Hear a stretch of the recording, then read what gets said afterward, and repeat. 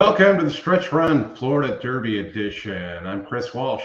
We'll be covering the Dubai World Cup card. Last couple of races there, the Gulfstream full card, Laurel, Aqueduct, Tampa. Will be a fun day to cover the races and handicap using EquinEdge. As always, I'm joined by Justin Sampson and the Oldie capper, Michael Olden. Gentlemen, how are we doing today? It's a great day to be alive. We have great racing from Maidan, you have the Arkansas Derby, you have an amazing card today at Gulfstream. So let's go. And it's an amazing day to be alive. Oldie, baseball has started. Chris, baseball has started. My Mariners won last night. They still have no offense, but George Kirby pitched amazing, so that's okay. JP hit a home run. We're going to rip sports cards today. We're going to rip some, you can't see it, Topps tribute later with Dan from America's Best Racing. He'll be on in a bit, but Oldie, top EquinEdge win percent, wins race 1, 7.5 on the turf. Would you 8-1 on that horse? Yeah, we got all of 8-1, 10-1 on the morning line too. So got that a little bit, but not heavily. So some real value to start the card here. Yeah, I mean, I thought it was a really tough sequence. And, I didn't end up playing the pick 5. I'm going to play a pick 4, but we could talk about that maybe probably here shortly. So, Chris, did you say there's a Dubai race I see in 9 minutes, but the actual big race, I think, right, is what, after that? Yeah, it should be about 12:30 Eastern time. This is the Dubai Shima Turf. You've got Auguste Rodin, who should be tough to beat, but I think some of these Japanese distaffers are going to be tough on it. Yeah, my choice is the choice I've always had. So Oldie, you'll have to, talk maybe a little bit about the race too. But I would never play against Senor. I just think it's, a great story. It's awesome for Junior Alvarado. Like that horse I've played for many times. So, I'm probably a little bit biased in that race, but to be honest with you, I think still has a great shot. I think the horse is, to be able to run like that and come from behind is just insane. And I think the horse didn't get a lot of respect, I would say. And I know there's a long story that Fincher thought that horse was going to be very good. And so it's awesome to see that horse compete on a world level, to be honest. I think it's really cool. So I got to tell you, I don't understand the morning line there at all either. Yeah. Because you have Ushibo Tesoro, who was beaten by Senior Buscador, and Dermaso Degade, who was beaten by Senior Buscador last time out, who have lower morning lines than Senior Buscador. Yeah, the horse just doesn't get respect, Oldie. I think, and hopefully we'll be able to, I think we've talked about international data, and we'll get it more on EquinEdge in the future is kind of the hope. But I think I'm with you, Oldie. I just think the horse continually hasn't gotten respect. So you're at least I get a good price on Senor, and it'll be a great race for sure. So Tony is telling us that somebody hit in our WhatsApp chat. Somebody hit a 20-cent super for 8K in Dubai. I haven't seen it, but I'm about to go look. I'm going to look. I thought somebody was just announcing that the super paid that. Oh. I did not see it as somebody hit that. It's they posted an actual physical ticket. Wow. They super effect 20-cent 1 through 16 with 410 so they must have went all 410. I am looking at the results. This was race 7. So yeah, I mean a 52.50 winner in race 7, 1460. And you get to take that home in cash too. I don't see I don't see a super will pay, Chris. I am looking to see what race The 7 is. trifecta for 20 cents paid $2,000. So, I mean, this says it's a 20-cent super. So I just don't see the will pay. But if that paid 20,000 and it, 615.4, go ahead, Chris. It did. 20-cent superfecta, 615.410 paid $8,041.42. That's incredible. The name is Stack, whoever that is. That's it. That's insane. Congrats, Stack. Way to go. Hope you joined us here. Let's take a quick look here and see who we have on. Hey, Brad. Thanks for joining. Dan, Tony, Steve, Chuck, Kent, Douglas. I wonder if that's Mike Smith, the jockey. David Crawford, thank you for joining. Leslie, pleasure to have you. They're not racing at Santa Anita, right? Yeah, maybe it is, Mike.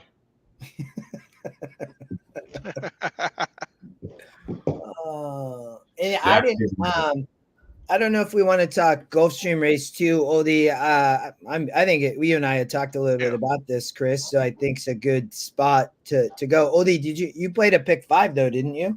Yeah, and I'm actually putting a pick 4 together. That's a little more than what I want, but I may see. So remember, I mentioned to you that I thought King Julian could go gate to wire. Yes. In race 3. So I'm gonna probably single King Julian in my pick 4 since I'm single to talk in the pick 5. Yeah. And I'm just putting this together here. So here's what I'm thinking for the pick 4 here. I did add that Crichton horse that I missed. You and I had a significant disagreement. I would say in race 2. But this is a tough race. So, in my opinion, the 5 Fly the W only opened up at 1-9 as we talked about. But I don't think this is just an easy Gulfstream race. We saw what happened in race 1. This pick 5 has the potential to pay gigantic, in my opinion. And I mentioned to you, I think the 7's super dangerous here. I agree. The horse is winning by, has won the last 2 races by 3 lengths against 58s and 56s, is getting a weight advantage here over the favorites. So there should be room to move up, and the horse is getting the weight advantage. I also think so. Fly the W has struggled since having to go from 116 pounds into the 120s. So, I think Spared Animal's is a better play here at similar weight and has recently beaten at this distance Fly the W. So keep that in mind as well. Mm-hmm. And, I think that there's a possibility that the 1 goes gate to wire. The only reason I'm mentioning this is because if you look at the changes tab, you'll see that Paco, first time Dale Romans, and the horse gets Paco. And we saw last race, Paco was on not that great of a horse to be on the lead, but you're carrying 117 pounds and you're getting Paco and you're 17%. You got to pay some attention to that. Yeah, I think it's just going to be a question of what happens here on the Speeda course, right? I personally think this horse is stopping on the lead, right? In my opinion, I think that if you look here on the 1, it's 16%, but it's stopped at the SOR. It says the best distance. So name of the horse, it stopped 2 back with an easy lead. And it kind of stopped badly. It stopped at the top of the stretch in a 64. So my concern with this horse is we know what we have. It's raced on the Gulfstream to PETA.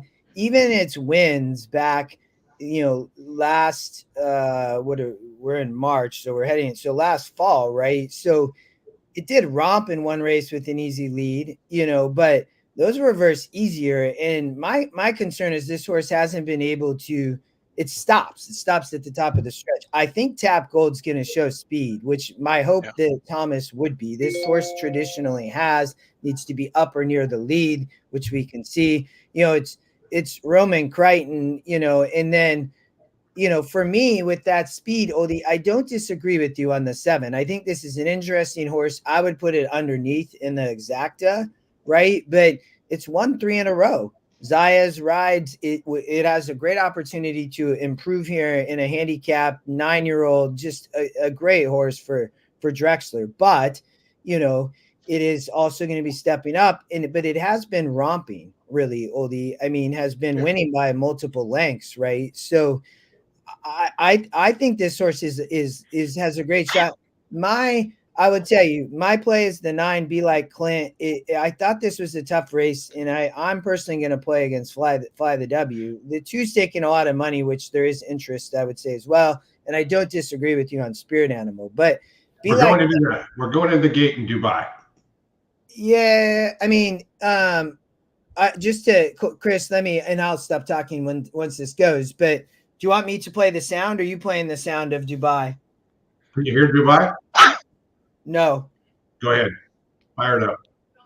For the Sir Alex Ferguson team, Richard Fye's had a we'll get back to Be Like Clint in a minute. Can he win another one in the Middle East? And Shariar, winner in 2022. Looks like he will complete the lineup. The Shima Classic about to unfold.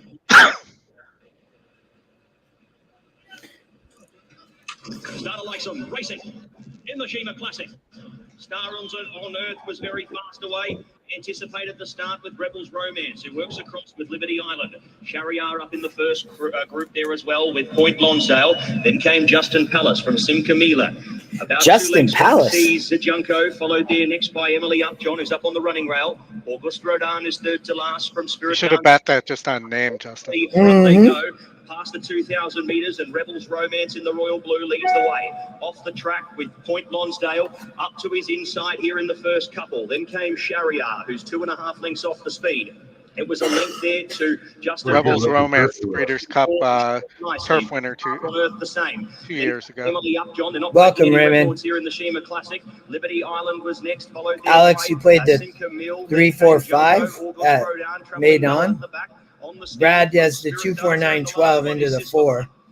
So they are strung out here as Point Lonsdale and Wayne Lorden now injects a little bit of tempo. Brad likes losing money on Rebels Romance races in isolation in second. Third, a similar margin back there to I'm trying to figure out what's the end, the little white with red outlined circle at the end.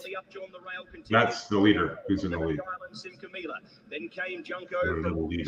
Oh, that's like the front end, right? That's like the finish line. Okay. So the 3's on the front. Yeah. Left to his own devices. Clicks it up now. His horse got loose, man. Are these horses going to close here? Hasn't made any impressions yet on Point Lonsdale. Then came well, maybe the horses just don't do impressions. Palace, who tags up the rest of the field here, the second division with Stars on Earth, Emily Upjohn. Then came Liberty Island with 10 to make up. Followed there by Sim Camila, then came Spirit Dancer as they start to make their way to the top of the straight. August Rodan, a dozen lengths off the leader, and the last one, Sispa. Come on, Rebels Romance. Heads into the straight here, a narrow leader from Rebels Romance who goes up to eyeballing now. Then came Sispa. Here they come. Not picking up at the moment. Justin Palace. Then came next in running there was Emily Upjohn. Rebels Romance was my money back play here. Here in the Shima Classic, Rebels Romance coming past the 100 meters. You were getting 15 to 1. Boom. In the Shima Classic. I mean, that's nice. Good job, Brad. Oldie, well done. That's $150 in my pocket on a bet back too. So that had it finished second or third, I would have gotten the $10 back. So that's amazing. You all hit that. Well done. Very good. Well done, guys. We're going to go to Gulfstream because they're getting in the gate. Right, I'm on the 9. Be Like Clint. 9 over the 3-7-5. I like the 9 into the 1-4-6 double. Oldie, you talked about the 1. I think the 4 and 6 are both dangerous there. I completely against the favorites in both of these races. I thought the 9 would sit. Approaching starting gate. Last chance. I thought the 9 would sit a great trip here with Irad Ortiz on the Tapita. I think there's too much speed. That's my play. The horse is taking a lot of money currently, 4-1. But Oldie, I know you spread a little bit here elsewhere. You used the 3, 5, 7. What else did you use? And the 3, 1. 5. Oh, the 1, 3, 5, 7. Yes. But Brad can tell you that I texted him during the Breeders' Cup 2 years ago about Rebel Romance. That's how much I love that horse. So that's what that comment's about. Oh, we should have talked about. I sorry, I didn't know that. No, we just didn't have time. Well, we could have started there. I didn't even look at Dubai. The horses are at the gate. It's This is the Alpo's one and only time. synth race Moving for in the now for day race number at 2, the Gulfstream. Sunshine State starter handicap. 2-1 favorite is number 5, Fly the W, over the 3, Spirit Animal. They renew their rivalry here today. Possiblemente is a strong third choice at 7-2, and Be Like Clint draws the outside to complete the field. Yeah, Ashley, Be we'll Like be here. Clint and the early pick 4. They're in the gate. They're racing in the Sunshine State starter handicap. The 2 favorites both away very well. Spirit Animal looking for forward position, moving out the rail. The best distance is on the go. Into the top flight goes Sand Dancer, and here's Thomas on the wide running Tap Gold trying to get over in the run to the first turn. Spitesburg Comente works between horses and out a bit deep on the courses. Be Like Clint. Fly the W, he finds himself second last. I don't understand what the jockey better than was doing there. Possiblemente, who's last of all. He kind of blew the turn or something, Oldie. I mean, I knew that top horse by 2 would after show the opening speed, quarter but with Tap Gold out in the center. You can see that and horse Dancer was is there third with Spirit way Animal too close wide. to the action in 4th. yeah, it was Followed very by strange. Spitesburg I don't Comente, disagree then Be with Like you. Clint Irad and was Fly the wide W. and then got Fly over the to W save on a long ground, hold, so second last, and the trailer is Possiblemente. the 3 Complete sat score great in trip. 24 and 4. Yeah. That's very reasonable 7-2. pace for these quality individuals. And the leader is the best distance by a length. Tap Gold is second. Into the clear goes Sand Dancer. He's now third. Spirit Animal is at the rail in 4th. Spitesburg Comente is a bit wide on the course, but not as wide as Fly the W. Fly the W trying a backstretch blitz wide. here. Yeah, At the fly inside, was it's Be beautiful. Like Clint, and the trailer is Possiblemente as they round the far turn. So Fly the W got started ahead of Spirit Animal today, but he has to give up a lot of ground to do it as they sprint now past the 3/8. Up One front, stop it's with Sand the Dancer in stretch, front as by an X. expected. Fly the W, launching his bid second, back to third, the best distance, stuck in traffic. Spirit Animal looking on, for 9. one. Be Like Clint, Spitesburg Comente on the far outside. Less than a quarter of a mile to come with a big sustained run. Beat Fly this the fly. W, challenging for the lead. Sand Dancer fights right back second toward the inside. Spirit Animal loose for the Rub drive. 9. Down the center and Be Like Clint. Rub They come 9. past the 8th pole. Get up, Here Clint. comes Be Like Get Clint, up, Clint. rolling Got down it. the center. Get up, Clint. Fly the W caught Yeah, a bit off baby. guard, and he can't stay That's with how them. we do it, Be Oldie. Like Clint wins going away. Fly the Set- W second. perfect. Sand Dancer ran Oldie and third. I 4th sat was here the Spirit whole Animal time. Who got in second? Did we hit the 149.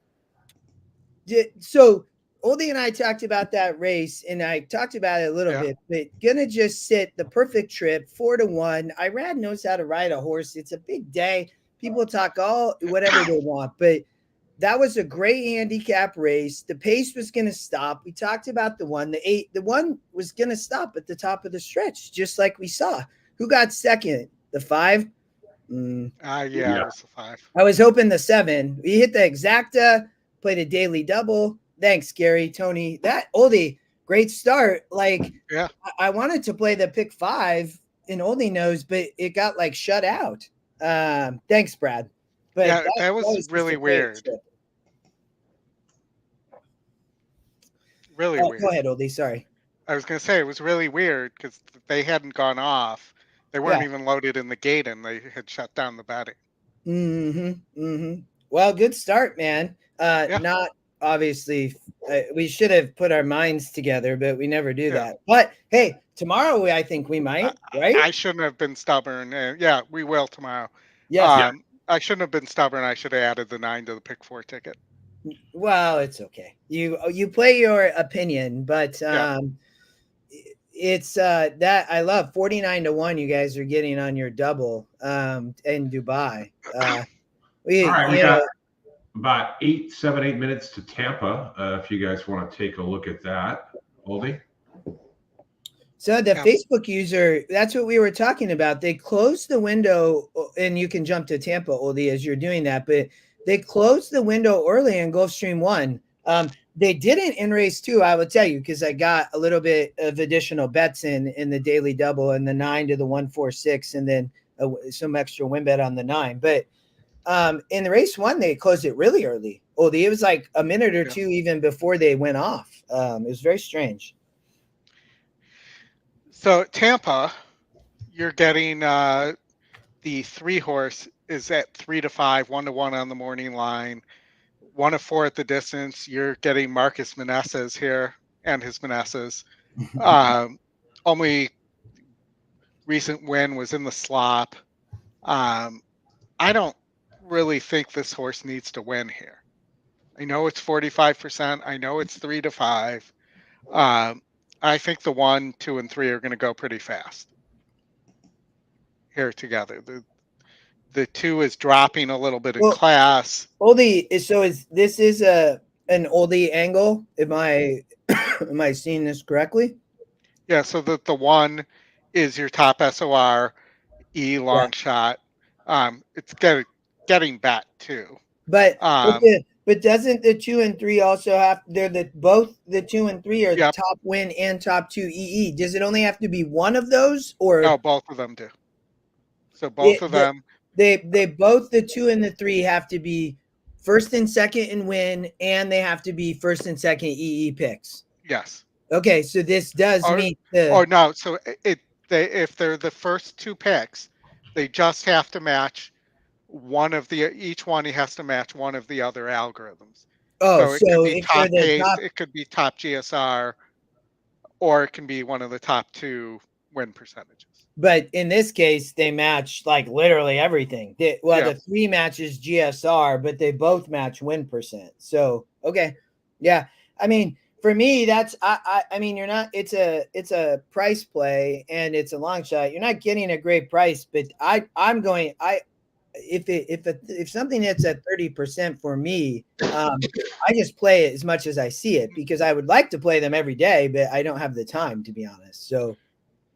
Yeah, and Scotty's incorporated some of the stuff into the new horse to watch. Yes. New horse to watch. Yes, they show up. We used it at NHC for anybody who was here or anybody who tracked along with us all that weekend, a couple weekends ago. I was using those to play NHC. They're great plays for tournaments because you can find horses that for sure are going to hit the board and run well. We're getting 4 to 1 now, so our price is floating up, which is a good thing on the 1 horse. Yeah. No, absolutely. The 1 horse, I will tell you, the 4 is a little interesting if it can run to its back form. It could sit the trip with the 3, 2, and 1 going here.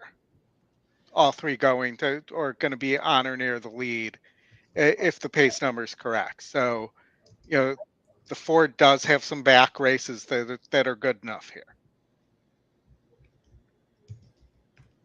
So that would be the other horse I'd be keyed on. But, if you want to play against this 3 who's, appears to need the lead, really has only run well recently in the slop, and gets Meneses, who I have zero confidence in, riding a 3 to 5 favorite. You could play a 2-1-4 exactor or try here and just throw the favorite out. Yeah, I mean, I think we talked about a lot at Tampa, and like it can be very chalky or not. I'm not a big chalk player at Tampa, so if I play there, I try to play against it. Chris, I know that you are. It's your home track, so you probably know this better, than at least me. But that's traditionally what I've seen. I'm like, well, chalk can be like kind of chalky chalk or constantly there, or I just like I don't play a lot there, but when I do, I'll just play against it with an angle like that, Oldie, using EquinEdge, because if I have a 30+% hit rate, and that ROI is going to be somewhat close to negative or even positive. I will tell you, Oldie, on that horse to watch algorithm, you can find positive ROI plays. I couldn't believe it. They're like gold plays, right? And like those became like guarantee plays in a tournament and or win bet or single, right? In my opinion, that's how I would use it. So, or in an exacta, right? Like you could do it that way or try too. So, Yeah, absolutely. And so I'm thinking maybe a 1-4 over 4 double here.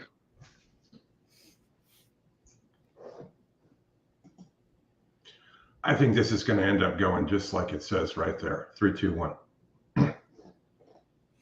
that's not uncommon that the system just kind of picks it perfect. For me, the 1 is floating up. So now the 3 is 3 to 5. Mm-hmm. So, I mean, 2's taking a little bit of money, but the 1 I think will float up Oldie still would be my guess. It definitely seems that way. I think 3 to 5 on the 3 seems crazy to me, but we'll see. I could be wrong. And I'm putting I mean, the horse probably fits here. Oldie, were you saying the 4 in race 2 paper mansion at 70% on the turf with the speed? Yes. Yeah, I agree with you. The 1's obviously the top GSR here in race 2 at Tampa, but when I look at, horses stretching out, maybe appreciates the ground, but the 1 horse just looks to be facing way tougher. I'm with you. I'm just playing a 1 into the 4 for me in the daily double. Yeah. So I played a 1-2-4 exacta box. I played a win place show on the 1, and I played a 1-4 to 4 double. Yeah, I like it. Again, I think this 3 needs the lead. I'm not sure he's going to get it. Maybe he does, maybe he doesn't, but I think he needs the lead. Big Dubai race, right, Tony? 15 minutes? Yes. 15 minutes to Wapner. Dubai. Wapner's in Dubai.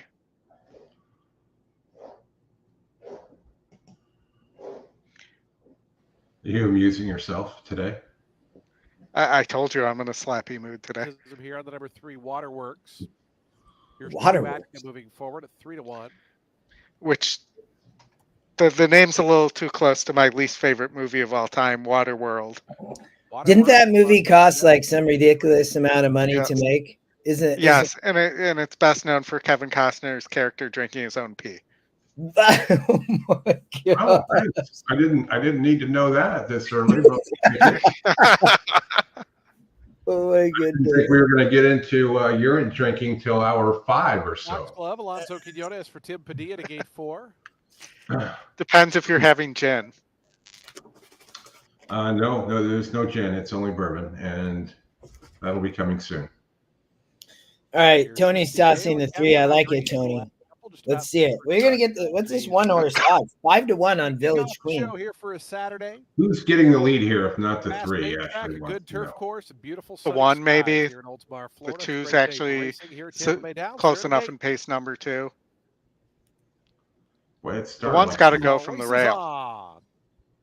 Yeah, which did. Speed Waterworks, the favorite between horses coming up to challenge, and down at the inside, Village Queen, the 3 inside runners. 2 going to get the lead. That first turn. Or the 1. Look, the 1 don't want to give the lead up. Come on.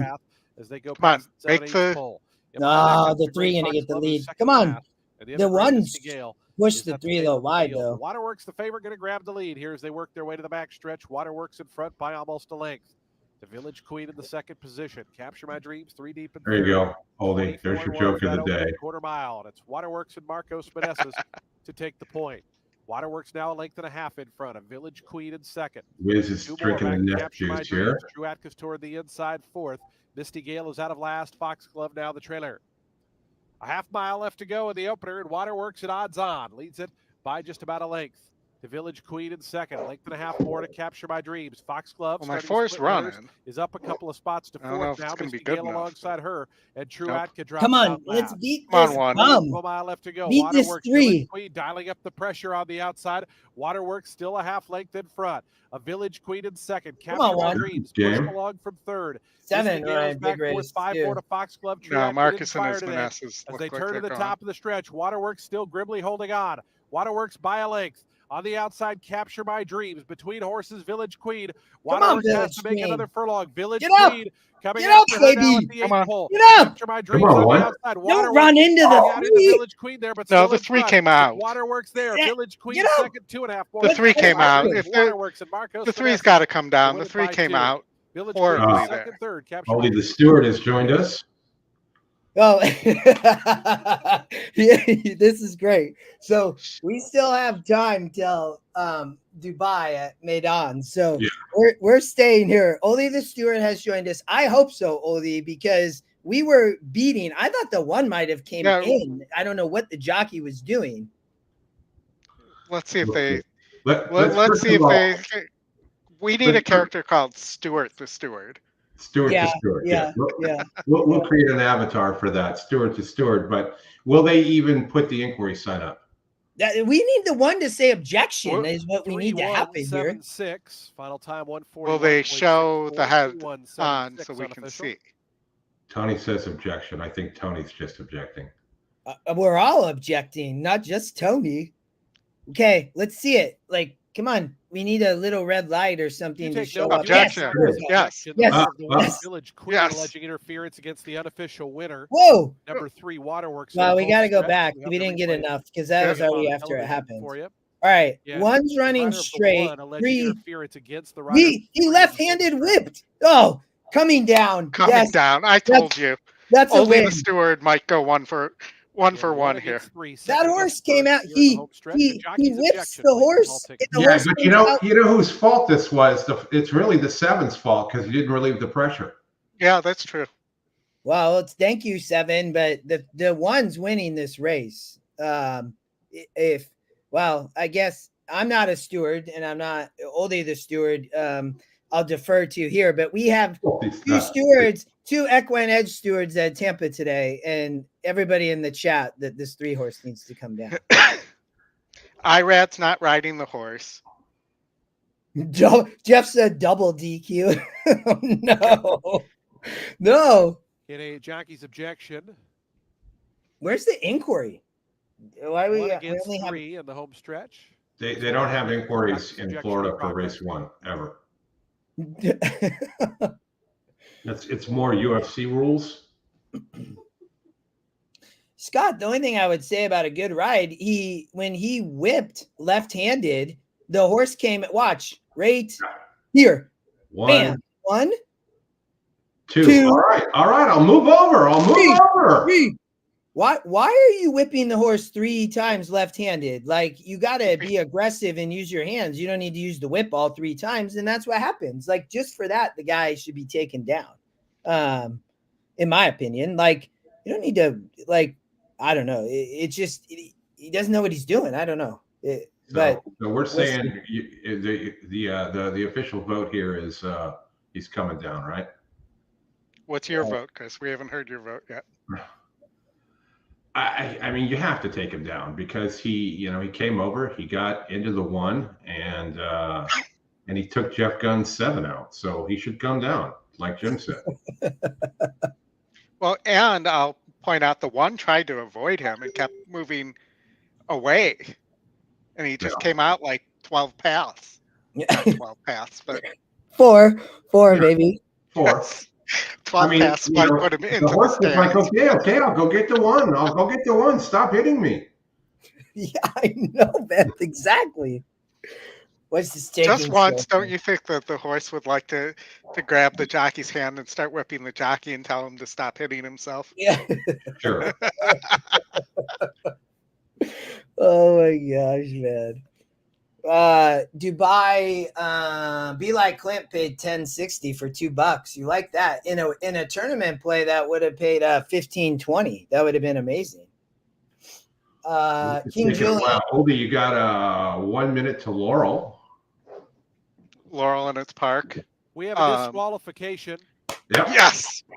for interference in the home Oldie, stretch. Number 3. What a hit rate on qualified. that. The top First, SOR second in behind the number 1 EquinEdge Village and Queen for combo interference against that algorithm. runner This in the home Oldie, stretch. you know what? I think we need to tell Scotty this needs a little special, like something for the oldie long shot or something. You know, like he has the bronze, silver, gold, but we need something for this one specifically. And the first time starter EquinEdge long shot is another one that I believe somebody tracked for a very long time on the original Facebook VIP page. But mark out the minutes. That's good. Oldie's little symbol on the EE thing should be popcorn, because that's what we all know him for. The popcorn. We got 9-2 on that horse, Oldie. Yeah. I'm alive on a $10 double to the 4. Me too. I'm with you. Yeah, I'm with me you. too. I had the win bet. We got back-to-back winners. Gulfstream Park, Tampa. Maybe they should do an early morning GP Tampa double, race 1 to race 1. That would have been fun. Yeah. That would require them to work together.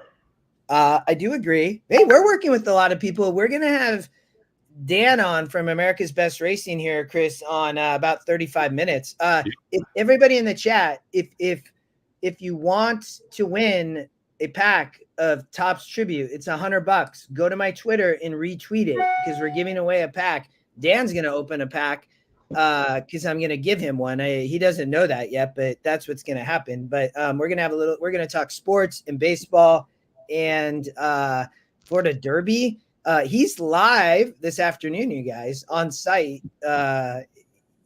broadcasting in a show from Gulfstream Park. You guys are broadcasting all day. Yeah, we're all day. And we got more shows coming up too, folks. There'll be some cool things. Keeneland has gone to, they've dropped their double from 22% to 15%. I know that excites a few folks, and we'll probably be looking to do a double show. Not sure if it'll be live or it'll be the night before or something. Starting game, best worst idea. Atlas Strong. And lots more shows coming to the EquinEdge channel, let's call it. And, there's some exciting stuff going on, some new features coming quickly. And, we're getting stuff out there as fast as we can. Yeah, they're working on getting the Bruno stuff in too as well. I do like the long shot here. No comment sent here at this trip at Laurel, the 6. You're getting 10-1 on it, money backs as well. Navigate stream. David, expect more great stuff like that. Like I think as Oldie said, I know Laurel's about to go, and then John, it's the EquinEdge long shot with top SOR, but you also have to have a play against usually big favorites is kind of how it works out, to be honest. We can talk about it after this race, Oldie, because you should, because again, it in my opinion is a very profitable play. So we'll watch Laurel. And we'll show it. There's actually and they're off. Gulfstream Race 5. There's another. There goes Atlas Strong. 8 minutes to Dubai. And Virologist is right there, up close in 3rd position. I got it on over here. Gets stream traveling in 4th as they move down the backstretch now. No Common Scent is racing on the outside, and it's another 3 lengths back in the field. Touche and Best Worst Idea trails them. Only 6 lengths covers front to back. Prugova leads the way down to the rail, 3/4 of a length. Atlas Strong second by a head. Virologist is in 3rd. Arrogant Stream on the outside, in 4th, in the clear, and only 2 lengths from that leader as they roll to the far turn. Best Worst Idea and No Common Scent, and Touche is 7th. Into the far turn. Who are you on, Chris? Prugova holding a narrow lead. I think it's on Touche. Virologist. And then we need to go to Gulfstream in 2 minutes because I got a daily double and a pick 4 going. Best Worst Ideas. Get right over there as soon as they cross the on line. the outside is put to a drive. Unless followed by No the stewards have Common to. Scent. 3-horse going to come up the rail. Oh, the 4 swung Into the too stretch wide. now, Virologist tries to get away. Out center Hey, in why the don't you track get the now. sticks out a Here's little bit? Atlas Oh, Strong no, coming that's back going for fine. more. That'd make it Atlas easy. Strong on the outside. Yeah, Atlas that Strong horse struggling. resting a narrow lead. You're gonna get up at 10 Virologist to with 1. a It furlong looks left to like. go. Out of the middle of the track, Touche's trying to close for a Well, share. 72% Up to in win at between this horses. point. Best worst 86. idea. Atlas Strong. 94. Atlas Strong is 10 to 1 and going strong You to the too, line under David. Martina Ross. Atlas Strong. John, we will talk more about the EquinEdge long shot top SOR shortly. Chris, let's go to Gulfstream. Oldy, Sorry. This joke made me laugh. Which one? No, put it back up. That was good. Oh, there we go. I like that. Yeah. All right. I'll be right back. You guys can take them through Gulfstream. Will you make sure the sound's on?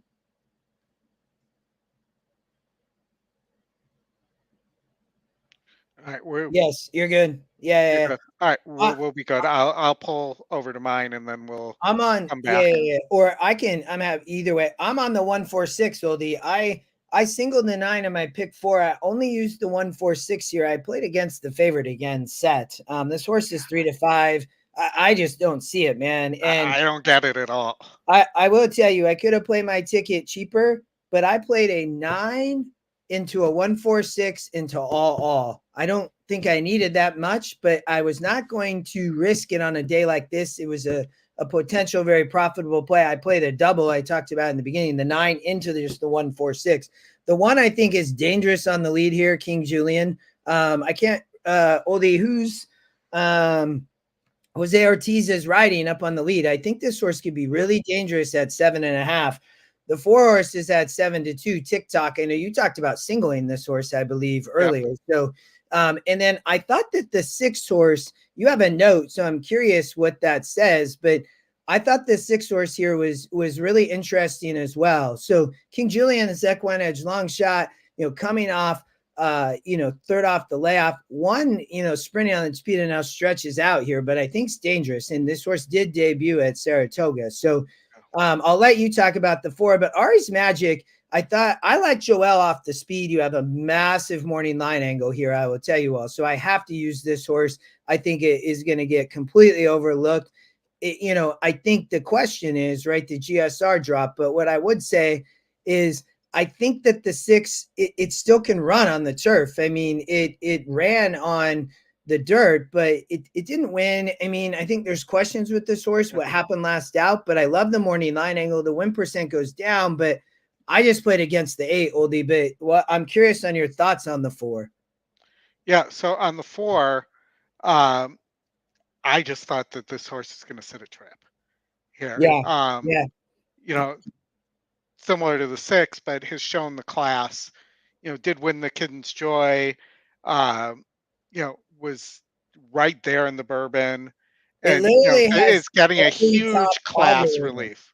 It has literally almost every top algorithm, Oldie. It's the top SOR, it's the top win, it's the second EE, but it's the top GSR too. So top SOR, top GSR, top win. It's the second EE. The one thing I will tell you all that Scotty told me at NHC is the top win, when it doesn't combine with other things, its win rate is not always great. So that was my play here against the 8. I will tell you, the horse Set. The horse could win though. Jaramillo, Cassie, I was a play against, and I thought there was Oldie, we talked about all the angles, whether it's the pace. I like the morning line angle on the 6. The 4 just looks like a very tough horse here, and you're getting 7 to 2. So we'll talk Dubai. I want to watch Gulfstream. We have Dubai in 3 minutes, Tony. So we will get there. Gulfstream's loading. So we're going to listen to Pete. We'll watch Gulfstream, and then I'll pull up the horses are at the gate. It's post time for the Cutler Bay. On the turf at a 7.5 furlong trip for a purse of $125,000. I don't think we're going to fall over the races here. I think we'll be just fine. You all just watching. Big favorite off an impressive maiden score is number 8 Set under jockey Misael Jaramillo. Talk readies. Double your money stepping forward next. 3 more. Winning for Set. 6 to 1 on senior. Old Flag and Ari's I Magic. Just saw that, Oldie.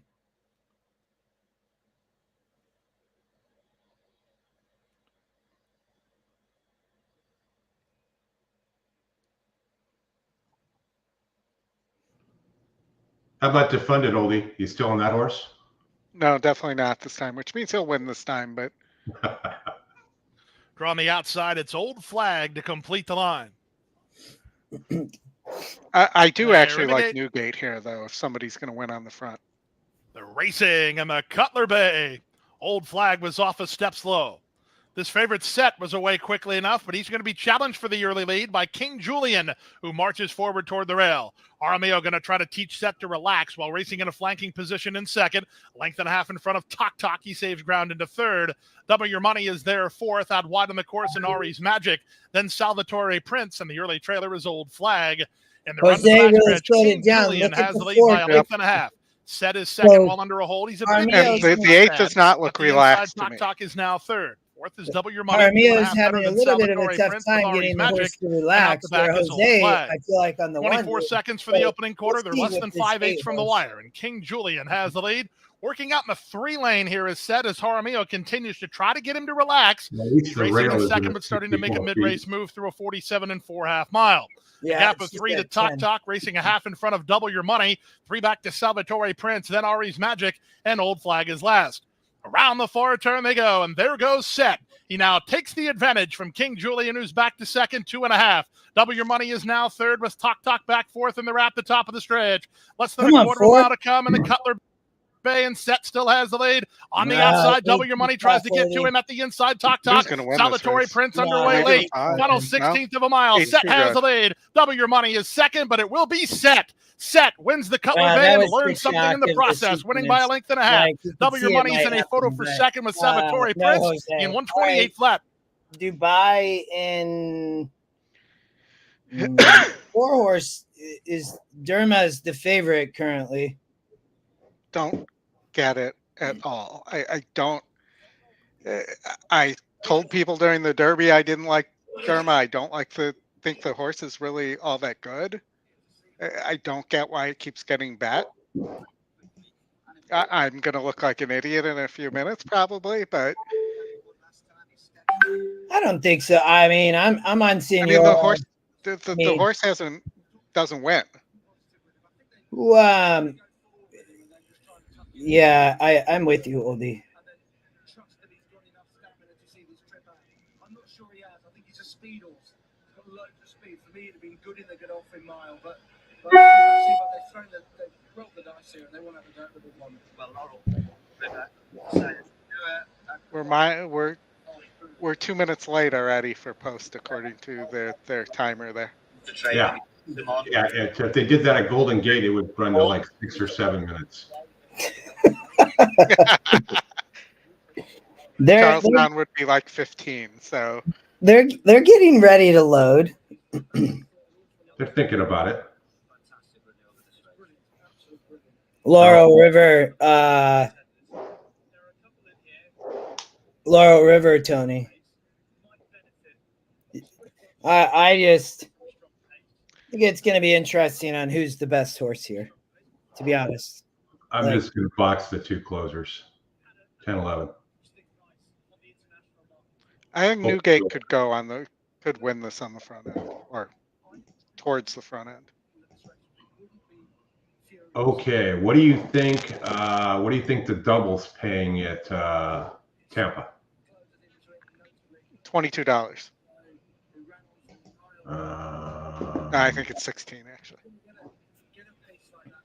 Need to refresh here. 11 furlongs on the turf. The horse is 1-9.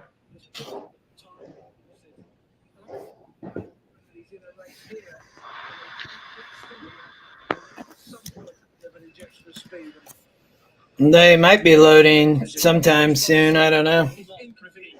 Inconvenienced by the potential scenario. I think Tesoro is in there as a pacemaker.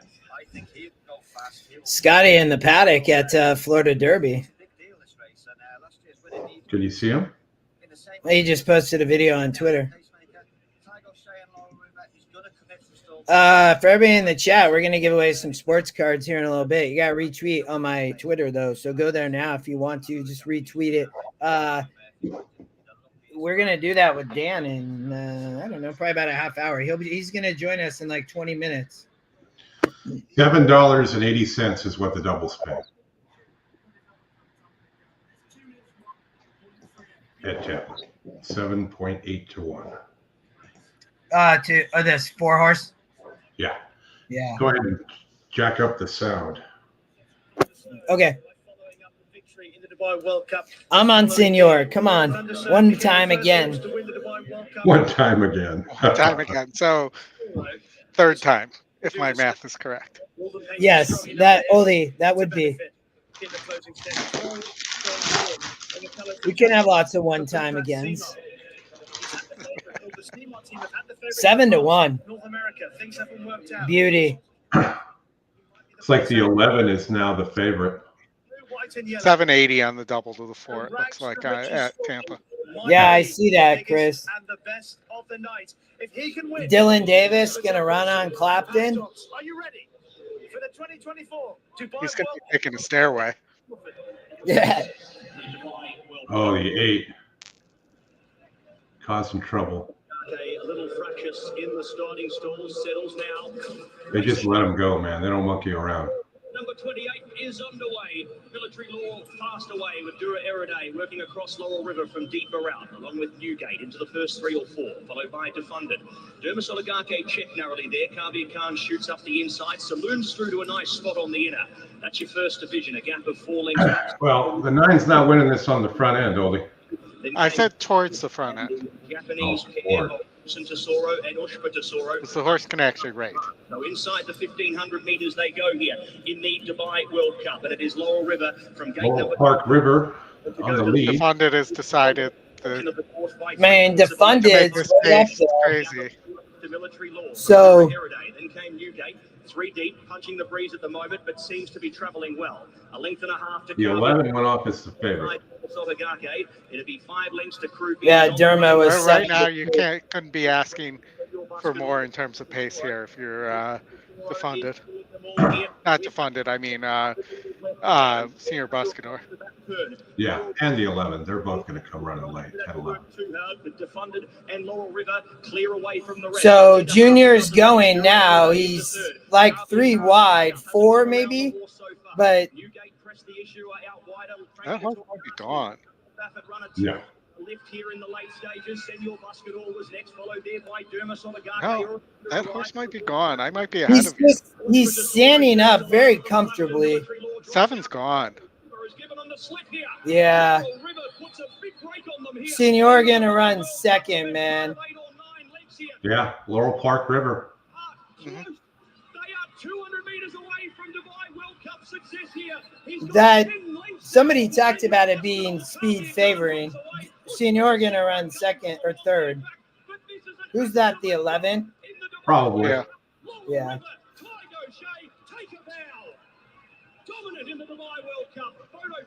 9 to 1. Derma was nowhere to be found. Derma Sodagate. Good job, Tony. Domo Oregate, Mr. Sodagate. Yeah. Tony got the Seriously, double. stop wasting your money on that horse, guys. Brad, you're gonna be using that horse anymore on your doubles? Inquiring minds want to know. Derma? All right, let's go over to the Bay. Tampa? The Bay is with Tampa. 2 minutes here. I mean, I think the 4 is just tough, I guess. That's what they're saying, yeah. Jake had the try there. Oh, He nice. He was single to. He had Laurel River on top and played all. Oh. What? I mean, it did for sure get his money back. I mean, you get what 3 to 1 over 9 to 1. I mean, I'm guessing the pools are fairly good. Like it'll pay good. I mean, should get paid like because that was $22 bet because I bet it too for 20 cents. I got the second and third exacta. Yep.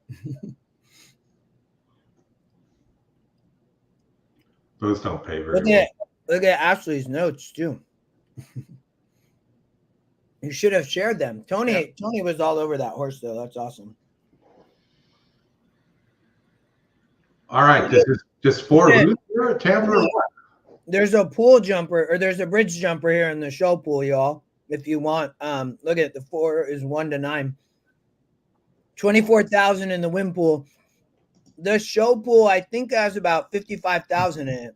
Watch. Yeah, 58,000 out of the $61,000 in the show pool is on the 4. Well, I think the 4 is tough, but I mean, look, $60,000 in the show pool. I mean, it only is some, you know, this Tampa turf test in 2 minutes. Somebody text Scotty and see if that's him. no. Scotty doesn't do that. So I mean, the long shot, I think, is, you know, if you're looking for a second choice, that if something were to happen, the long shot, maybe the 3. And the 1's got a nice GSR, but hasn't won in a long time. The EquinEdge picks, in my opinion, have it here. So, you know, if it to me, it might just be 4 over the 1-3, Oldie. I mean, that's how I see it. Would be my opinion. I wouldn't play this horizontal with this pool. Like, I mean, if you want, I mean, you're better off just, if you want to try to beat the 4, you can just, or single it or play a small ticket or something. But I don't want to beat the 4. I want to cash my double. Me too. I don't think the 4 is going to lose, though, is my opinion. But like, if you're going to bet against it, just bet it, you know, the show pool, in my opinion. I mean, you have, but I'm with you. I just play the 4 over the 1-3. Boom for Daniel there. Hit the double and the try box at Dubai. That works. Way to go, Daniel. What did the double pay, Daniel? The double pay was paying $81.40.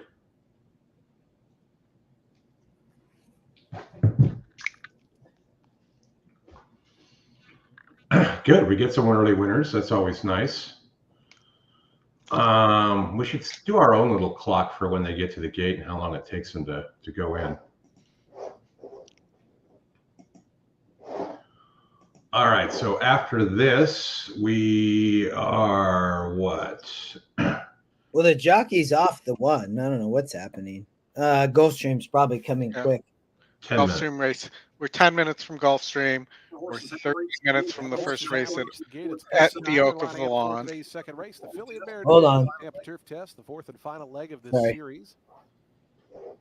As expected, heavy favoritism on the number 4, Paper Mansion, who's won the first 3 divisions. No, Bruce, they show a show pool. Yeah, they do. They show a show pool. Donna's Quest, the first to go in. She's going to be backed into stall. It has like over 78. It had like 80,000 in it. There's like 70 on the 4, unless they just cancel, unless a horse scratched. But Yeah, he might be. Let's see here. They're taking money. Yeah, no, it shows it up top. 86,000 in the pool.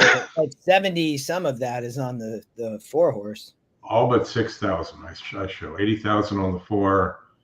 That's nothing makes sense. Jesus Castaneda in the 3rd stall, 5-1. Your second choice, co-second choice.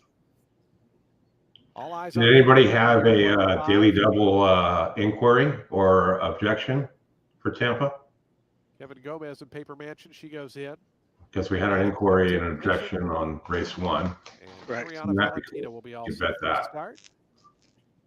Like, will there be a penalty on the next play? Ariana Valentina goes in. They're in the gate. Thanks for reminding me, Greg. Yes, hit the like button, subscribe. On in the Tampa turf test. We'll give you the ticker. As she's done in the first 3 legs, Paper Mansion goes right to the front. Paper Mansion in front, a length and a half here as they go into that first of 3 turns. 5 of them lining up just in behind. He's standing on that horse. The inside. Unworld 2 wide, 3 wide there. Nothing makes sense except Temptation 4 wide.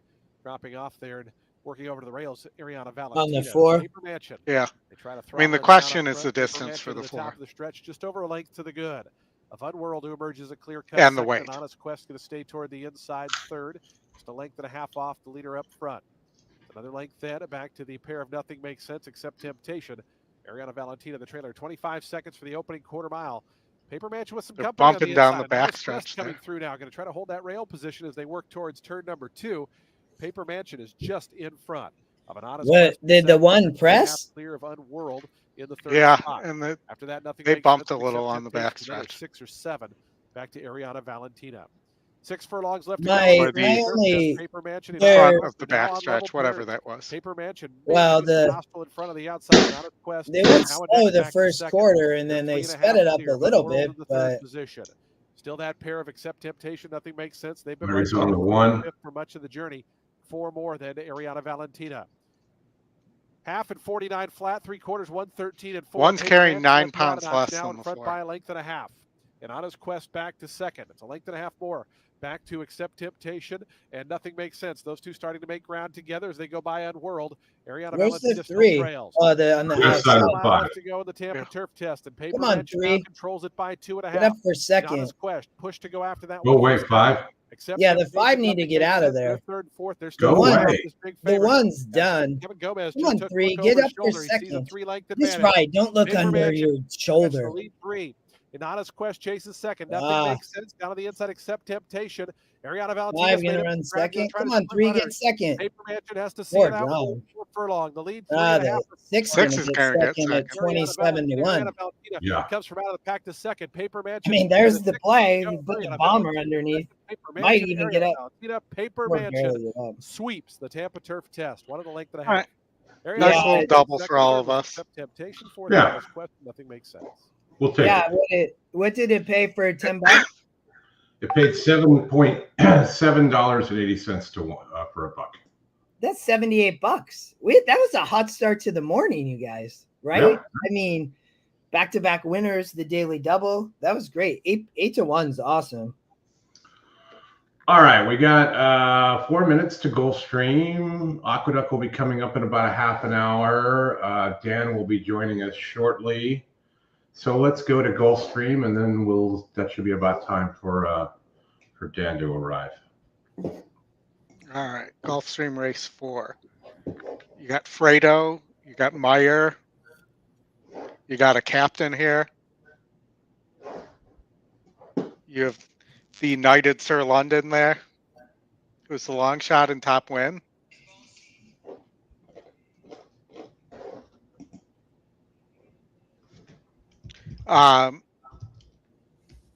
You have Rotterdam's your favorite, 10% to win, not in the top picks.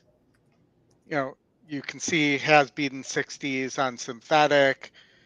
GSR should be fine on the turf here, going 8.5. You know, I mentioned Fredo, just missed a couple times. I thought Fredo and Sir London could go fast. I got to mute you guys. I got a call coming in I got to take. If you guys can take over for me for a sec. Yeah, Chris, I can I saw Dan, he's coming shortly. So how much time do we have until Gulfstream's 5 minutes? Okay. That's fine. So I don't know. I thought that this race, when I looked at this sequence, Chris, I thought both of these back races could be tough. I mean, you have the 12-horse Sir London. Let me share. Hold on. Because is that Oldie's desktop? That is. Hold on. You got to get one up there. Yeah, hold on.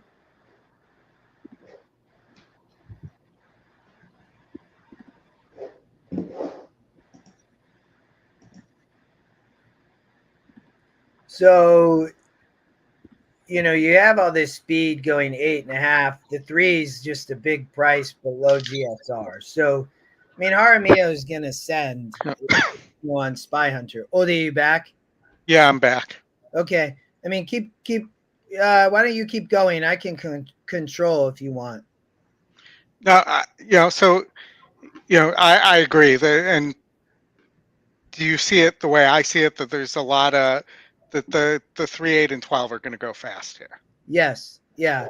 I mean, Ortiz up here, Castellano. I think Sir London. I mean, this horse has shown some ability to hang around, is the one thing I would say at this level. So I think that Sir London as a long shot is dangerous. I mean, it's 31%. So, but I don't necessarily only trust all this speed up here. I mean, I don't love Fredo up here at this price. I mean, similar to Sir London, I think this horse can compete, but I just don't like this horse. I mean, it's a terrible price in my opinion. Yeah, So I agree.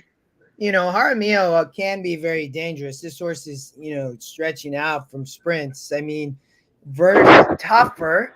So what I would say, like, there's some interest here at 3%. It's a big price, but you know, I thought the 12 was interesting. Irad rides the 6. We hit Irad what in race 1? You have Reed on. It's a former Romans off the claim for Roman Crichton, right? So it's at 27% off the claim. If you know the original horse that we hit in race 2, I guess, with Irad Be Like Clint was an Abreu third off the claim. Or no, second, because here's the race. Came back as 62, horse won easy by a length. I love how EquinEdge shows that already. It's so amazing. But you know, so I mean, there's some interest in here. So I spread a lot when I handicapped this.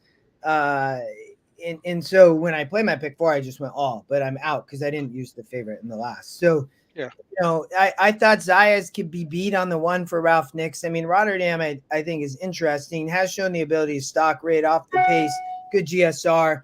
I think this horse could be tough, but I still saw this race as wide open. Oldie, like, if you get down to Meyer, the second EquinEdge pick, Joel rides coming off the speed on the turf. That's what I want Joel to do. I don't want Joel on the front end, me personally. So I like him to come off the pace. This horse, you know, has run well long. So is it going to I like that the rail's at 10 feet. That's a good thing for Meyer. So, there's a look at here. The 5's 1 for 1 on the distance. There's a lot of the 2 horse. I don't have an opinion. I like the 2 a little bit here.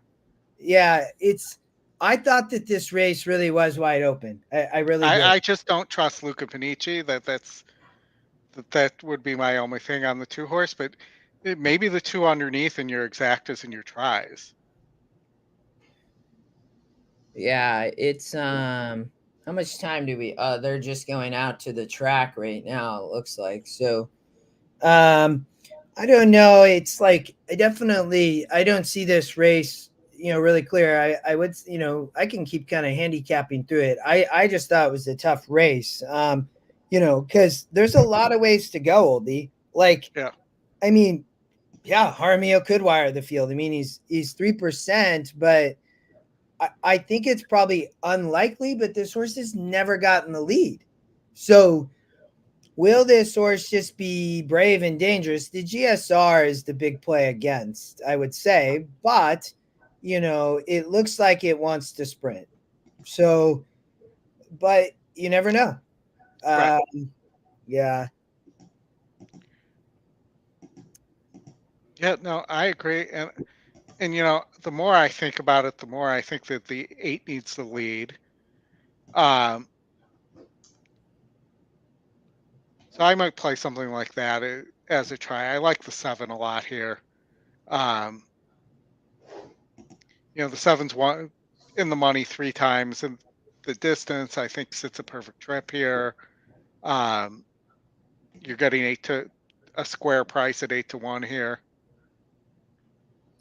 I mean, so this horse has just been going much longer. So if you go back to back races at 8.5 at Woodbine, I mean, it ran in a 62. So I think my looking here, you know, you have Rosario coming late with speed at Gulfstream on the turf on a big day, you know, you're getting a good price. The morning line says it should be 5-1. So, you know, we talked about the 2. I feel like if you like the 7, you almost have to like the 2. I mean, Hess is off the claim with the 2. But you know, not good off the claim. But I'm using the 5 in a few places here for sure. How much time on TV they flipped it to Oaklawn, so but I would stay at Gulfstream. They're roaming around. Okay. Lots of cars in the parking lot. Yeah.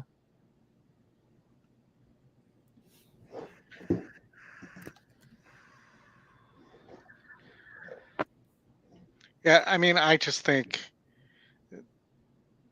the 7, 6, or 5. Those are the. If I'm looking at 3 horses,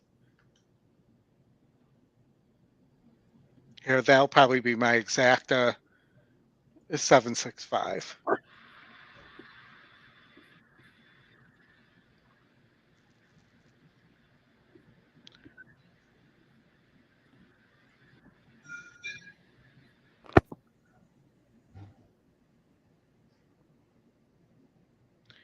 And we'll look at them on the track.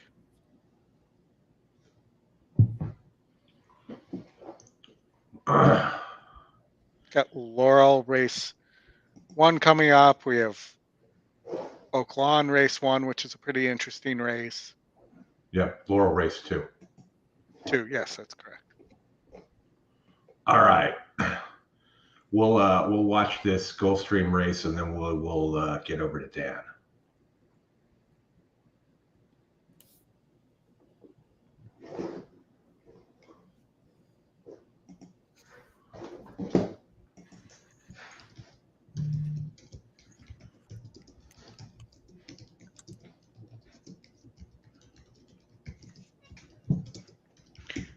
The 1 is just a huge favorite here.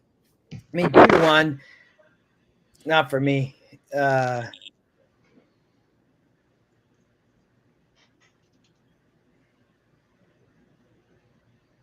There's a big favorite too in the Grade 2 Pan American in race 6, Oldie. Yeah, I think that one's probably pretty legit. But so Raymond, answer your question is because he had an itch.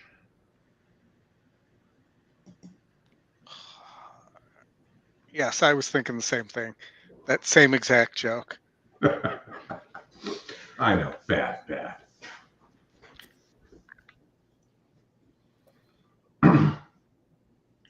Yeah, and I'm still torn on Tawny Port in race 6 too. Torn? Yeah, I don't know that horse wants that kind of distance. They're in the gate. And they're off. Good start for Spy Hunter nearest the inside. Up on the outside, here's Fredo forwardly positioned. Rotterdam comes away in a good spot. Read On is between horses, and Sir London's on the far outside. Mid-flight early is Just a Photo. He races in front of O Captain and Meyer. Second last is Spirit Maker. The early trailer is Mutawid. And they're under the clubhouse turn. It's Spy One's Hunter closer on to the top. pace Leads Fredo by half a length. On the far outside, it's Sir London. This is a great tracking spot for Rotterdam. Well spotted by Zayas as he's fourth, about 3 lengths behind. Then it's Read On, followed by Just a Photo. Oh, Captain is hard to handle a bit. 2 better than Meyer as they make their way to the backstretch. The 2 at the back remain Spirit Maker and Mutawid. They make their way by a quarter in 23 and 4, and they now have less than 5/8 to go. And it's still Spy Hunter doing battle with Fredo on the top end. Sir London is now racing from third. Spy Hunter has some oil inside, Rotterdam is a patient fourth. Read On. He remains in 5th position now. And it's a length and a half back to Just a Photo with O Captain and Meyer. Out the back, Spirit Maker and Mutawid. They make their way to the far turn. They went 47 and 1 for the opening half mile with the advantage. Spy Hunter a half a length. Fredo is second. Sir London together with Rotterdam third and fourth. Read On now 5th. O Captain tries to improve with an outside passage at the rail. That's Just a Photo. Myers between horses at the rail. It's Spirit Maker as they race for home. Plenty of hopes here. It's still Spy Hunter the target. Fredo takes his shot. Just a Photo. He needs someplace to go. He's buried in traffic. Oh, Captain, meanwhile, has clear racetrack and is running so wide open. They come past the 16th. Armio on the front end. Outside Sir London, inside Spy Hunter. Getting up late now. It's Sir London to win it. Sir London won it, but make no mistake about who was best. Just a Photo with a nightmare run. He's in a picture for minor placings in 139 flat. EquinEdge long shot, though. All right. Are we ready to go here, Justin? Yes, sir. Okay. Let me get rid of the stage here. All right, let's get this teed up here. I'll add him in. All right, let's welcome in Dan Tordjman from America's Best Racing. He is the manager of partnerships for ABR, as well as a content creator, handicapper, and apparently an avid sports card collector. Welcome, Dan. How you doing? There's no apparently. It's confirmed. There's no doubt about it. Excellent, excellent. Chris, we were in Vegas at NHC, and I met Dan for really the first time. It was very early in the show, and similar with Alexa. If anybody watched last week, we had Alexa on, which was awesome, Dan. And I know you've spent some time with her, but I ran into Dan and I wanted him to get on, but it was so hard when I was playing, Dan. I would tell you, like, that was the hardest thing. I was fine to do the show, and I was playing. I told Alexa this. Chris and Oldy were here. Chris the whole time. Oldy was here part of the time. But when I played NHC, I would tell my pick after the race went off. But and it was a lot of fun. But when we met, I wanted to have you on, but we couldn't. But we talked sports cards. So we're going to do something on sports cards. But I would love for you to share about America's Best Racing yourself. Like, tell us what it is, because I think it's really awesome. I love a lot of the content I've seen, and I think EquinEdge wants to spend time around NHC and the tour. And I think for me, it's like, it's family, right? So Rachel, I love it. That's awesome. But would love, Dan, for you to share a little bit. Yeah, for sure. And again, thanks, Justin. Thanks for having me on. Chris, nice to connect with you. Oldie, good to connect with you as well. Oh, wow. Look at this. I got people here. This is crazy. Yeah. So like America's Best Racing, we do so many different things, but at the end of the day, our goal is to just promote the game, right? We want to bring new people into the sport. We want younger people to be betting horse racing. Like, we think is as good a betting option as any that's out there right now. Everybody's into sports betting. I bet sports myself, but we put out a video yesterday with the NHC winner, and he had this great quote where he said, Mike Gillum, he goes, this is the best betting game.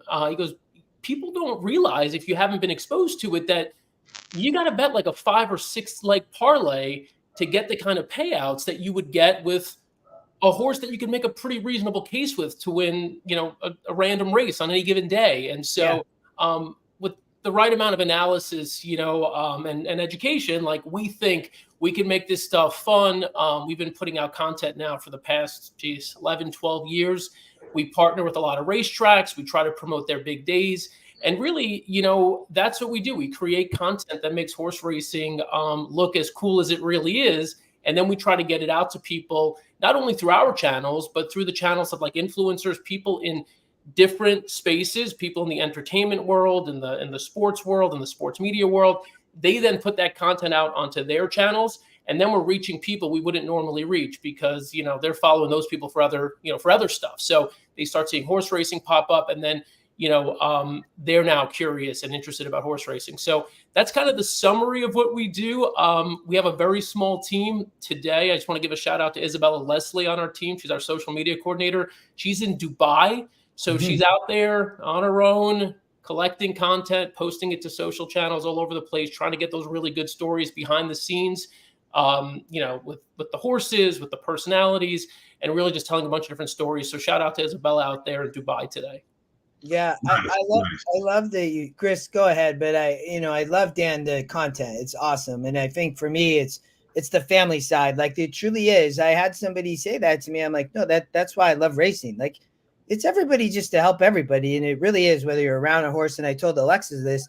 That's how I got into racing over 12 years ago. I took my kids. I wanted to get into a syndicate, and these people took me up to the farm and got to watch the babies and break horses and give horseshoes to my kids and feed them peppermints and it all, man. And then you get into a tournament side, which, again, getting a little bit. And then I want you to talk Florida Derby, and Chris, I know you wanted to comment too. So I think it really is, like, people, I think, don't get that. Like, there is a really cool atmosphere. But Chris, comment, because you've been around this for a long time too, and horses and own horses and everything. But go ahead.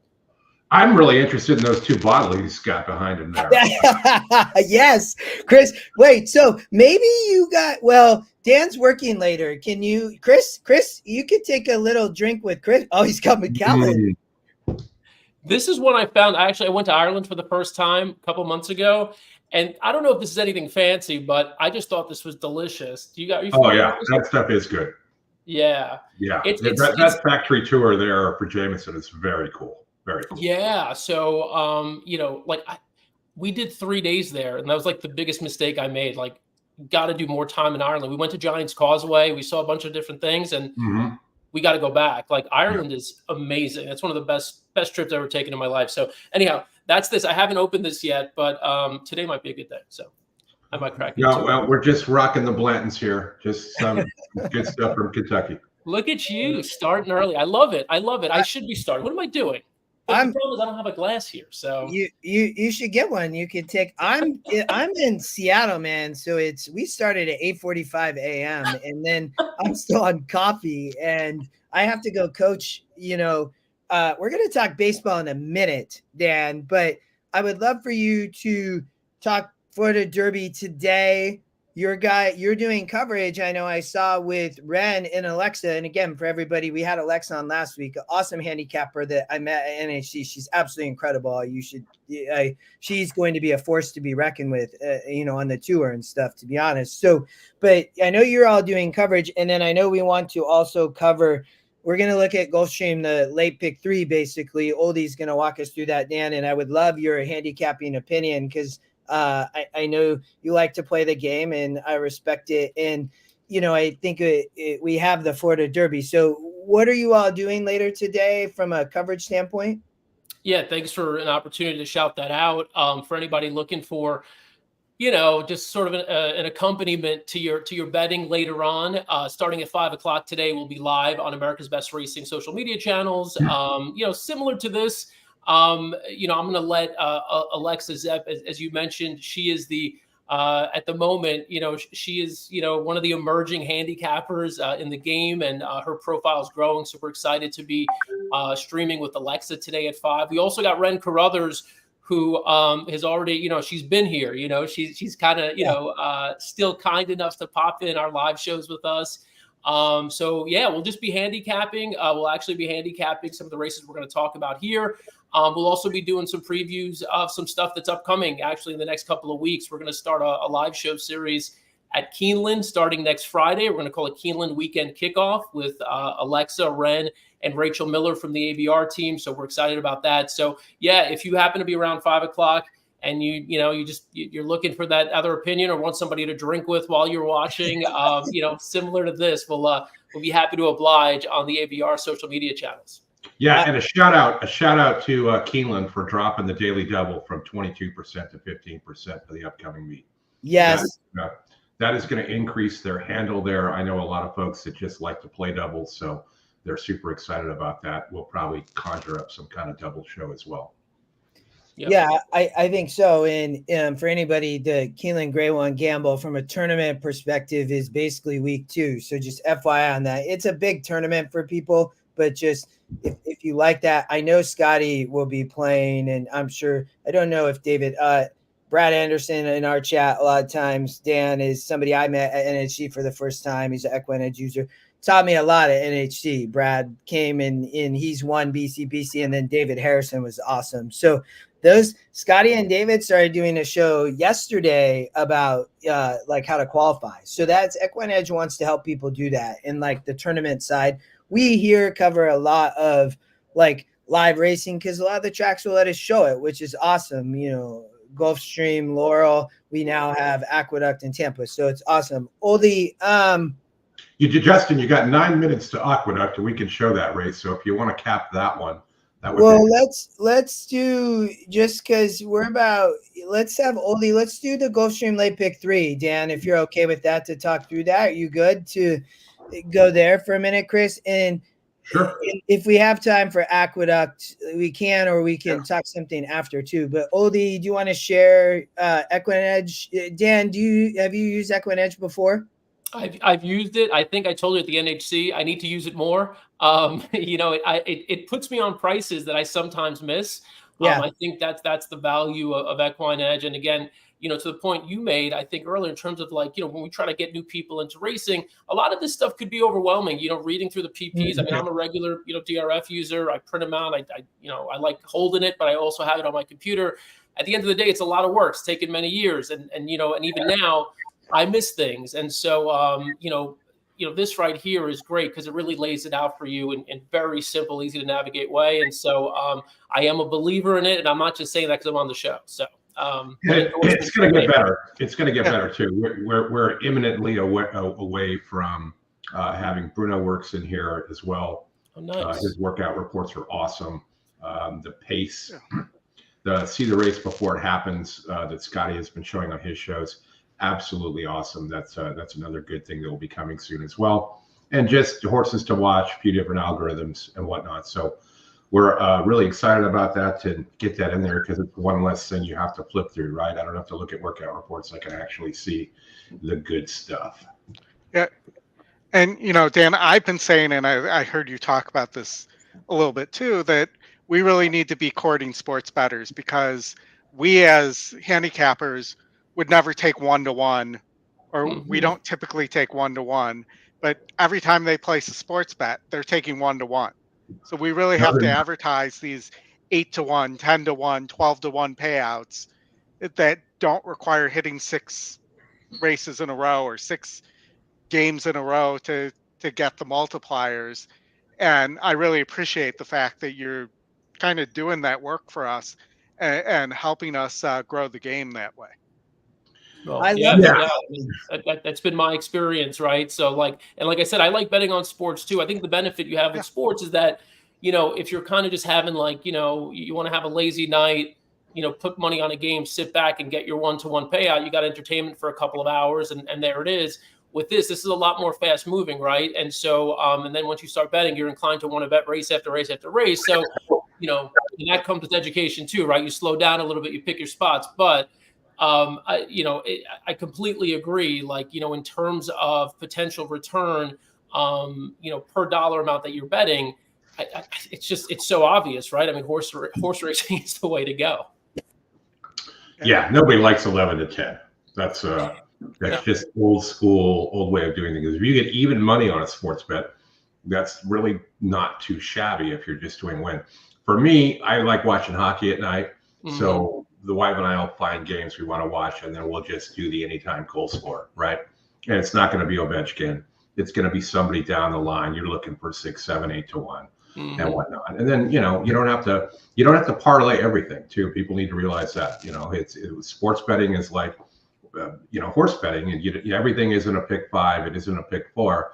Sometimes just, finding a nice double or a nice win bet on a horse and cashing that and keeping it a little bit easier than trying to get too complicated.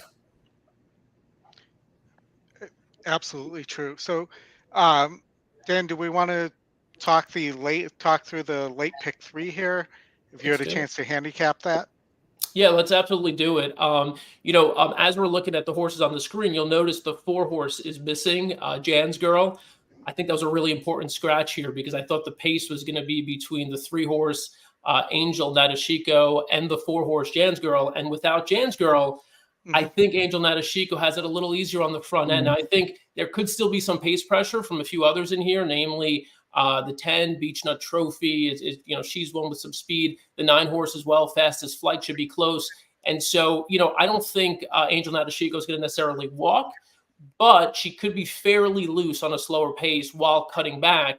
So, I like that. I like loose speed, going longer on the turf. And I think this is one who maybe just went a little too fast last out. I was watching the replay of the very one. Was really just kind of jetted to the front by Edgar Zayas, opened up a bunch of lengths on the field, and then eventually came back to them. But you got Johnny V up for the first time for Safi Joseph Jr. So Angel Natashiko maybe at a little bit of a price I like. On class and on, just basically what she's produced over time. The horse you have on top there, the 8 market segmentation, I think is clearly the most accomplished horse in the field. Won the Grade 1 New York at Belmont, won the Bogey, but hasn't been seen really since finishing 4th in the Diana. So I don't know. Maybe she needs a race. If there's a time to take a shot against her, this would be it. I'm going to take a shot against her. We'll see. I think the odds board will also give us a little bit of a sense for how hot or cold people might be on her right now coming back. She does have some form over the turf at Gulfstream as well, including the Sand Springs last year. So market segmentation is a very legit horse. But I'm on Angel Nadeshiko. And if you're playing a pick 3, I went 3, 8, 9. And if you want to extend to one other horse, I would go with the 7. Okay, so let's go 3, 8, 9. I will tell you I'm single to market segmentation here. I don't understand or agree with the pace number here. Market segmentation has been up or near the lead in almost every race except for the Sand Springs at Gulfstream a year ago. I think that this horse is tactical enough to press if it needs to press here and won't let Angel Nadeshiko go. I also agree off the layoff that's the question.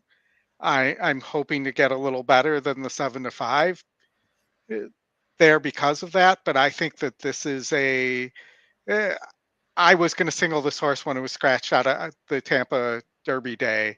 I think this is actually an easier spot than that was. Yeah, no, I think that's fair. And the horse you have in the second spot there, Cairo Consort's kind of interesting.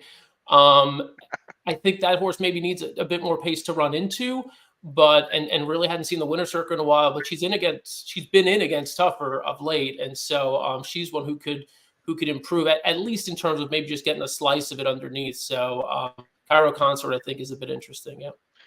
And Justin and Chris can comment. I am what I would describe as a longtime Cairo Consort hater. The horse is the horse is always over bat and doesn't win. Those are two combinations I hate in my horses. Yeah. So isn't winning grade 3s, isn't winning non-graded stakes races. Hasn't won since February of 2023. And you look here, hasn't, with the exception of the Pegasus, hasn't gone off at lower than 6-1 in any of those races.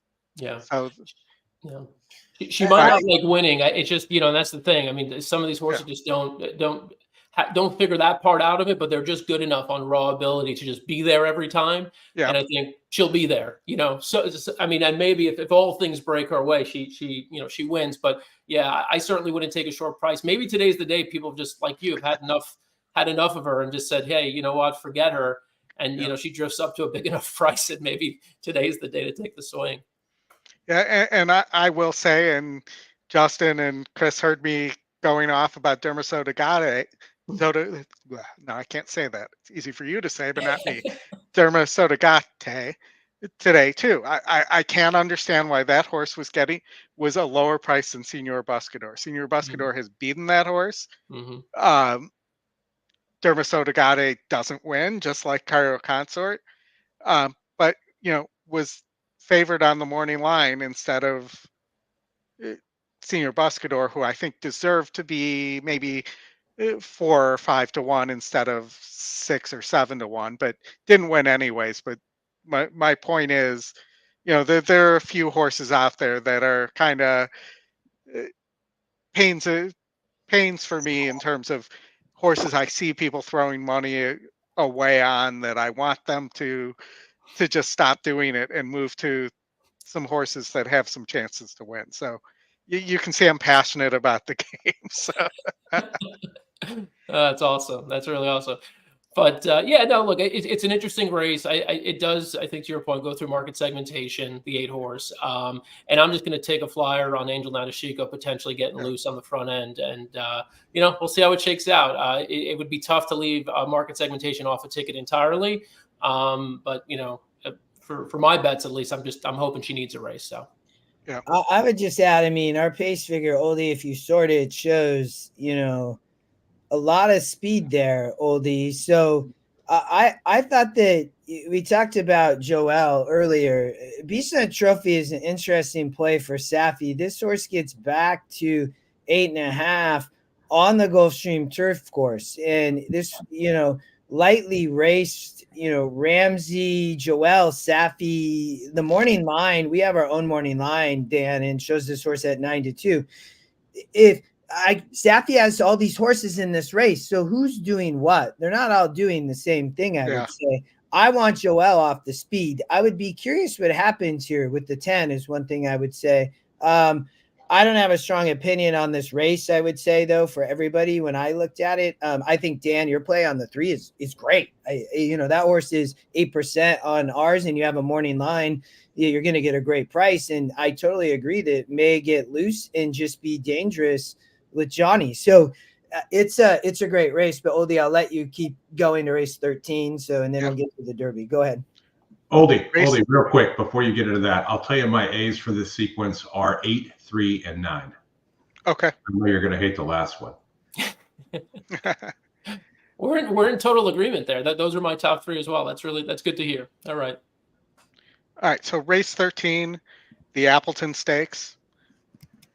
What do you like here, Dan? Is there a horse that I like the 3. I like Ice Chalk a lot. So unlike the Sand Springs, where I didn't, not to question the software here, I didn't see as much pace in the Sand Springs. In this race, I thought this one was loaded with pace, and I thought Saratoga Flash, Big Everest, Never Surprised, and then even Title Force and Churchtown were horses that could prompt the pace as well. So I'm looking for something coming from a little bit off of it. With Ice Chocolat, the 3 horse, this is one who I think is sort of best at this particular distance, comes out of some tougher races. I think gets a dream set up from that draw. Last out in the Canadian turf, ran on late, was out kicked by a couple of nice horses in Emmanuel and Siege of Boston, but 2 back at the mile distance, looked really good, close to the 96 buyer. 4 for 6 in the money at a mile. I just think there are a lot of things that as I click through, I'm like, all right, distance is right, setup is right, sort of class competition level is right. Everything is go for me with the 3 horse Ice Chocolat. And then underneath, if you want to kind of, consider a couple other horses, one of them I think will be a price in the 8, Skyro. I think the horse just has a sneaky look, minimal past turf success. But the faster they go up front, I think the better it'll be for this horse. This one's going to be flying late, and I think probably gets up to finish 2nd or 3rd. And then the 5, Never Surprised. If there was a horse in here who I think is going to get to the lead, it's this horse right here that you have highlighted, and who's going to survive a pace duel as well. I think is Never Surprised. I also thought it was interesting that Irad hops off the 6 horse to ride this one, who I guess he beat last out. So I'm 3-8-5, but I feel really strong about the 3 in this spot. Okay. Do you see Irad do any hurting there on the lead? What's that? Do you see Irad doing any hurting there on the lead? I mean, I'm not gonna even try to predict what Irad's strategy is gonna be out of the gate. But I can tell you, there, at least to my eyes, there are 2 other horses that should be right there with him and who might be a touch faster. And that's the horse that you have on top, Big Everest.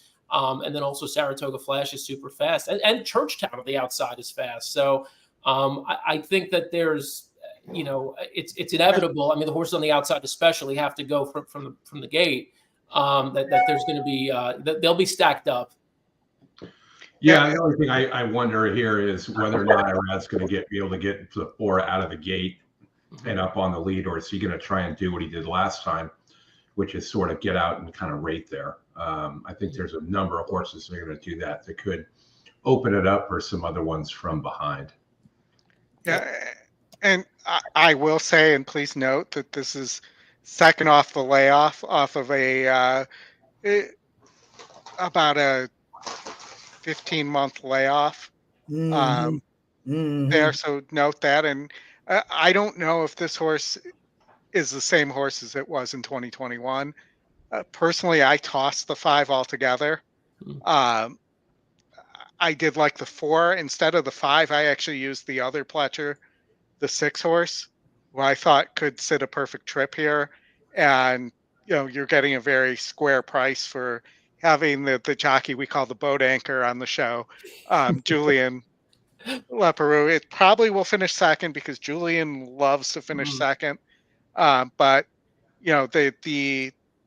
this horse I think could just sit a mighty trip here, and that could really surprise at a big price there. Yeah. I'm not gonna lie. I was initially on straight handicapping. I had Quality G up a little higher, but I mean, I think going from Irad to Julian, is unfortunately it's a bit of a downgrade. And I like Julian personally. I don't think he's watching, so but if he is, he'd understand. I like him as a human being, but obviously Irad is the best rider in the country for a reason.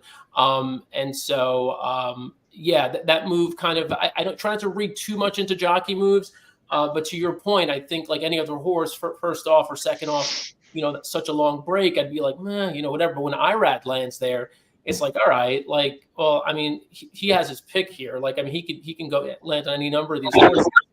If he's confident the horse is sound and as good, presumably as he was before, that gives me a little more confidence in the horse. But I did have the horse ranked down, like I said, beneath a couple of the others who I think might get a better trip. So. All right, we got a race coming up at Gulfstream if you guys want to watch, or we can continue on here. You tell me. Dan, how much time do you? I got time. Yeah, I got time. In fact, how much time do we have before this race? Because I'll listen to you guys. If you got a horse, I'm gonna bet who you like because I didn't handicap. I didn't. What race is it, Chris? 5? Yeah, Charles likes the 5. He's doing a win play show across the board on that 5, and 5 all exacta box. So the 5 is the E long shot top SOR horse. I think this one's probably a loser. If I were to 45 of the day. All the rage here is number 6, Mind Frame. I'm going to do a $5 win play show there just in case, since that angle does win it almost 32%. Who's the horse? One Sharp 5. 5. Ooh, 41 to 1. Look at the 3. This race is crazy. The outside man, Hatton Boy will complete the line. The 6 who's the heavy favorite is a 4-star work with Bruno. For a start at 7 furlongs. I saw. I think there's a lot of pace in this race. And they're off. Okay, beginning from Mind Frame. He's ridden for some forward position up on the outside. It's One Sharp Cookie who's away quickest. One Sharp Cookie to the top. In between horses, Troublemeister, Asserters at the rail, and Mind Frame is 3 wide. Then it's Ponce de Leon. Racing on the outside is Manhattan Boy, another 2. Great Lilo improves in traffic, working 3 better than 6 Kings and Ideneo. The early trailer is Valued Cajun. That is a fast pace. Quarter, they whistled a quarter. 21 and 4. furlongs. Asserter and Castellano have moved through inside of One Sharp Cookie to take a narrow advantage. They've gone 2.5 better than Troublemeister, who's now 3rd from this big favorite Mind Frame. He's close enough to the action. He's racing in 4th now. At the inside, Great Lilo. Dropping back is Ponce de Leon. Trying to wind it up from the back is 6 Kings. Rosario asking for speed there through a 44 and 2.5 mile. Mind Frame really picks it up nicely. He's out in the center of the racetrack and gaining good ground on the embattled duo who have gone awfully quick. Mind Frame and Even Money is on the scene now. Quarter of a mile left to go. It's Mind Frame, the leader. From last, Value Cajun tries to follow him through and claim second at a big price. Mind Frame is kicking in. Mind Frame, this hype was real high. As Mind Frame is running up the score here. A very impressive run from Mind Frame. His first Don't they know we're watching a horse Florida Derby winner Constitution. Mind Frame by 10 in the end. Hey, that was good though. Was second. Value Cajun. That looked good run free money. We got show money on him, so not bad. EquinEdge, that was the EquinEdge long shot. Yeah, so what did he go off at? Show went down to 24 to 1 after the gate opened, but what did the well, 6 that's because everybody was betting. That's what happened. Yep. Oh yeah, it was 41 to 1 when I checked. That's right. 24 to 1 from 41 to 1. 695. I think you guys somehow I ended up with 695 and I tried to put 695 in, but I got shut out. But anyway, it's all good. I'm happy. That was a great call on the 5. I mean, look at that. It's the long shot play. That's spectacular right there. 695. Wow. Was 11%. And we mentioned this angle, so people ask about this.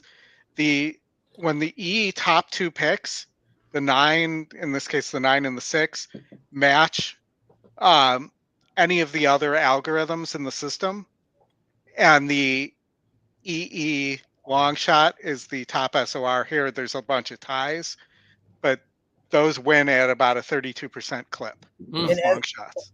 SOR is strength of race, Dan. So basically class, and it will, you can use it between tracks, horses.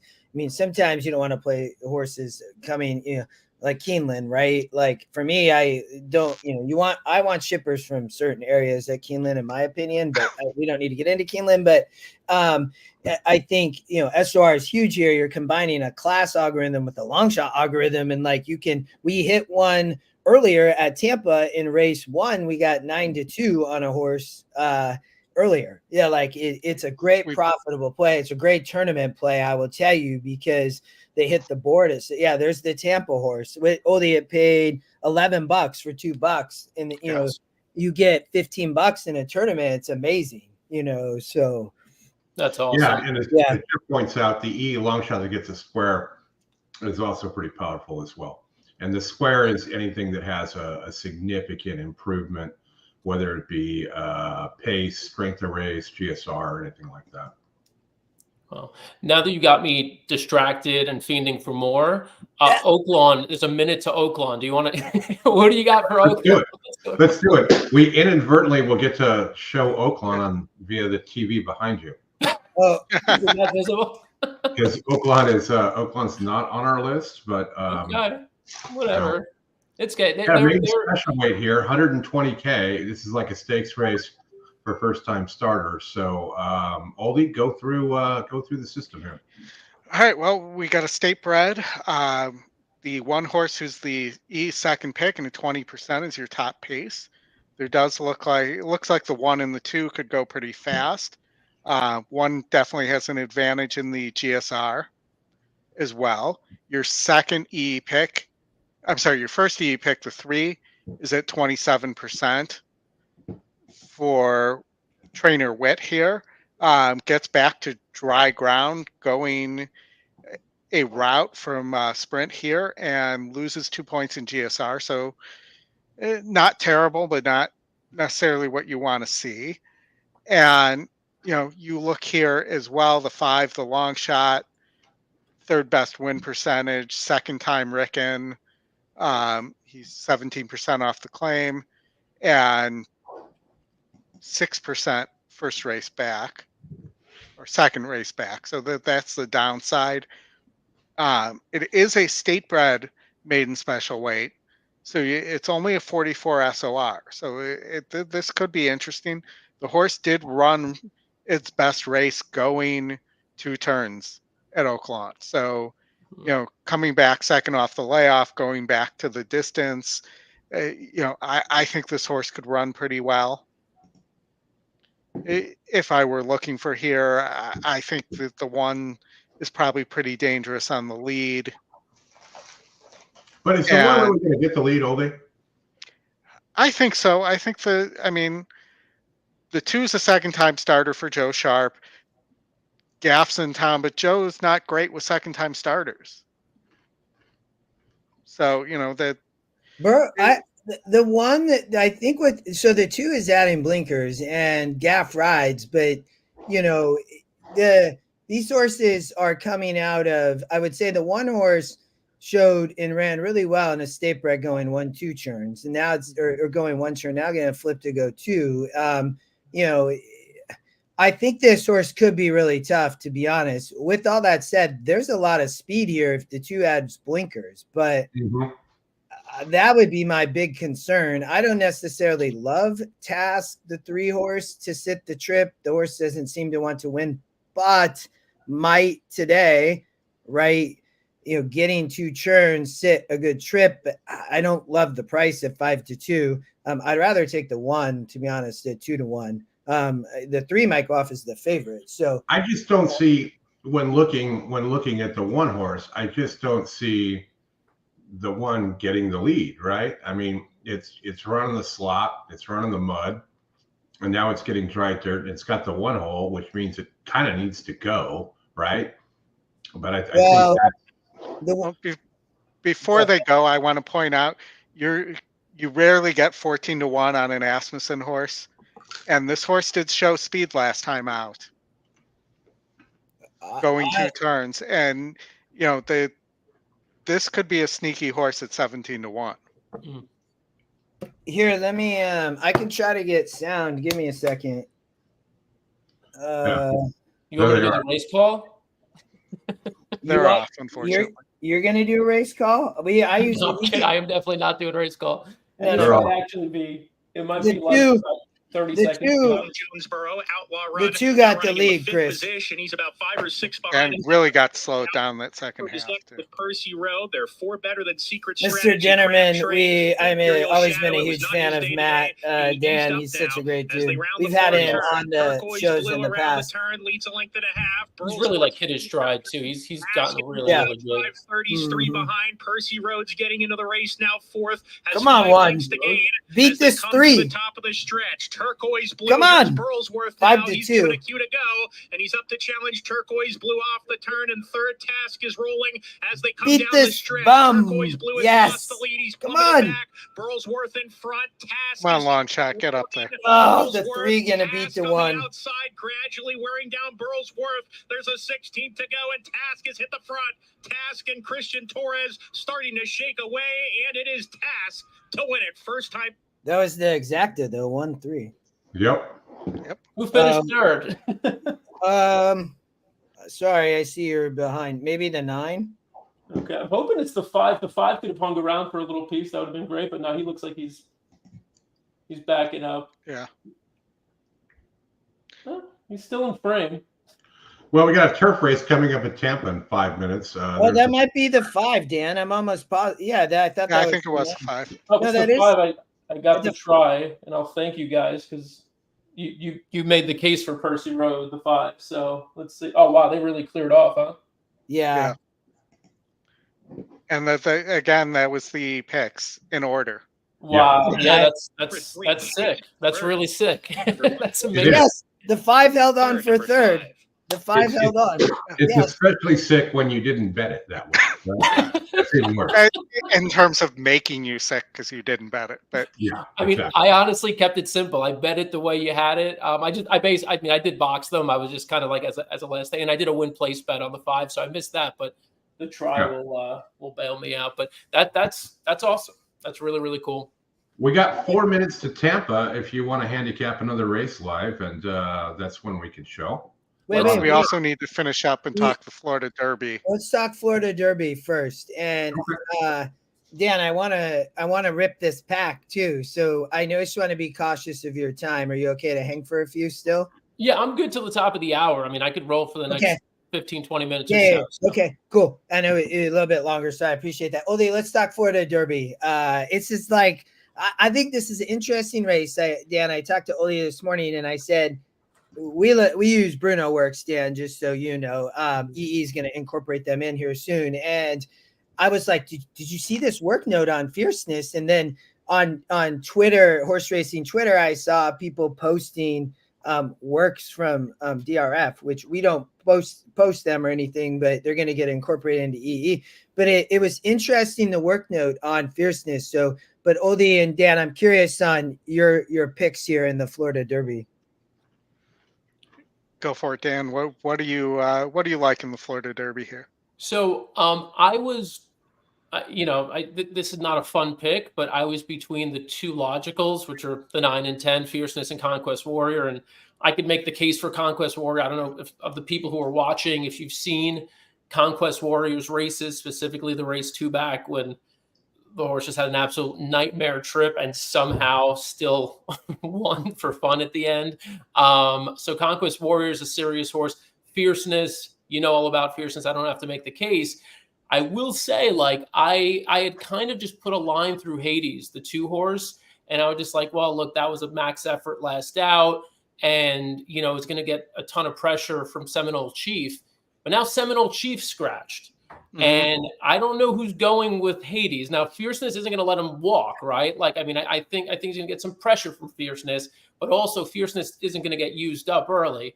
So, and it's also crossing over from the 10 post. So I think Hades could potentially trip into an even better setup than he did last out. And if that's the case, I mean, I think you've got to respect Hades. I mean, I don't really know what the knock is on Hades. I mean, the horse has been, legit from the get.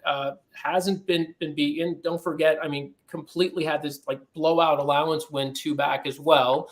So Hades is legit to me. I mean, I don't know. Maybe Hades moves up a little bit for me now that I'm looking at it a bit more. But Conquest Warrior is, again, these aren't exciting picks. I think I'm going to probably give you the top 3 choices by the time the gates open.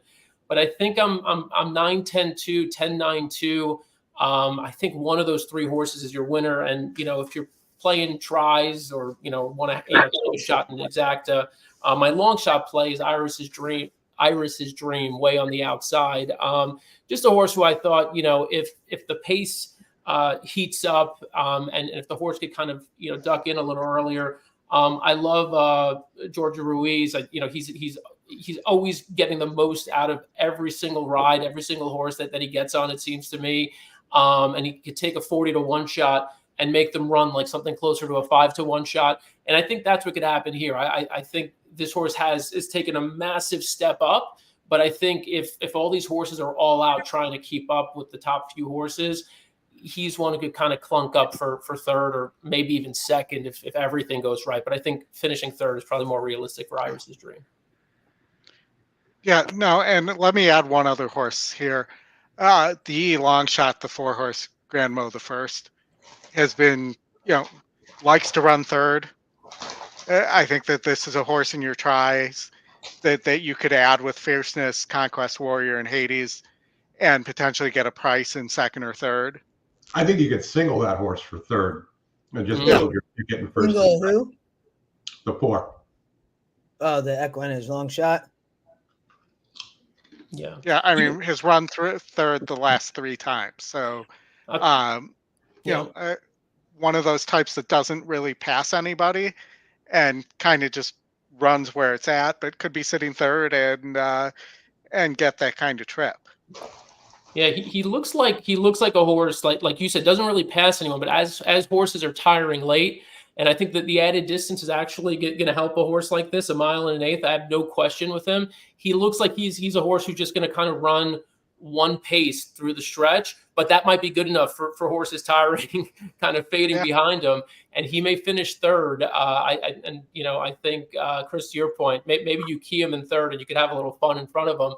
But I also think that his third in the Tampa Bay Derby, if you watch that race, ran a really good third there. It was wide all the way around, and really just missed late. So, like I said, a little bit of added distance, and maybe this is always sort of, kind of the bridesmaid horse. So, but Grand Mo the First, I'm with you. I like that as a long shot play as well. This is what I have for your pick 3 here, if this comes up. Oldy, where are you going? Are you on Fierceness? Did you read that work note? I did, and I read that work note differently than you did. So What was the work note? Let's talk about it. And Hades, Paco has a 4-star work on the 2, man. I've talked about this recently. Paco's riding the best I've only been in horse racing for like 10, 11 years. I've never seen Paco ride the way as well as Paco's riding. But so I would not be surprised to see Hades win this race at all. But Oldy, I'm curious on your thoughts in a pick here. Yeah, so I think this likely goes through Fierceness and Hades. I'm not sure about Conquest Warrior. No speed from a wide post at Gulfstream is kind of a and we talked about this 2 years ago at the Pegasus, how those posts just don't win in those situations. Conquest Warrior may be the best horse here, but has that going against it, and I would upgrade the horse if the horse wins here, and Fierceness runs well, and so does Hades. I would upgrade Conquest Warrior based on that. I read this work note differently than you did. It was a 3-star work, so if the horse wasn't working well, it would have been a 2-star work or lower. Yeah. it did crush the other horse that it was working with in the workout, which is why I think you see the DRF note being way more positive. You know, I think the note in here really is that Bruno thinks that this horse needs everything its own way, and when it doesn't get it, Well, that's when it. yeah.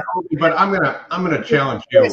Chris, I want to actually hear, Chris, your opinion. And I want to hear Dan's opinion. But Chris, I want you to go first because I'm curious on where you actually go based on my interpretation of the note. So go. I'm going with the 9, and he doesn't have a wide post. He's in the 7 hole. So look at the scratches. The 7 hole is wide. The scratches help. This is 2 turns. This is not a 1-turn mile at Gulfstream where 10 and out sucks. The 9 can improve here. These are 3-year-olds. These aren't older horses. The 10, Pletcher is notorious for this. The 10 is the likely winner of the race and the likely loser of the Kentucky Derby because Todd goes and blows everything out for this race and then gets to the Derby, and the Florida Derby winner doesn't do anything. I mean, we've seen this story over and over and over again. So if the 10 has a problem, if there's some kind of pace issue or whatnot, then the 9 is the one that I like coming from behind. So am I going to bet the mortgage on it? No. Am I going to single the horse in like a pick 3 or a double? Yeah. And it's just going to be a small wager, right? I'm not going to try and add too many horses here to just add them just to cash a ticket. I mean, I'm either going to, like I told you, it was 3, 8, 9. Those are the top 3, and then maybe 1 or 2 other than there, and play it at a $5 to $10 base and see what happens. All right, here's the work, Dan. I'll read it. So lots to unpack here. 5 furlongs. First off, from the poll, they both went 13 and 3, or 25, or 13 and 1, 25 and 1, 37 and 1. Moderate splits, finishing in 101 flat. With Tuscan under a push, the horse that Fierceness is working with, Tuscan under a push, and absolutely no match out past the wire when the real work began. So here's the real work. Physically, Fierceness looks like he hasn't added a ton of weight. Looked okay after slow fractions to go 101, 113, 126. Galloped out a mile. Tuscan was basically pulled up from around 113 at 6 furlongs. So Fierceness went out further. This wasn't a wow work at all, in my opinion. Fierceness is best when he gets his own way. Tuscan is not one to wow you with his action. So Hades is, in my opinion, going to be extremely dangerous from Paco on the front end. That's probably where I land, everybody, would be my perspective, to be honest. But Dan, I'd be curious on, any other thoughts from that. I didn't really read the DRF work, but the DRF work, I know, rated it really high. This horse is bred with a 99 for EquinEdge. It's the highest you can get. It's 52%. It's the top pick.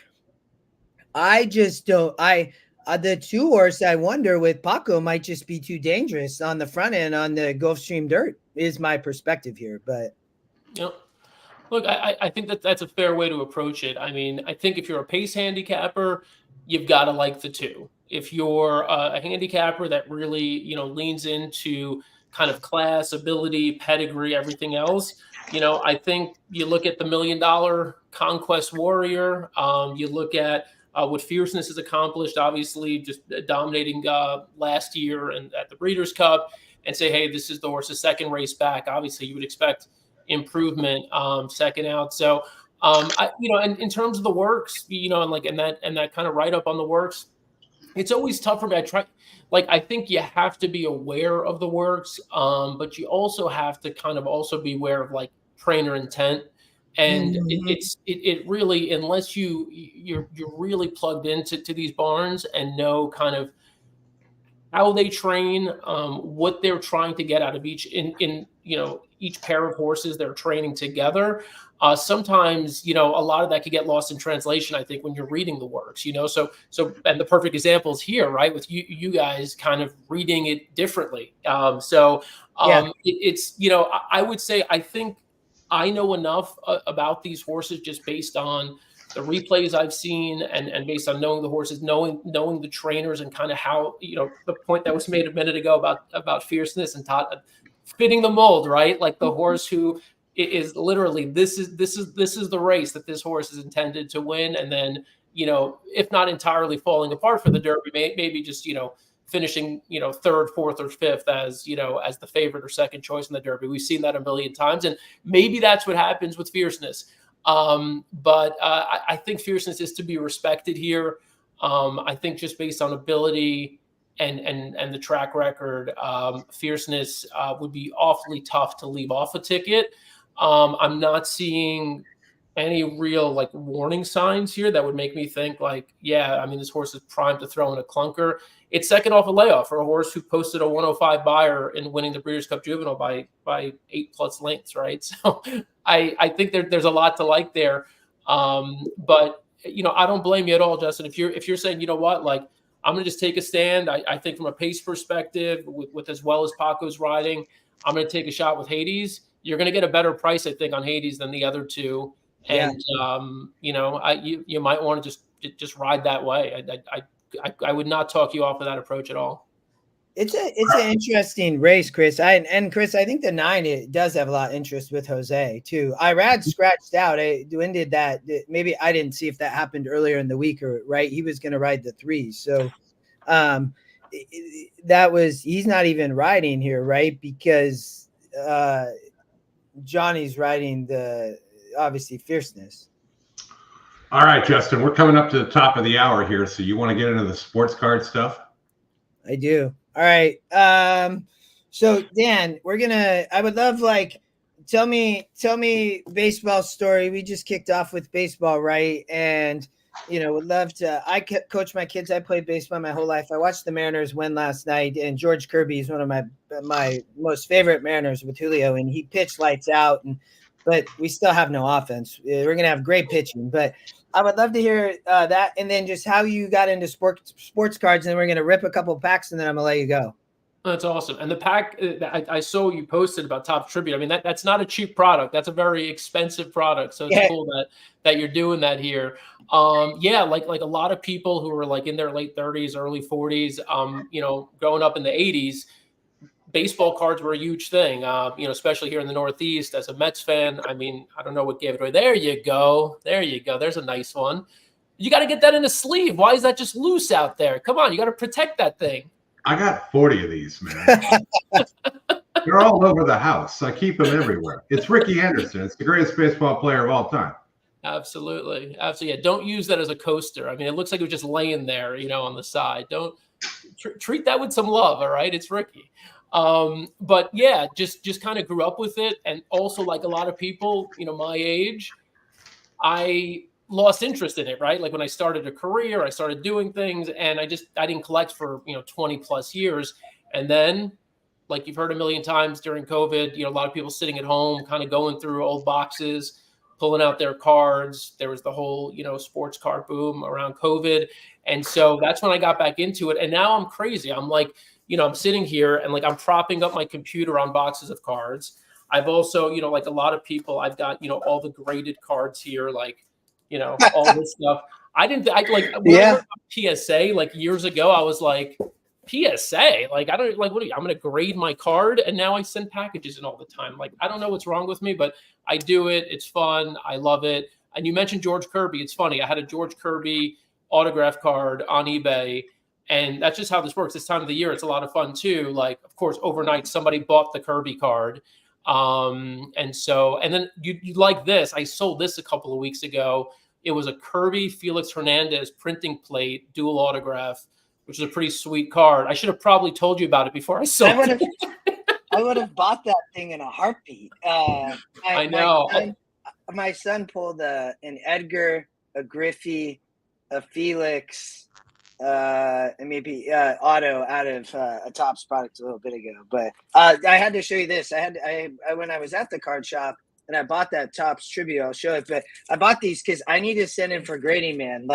So many, and you talked about that. But here is what you talked about. I have a different camera, Dan. I've never actually ripped live on show, so I've joined breaks, right? And so I set up a separate camera here, so I'm gonna try to do it. Here's what we're gonna do. So, I'm gonna give away a pack on a tweet I sent, and we're gonna use Twitter Picker to do it. But before that, I'm gonna bust this open, and I'm gonna open a pack, and it's yours is what's going to happen. And then I'm gonna open a pack, and then we're gonna give a pack away, and then the rest are gonna go to my kids, because that's usually what happens. Is I rip cards with my kids, just so you know, everybody. They occasionally come on stream, but they're 9 and 11. I have to go coach them in baseball in about 30 minutes, to be honest. So these guys are going to hold down all day on stream, but not for me. So hold on. There you go. It's not a box opening unless you open it with your teeth. I know. I'm like, I should have brought a little razor blade, but I got a pen too. So.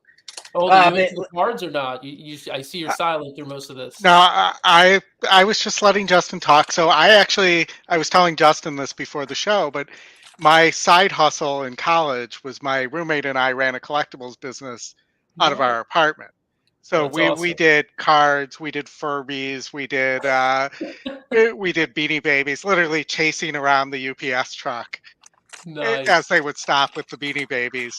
But I have, so a lot of my stuff is in sleeves in my basement, in storage. I have hockey cards, I have baseball cards. I have a lot of old Upper Deck stuff. I have McGuire and Sosa autographs from the home run chase. So, I've collected over the years. My son is an artist, he wasn't really into sports, so I never got the experience of being able to collect cards with my kid. And I have friends who have done autograph signings with some big name stars and run collectibles businesses still. So, it's something I'm kind of still watching and interested in, even though I'm not doing as much as I used to with it. Bo Jackson, baby. Oh, that's awesome. The most overrated player of all time. What? I have the Bo Jackson. Bo Jackson doesn't get hurt. He's in both Hall of Fames. I had the Bo Jackson black and white poster as a kid that he had the bat behind his back, and it was up on my wall. That story about him breaking the bat. Chris, we are going to post at Gulfstream right now. No. We're ripping cards. We're gonna rip cards, and then we gotta let Dan go. Dan. So Dan said this is a good product. It was not cheap, and so each pack's $100. You all can still get in on it if you go to my Twitter and you retweet that. I'm about to give a pack away, but I'm about to give a pack to Dan first. So Dan, there's 6 packs in this.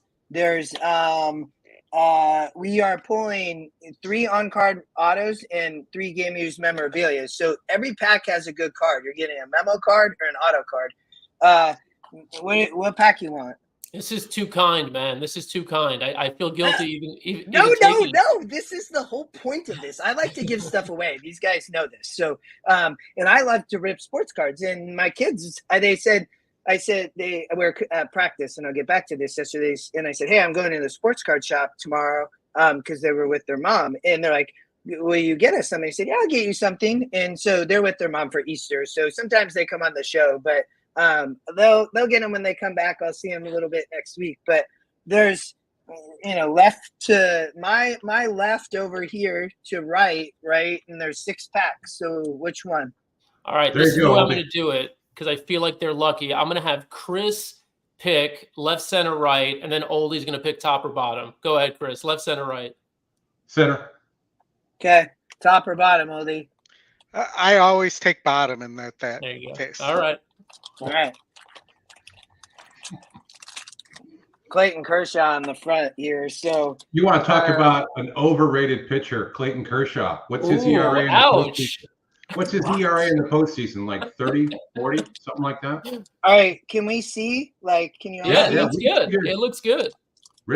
I've never ripped on stream, Dan, so it's kind of like first time here. It's kind of weird. This is so exciting. I've also never been on for a live rip. I bought into breaks like you, but I've never actually been on a stream where cards are being opened. So this is exciting for me too. That's awesome. Is that Nolan? Nolan, yes. I don't know. It's a cool card, green. We have I don't think that's I don't know what we have. We have 2 white cards. You might either of those are both fillers or maybe a redemption. I don't know. We'll find out here in a second. That'd be sick. Yeah, that's a Nolan Ryan. Cool card, to be honest. Shock's Tribute has like really cool product, you guys, to be honest. These are about $100 a pack. I bought a whole box, and then we're gonna give one away in a second. So this might be a filler, or we have an auto up next. So Dan, this is the auto, and then there's a card on the back. We only have 3. Yeah, there's 3 cards. So you pull the auto. So well done, Oldy and Chris. You pulled an auto. You won an auto over a memorabilia, I will tell you. So let's we'll do the auto last, Dan. That's that there. And then Piazza. So you pulled. The thing about Tribute, you guys, is you can pull old or new people. So Piazza and Nolan, and then all right, we're gonna for the Mets fan, you just pulled a Piazza. I'm like on cloud 9. That's awesome. They pulled the right pack. It's perfect. Problem is he's got that Dodger stain to him, right? Yeah. All right. Here you go, Dan. It looks like I can't. Is that might be Atlanta? Ooh. I think on the helmet, it's a little hard to see, to be honest. Well, it's easier if you pull the white thing away. So it looks like Atlanta. So Andrew Jones auto, Dan, numbered to 150. Dude, that's huge. That's pretty sick, man. That's cool. Like you can get, new stuff and old stuff, which is cool about Tribute. So I will get we'll figure out how to get him to you, man. All right. So dude, that was awesome. That's right, guys. That was Chris, Oldie. Nice job. That was a sick pack. That was amazing. All right. Let's do giveaway real quick, and then I'm gonna let you go. So Oldie, I'm gonna share. And I used to do this a lot more often. Oldie knows we used to do a lot more giveaways, but so we have, it looks like we'll find out here in a second. Let me pull the screen. Oldie, tell me if you can see. I can now. Okay. So Dan, this is the tweet. I know you saw it earlier. And we will go here. One winner, and then I'm going to open this other pack here in a second. So looks like, what do we have? 35 people. Okay. I just tweeted out to let people know the pack's about to be drawn. So hopefully they're watching if they entered. Oh yeah, and so we do begin draw here. We just have one winner, Oldie. That's the thing sometimes. Yep. So begin draw, drawing winner 1. Daniel J, 1. Nice. He's in the chat. Yeah, Is having he? a good He's day. in the chat. That's awesome. Yes, these are the best. All right, this is great. I'm glad because it makes it really simple to do it that way. All right, we're coming back, Daniel. Hold on. So we need to not. Chris, can you help me get back so we can show pack again?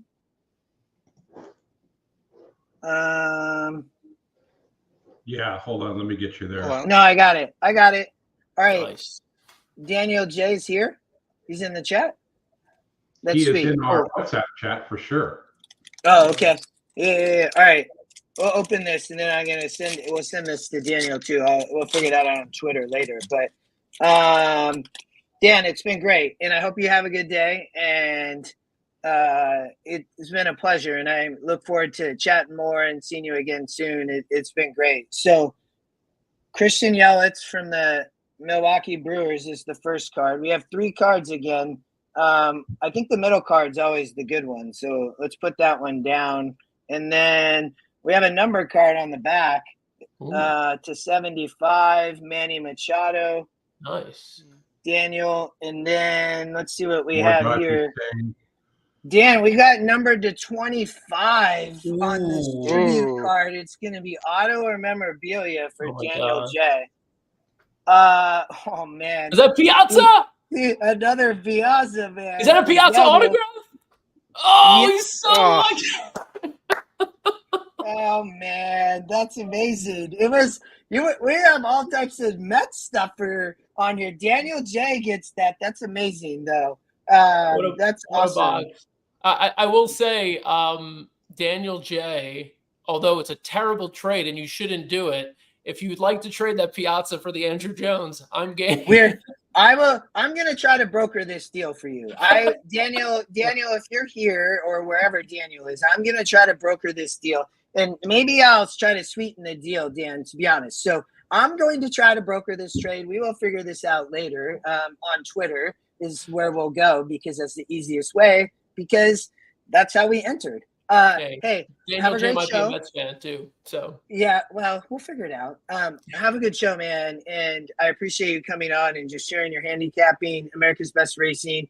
I love the content, and look forward to catching up. Hopefully for me, it will be maybe on the live tournament side. I told Alexa it's really in Washington State. It's I can't play online, so it's really my only way. So I'm gonna try this summer. It probably I don't know if I'll make Keeneland here. It's a little bit too close, to be honest. But it's been awesome, man.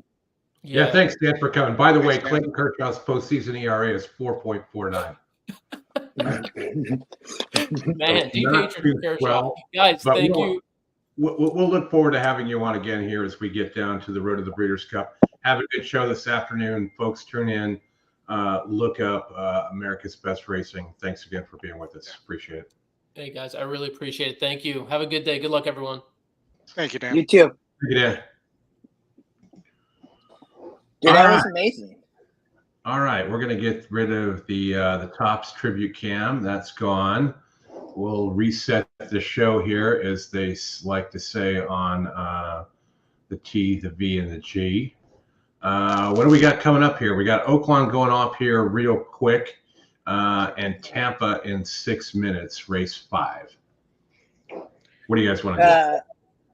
I'm about to go coach my kids in baseball. I will tell you, I'm gonna hang around with you guys for a few more minutes. So Oldy, I defer to you just because the game starts in 50 minutes, but it's just up the street. So Oldy, you take us where you want to go. Well, Oaklawn's off, so that makes the choice pretty easy. So let's go to Tampa. There's your screen, and that is Dan's pick 3 for everybody. I'm going to leave this here. We'll come back to it later and just remind people, for those of you who want to play Dan's pick 3, late pick 3 at Gulfstream. All right, so Tampa, race 5. You have a top pace horse here in the 5, San Andreas. Has just missed a couple times. Yeah, what's up with the Arrow horse? The GSR bump. Yeah, the Sky Traveler. Low percentage trainer, dropping in class here, only has beaten 30s. Is moving back to the surface this horse should be on. Is taking a big drop in claiming price as well, so it's not just an SOR. I would expect that this horse should run better. Whether this horse is able to win, I think those are two different conversations. The 8 Duke of Dooley looks like might be a little tactical, but probably needs the lead. The 9 here. I'm kind of hungry, so the calzone sounds good. Yeah, the 9 or the 10, the long shot here. There's Daniel J. He's in the chat. Wait, Daniel J. Where's Daniel J? And they keep going. Yes, brother. In Chris, Daniel J, hit me up on WhatsApp, and if Dan pulled Andrew Jones auto, you pulled Mike Piazza. Dan is a Mets fan, but here's what I would say. Daniel J, if you want me to open another pack and I'll give Dan the Piazza, I'll open another pack for you, or you can keep the Piazza pack. So Chris, keep going. I like the 2-horse Legendary Beast here, morning line angle, and you have the apprentice riding. She is very interesting, I will tell you all. Quality jockey, watch for her, she gets on here on Legendary Beasts, right, for Bennett. So she rode last out and they won. So I do not know how to pronounce her last name, but her first name is Melissa. Iorio, maybe. I don't know. So I apologize for that. Who was the jock of the month last month? Yes. There. Yes. The guys that I know, a few of the guys that work the starting crew there, the assistant starters, and they say that horses really run for her. So she's typically on a lot of shots. I know Oldie didn't like my 10 Calzone with Marco and his Meneses, who took care of business earlier today. And then two things, Justin. What's the deal for Daniel? So let him know what the deal is again. And then after this Tampa race, we're going to go to Oaklawn race 9 and 10 because our friend and chat colleague Derek has some contest plays he needs some help with on races 9 and 10. No, yeah, perfect. And I'll probably hop off. But Daniel, yep, it's all yours, brother. Piazza is yours. Dan will ship him his Andrew Jones. And Daniel, I'll get your address and I'll mail it out. I need to mail Chris 2 EquinEdge hats as well. So we will be taking a trip to the UPS to drop those off this week. And yeah, I'm on the 2. I think she's going to ride great here. And then I'll probably jump off after this. I appreciate getting a chance, and I love having Dan being able to come on. Chris, Oldie, you all are going to do awesome today. I know that you will. I will be at baseball for about 5 hours with back-to-back games and all types of stuff going on. So beautiful weather in Seattle, I will tell you, though. Before we sign off, Justin, we want to tell everybody what we're going to do tomorrow? Heck yes, on Easter Sunday, but you do it and go for it. It's going to be Easter Sunday, and there's only 4 tracks running. Oldie, if you'll go hit the date for tomorrow and show us who's running, that's it, baby. But just Gulfstream, Golden Gate Fields, Hawthorne, and Sunland Park. We're going to get. We're gonna be on about 3:20. We'll do the Gulfstream mandatory pick 6.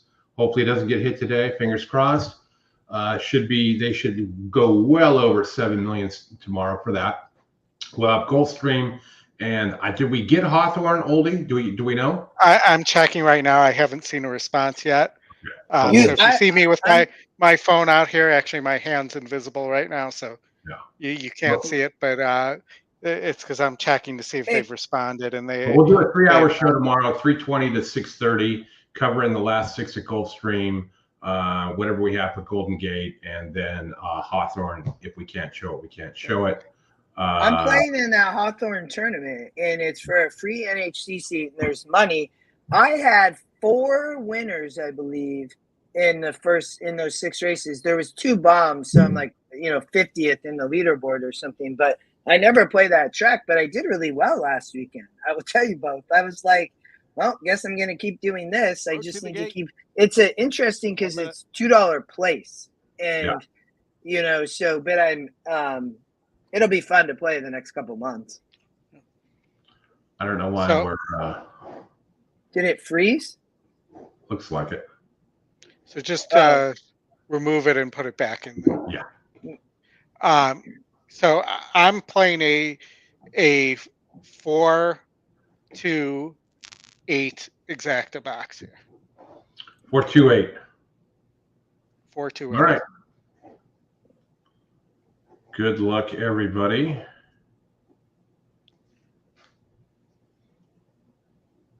Well, that's going to hurt the Latins. I showed you the bubble. New York can't wager on Easter Sunday at all, so that's going to hurt the pool too. They only can wager Oldie at the casino. The casino does not close. Oh, that's interesting. Well, there'll be some people if the pool. It's the same thing. The same thing in Oaklawn tomorrow. There are no horse racing, but you can wager in the casino. That's why there's nothing around. Ultimate 6 here. Well, that's interesting. They just wanted to drive people to have the Easter buffet, I guess. 5-2. That's what we used to do at Hollywood Park and all the time. I went to, yeah, no, it's awesome. Very I good went to, showing up. I've been in various holidays in like Vegas and other places. Pass You to can gate find some 7, good or like Sosa on dinners board, and or lunches a lot of Porter Taylor times, Brunel and Road. you know they do it well, to be honest. The ones around Sky here. So, Traveler is in. Here's Duke of Dooley gone all forward. right, I'm getting 12-1 as we started out good, Oldie. That was a Hollywood good little close-up. break from Unexpected racing. You Tiger, don't do that Calzone. often, so. Sam You know, Anderson I'm is still. I out think as I'm well. taking Paco and Hades on the front end to beat And the Anderson, 10. I think Calzone, the that's final two. We're just about set for a start. that's probably where I will land. I don't know. I think that's McPeak's on fire. So Trump Ronnie Allen said. Jr. to the outside. Goes in. They're in the gate. And the race is on. Unexpected Tiger set for speed, as is Duke of Dooley down toward the inside. Sky Traveler, Legendary Beast, and also right there is Besides Myth. A real scramble to that first turn as they bend into it. Up from the outside, Duke of Dooley goes to a narrow advantage. Legendary Beast down on the inside is up with the front pack, in tight there with Sky Traveler making up some ground. Unique Path to the outside. The red now takes over second. Having a tap on the brakes a couple times there was Poseidon's Myth. The gray is back fifth. Unexpected Tiger had a wide journey on that first turn, is sixth. Two more back to Calzone in seventh. Then comes Hollywood close up in St. Andrews. Two of the favorites back eighth and ninth. They're three clear of Sir Daniel the trailer. Duke of Dooley, Angel Arroyo are the leaders. 24-2, the opening quarter mile for Duke of Dooley. Chased by Long Shot Unique Path, who's a clear second. 2.5 more, then back to Poseidon's Myth. 7.99 to 1. Fourth and fifth. They're length clear of Calzone, who starts to move up just a touch on the outside. Sky Traveler's been shuffled back. Here comes your Calzone. After that, Hollywood close-up. I was on the 2 who's done. No, The 10, that was Duke of Dooley Chris's makes a break Calzone. for it. Duke of Dooley now in front by 3 lengths. The Unexpected Tiger up on the 2 outside. backing up, 2 Calzone down. moving through inside of Besides Myth. Hollywood close-up now starting to get in gear. Is back fifth in the yellow cap, making up ground within 5 now. 4. Duke of Dooley the leader. Unexpected Tiger. Calzone shifts to the inside. Hollywood close-up. Sammy Camacho continue to make steady 10 progress on the rail the with outside. Calzone. They have just over a furlong left to go. Here comes Hollywood close-up after Unexpected Tiger and Calzone. Yeah, These three across the track at the 8th pole. Come on, I want to eat. Just narrowly in front. Between the horses, Unexpected Tiger, Calzone at the rail. Hollywood close-up. 9 ran a big race up there. It's going to get second. Yeah, did get Tiger second. got second. It is a photo there for second. All Tiger right. Calzone, It's going to be a pretty good try. I'm out. You two have an amazing show. Have an amazing day. Everybody here, have a good weekend. Happy Easter. I hope you all enjoy. I will see you all tomorrow, though, because we're going to do this Pick 6 show. So I have Easter in the morning, and then I'm going to hop on with you all, and we'll be fun at the as long as it doesn't get hit, which would surprise me, but it might. You never know. All right, Oli, let's go to Oaklawn race 9 and 10 and get that cleared up for our buddy Derek. Hold on, we got Aqueduct race 3 about to go off. All right.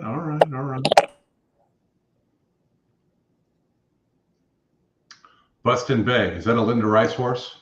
Yeah, it is. I think, yeah.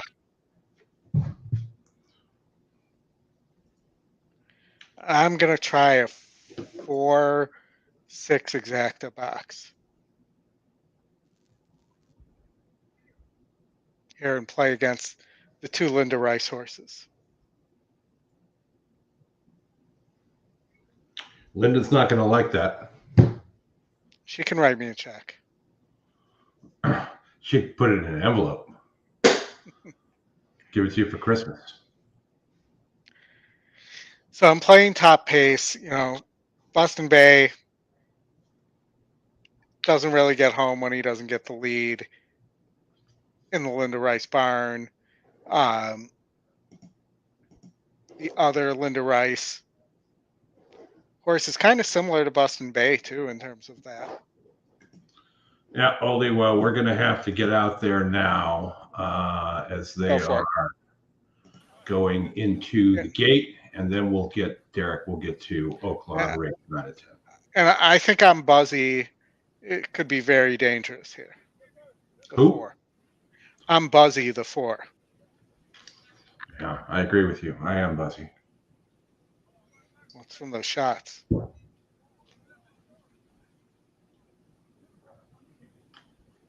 All right, folks, hit the like button, subscribe to the channel.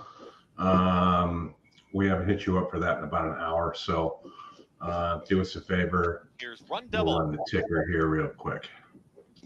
Last to load.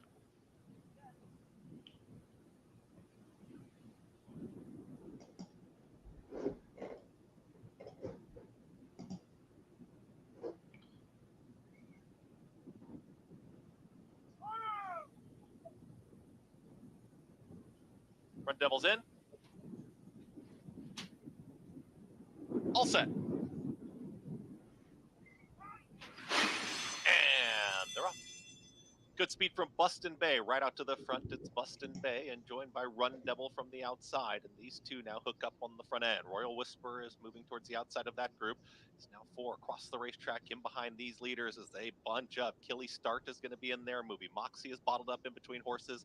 I'm Buzzy, tightly packed. The trailer is Warrior's Ransom. They hook up with the backstretch, and Bustin Bay has got the lead, is now ahead in front. To the outside is Run Devil. They're a clear 1-2. Royal Whisper is now comfortable enough in the third position. It's a moderate tempo early. Movie Moxie and Jose Lescano, they're at the rail. They're in fourth. They're followed by I'm Buzzy as they start to spread out just a touch. Killy Start has lost some ground, second to last, and Warrior's Ransom trying to catch up with the group as they approach. A half mile left to go. Bustin Bay is still there, 46.39 for the half mile time, and they start to pick it up front. Bustin Bay is trying to shrug off the challenge of Run Devil. Movie Moxie's going to follow this move towards the inside. Royal Whisper is moving to the outside as Run Devil's now back to fourth. Under a drive, I'm Buzzy from the back. Warrior's Ransom is going to move through in between rivals with Killy Start. Bustin Bay still in hand as they reach a quarter mile left to go. Kendrick Carmouche. Yeah. Bustin Bay has not been asked yet.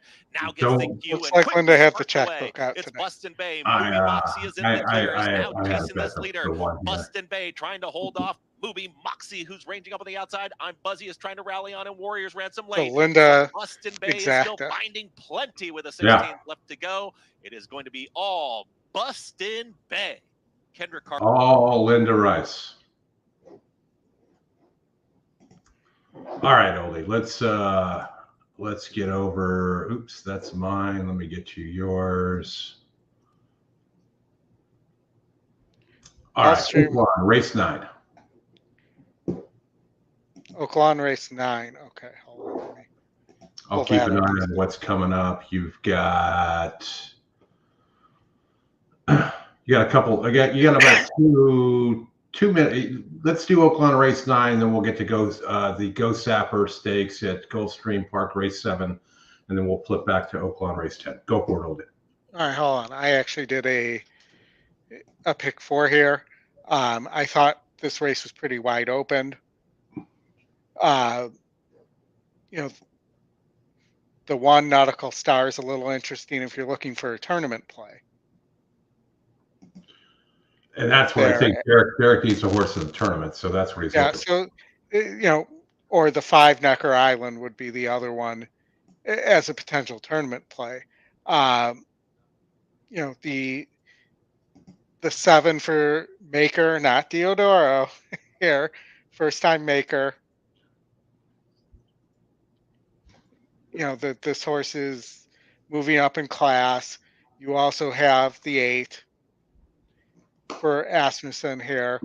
The 8's probably my top pick. Here again, 3-1, not a great tournament price. And the 4 interests me a little bit as well, but the 7 really has I'm sorry, not the 7.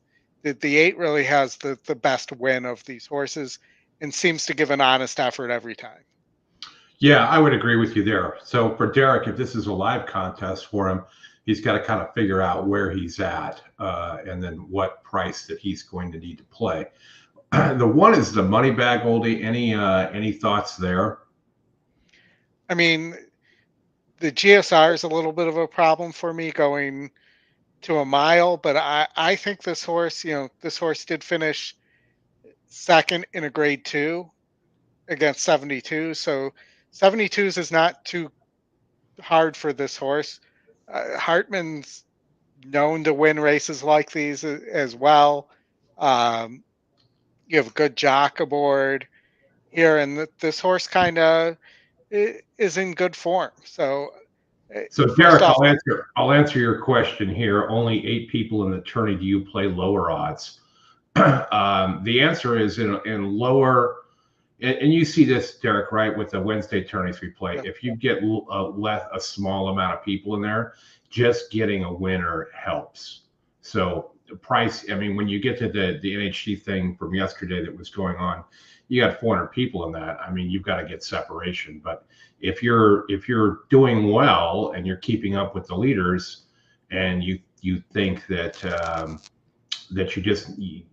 the winner is 7-2 or 5-2 or whatever it is, that's great. If you need to catch up from behind, then probably not going with lower odds. It really kind of depends on where you're at there. Yeah. And I'll point out the Last Samurai normally would be a horse that I would like a lot here with the morning line angle, but just keep in mind, Lucas is no longer training, and the new trainer is 0 for the layoff and 0 first time with horse.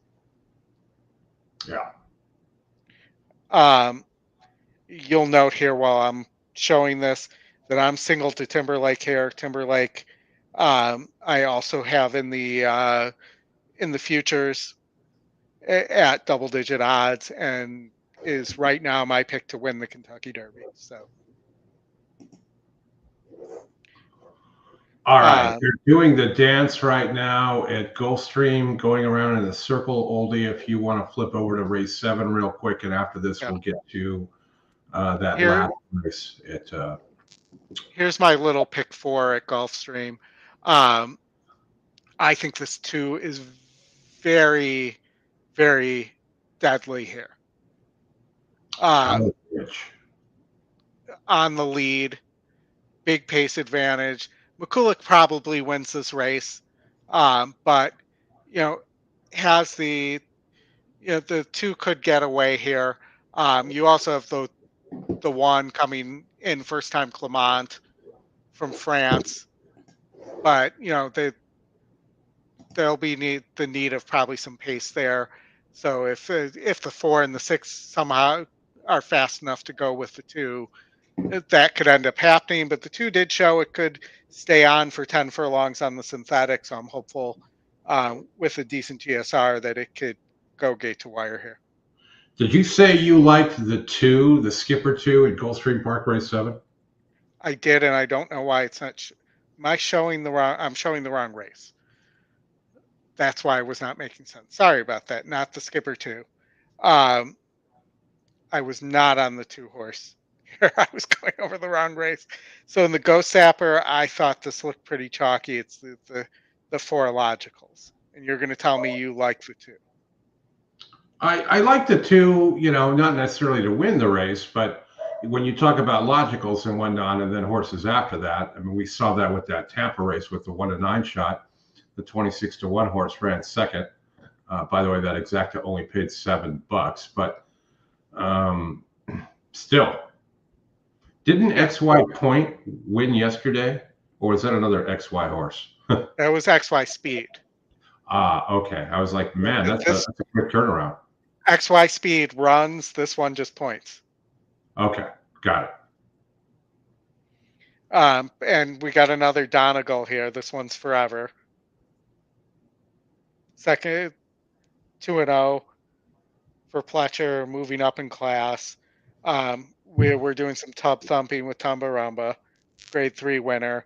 Note that the 6 Steel Sunshine, which is pretty close to another 90s song.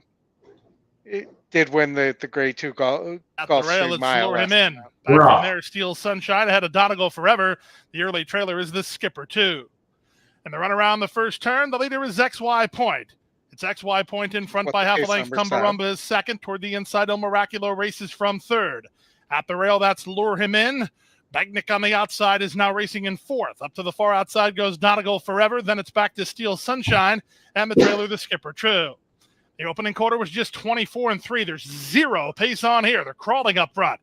XY Point has the lead, but Tumbarumba's right alongside, and Tumbarumba now strides forward to a neck advantage. On the far outside, it's Donegal Forever. Trying to work between horses is Il Miraculo. Johnny V has that racing lane secured as Jose Ortiz is asking Tumbarumba to pick it up 3 wide.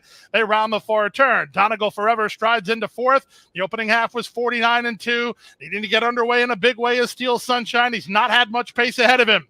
Around the far turn they go. Tumba Rumba now has the lead by half a length. Il Miraculo in tight between horses at the rail. It's XY point, 2.5 lengths back to a driven Donegal Forever. Steel Sunshine's on her way, but he's got a long way behind, and he's behind his arch nemesis Tumbarumba into the short stretch of the mile in the 16th trip, and Tumbarumba has the lead. Il Miraculo runs at him from the inside. These two kick on the outside. Tumbarumba toward the inside. Il Miraculo late run from Steel Sunshine. Here comes Il Miraculo. It's a photo finish. Photo finish at the first wire. Il Miraculo and Tumbarumba. Steel Sunshine too late. He was third and 143. I should have played that try. And exacta.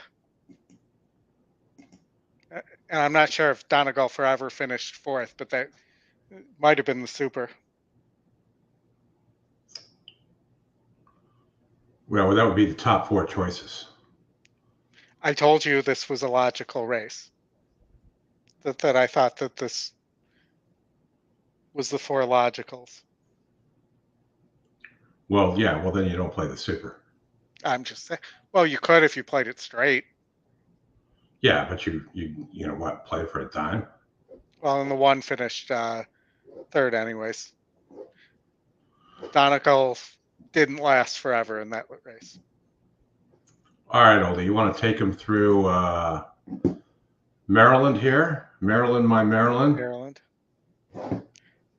Let's go to Maryland, my Maryland. Let me get that up here. Here we go. I'm ready for you.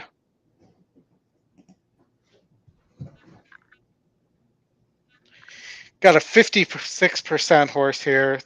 The 7 Southern District. Lots of yellow. Beat 58's 2 back. In the slop. 3rd time bar.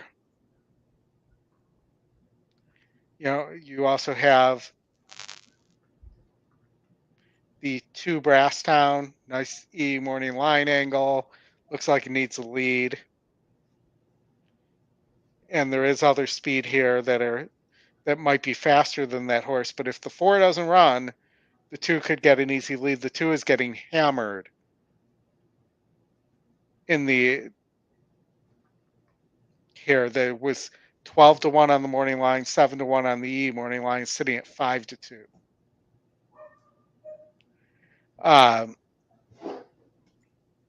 Your other options probably need more pace here. The 6 Captured Storm. The 8 was 5-2 on the morning line. You know, there's just not a lot here. I could tell you to maybe take a shot on Transfer Funds, but I don't really like this horse either. Transfer the Funds. I think the 7th here is going to be strong, right? Yeah. I think this is about the 7 getting a trip and the 4 and the 2 both going. Mm-hmm. If one or the other doesn't go, I mean, I think the 4 likely stops, but you could get a big price if the 2 doesn't break well. And the 2 did not break well last time out, so that's why I mentioned that. All right. Well, they're going to go into the gate here, so let's get that up here, and then only after that, you got Oaklawn Race 6, Tampa Race 5. Transfer the Funds. Rocky Dice. Brasstown. On Captured Storm. Cotty's Verve. Southern District, even money.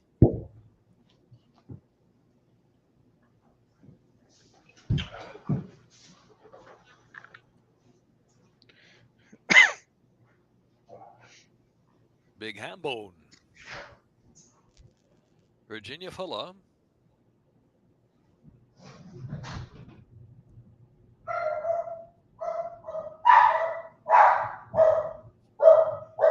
In the gate.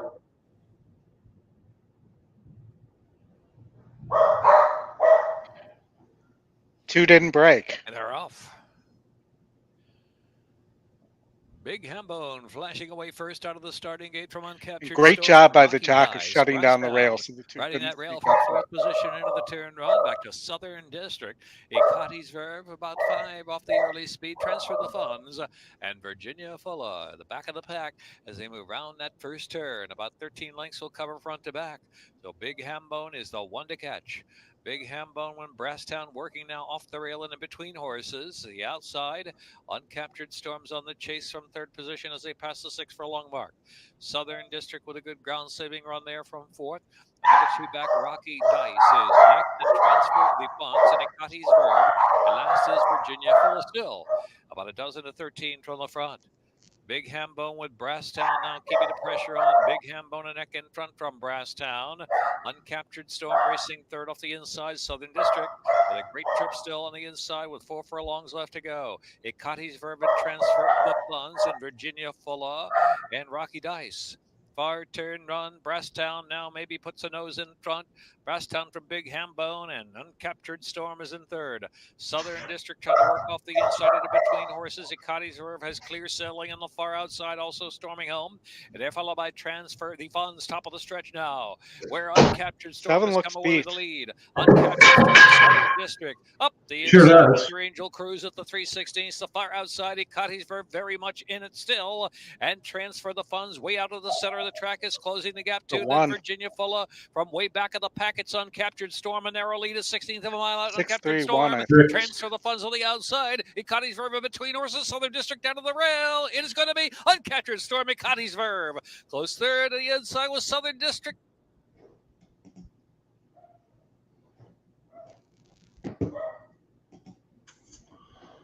All right, Oldie, where do you want to go next? I guess let's go to Oaklawn. Oaklawn, race 4. Tapsational, your E long shot here. Dash Attack, your top. SOR, McPeak is red hot, somebody said. Second off the layoff. Dash Attack could be dangerous here at 3-1. Strava, you're getting top pace and top GSR.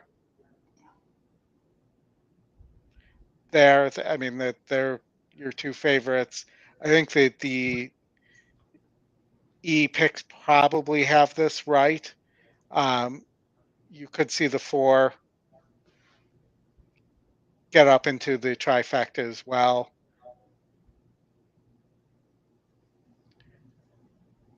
So if you wanted to play, I mean, there's only 6 horses here, but I'd be 5, 3, and 4 here. And that's not going to pay much. Again, because you only have 6 horses. Sure, but 2-1 on a win bet, if you like the 5, isn't horrible. Yeah. But this horse appears to have done its best running last year.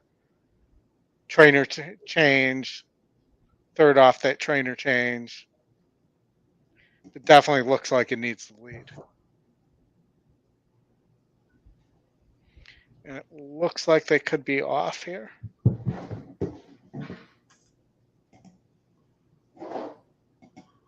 They are. 7's on the lead, 8 in front and second, 4 and 5, 3 coming up the rail, 5 on the outside. 3 thinks he's running at Turfway with that middle move. Yeah. Lots of looking around by the jocks. Right now, the 8's looking great.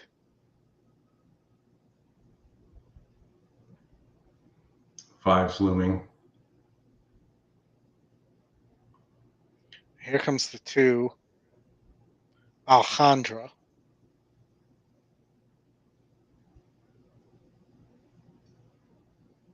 Again, just not much value here. 5 didn't need the lead. Running well. needs to hold off the 2 as the wire approaches, and the 5 is Yeah. the Yep. 5-2. So when you look at that one, Oldie, you kind of went over that a little bit when you were talking about it. The 2, the long shot there, and the 5. I'm on the wrong screen. You were getting 3-1 and 6-5. So Yeah. there just wasn't any value there. No, that but, normally would be a race I would not. No, but you caught it. It had the top pace number, but it also had top GSR there. At this distance, 5 times it's run, 2 wins, 1 second, 1/3. Now 6 times, so 3 wins, 1 second, 1/3. So a good horse at a mile there at that class level for sure. Yeah. So 7-2 seems like a square price at Tampa on the 9. To me. 7-2 on the 9. Not top pick, not any of the top picks. It's got the big pace number there at 11 furlongs on the good turf, which is Keeneland. Keeneland always, the turf course right now at Keeneland is, I guarantee you, is rated good. Yes. Like us all, hopefully, it's rated good. Yeah. So you got what? Is that top soar as well there on that 9 horse? It is not top soar. It's 1 click away. Yeah, but when you look at the other column, it is overall, right? Yeah, and it's top GSR as well. Mm-hmm. And this being a handicap, it's not at a significant weight disadvantage here either. When I look at those, Oldie, when you look at the top GSR again, between the 9 at 70, I immediately want to look at the 5 because it's only 1 point, and I don't think sometimes the 1 point matters. So Jamie Ness, first time Jamie Ness here, right? Or second time on that 5? It is second time Jamie Ness. Okay, so he's 34% there off that claim.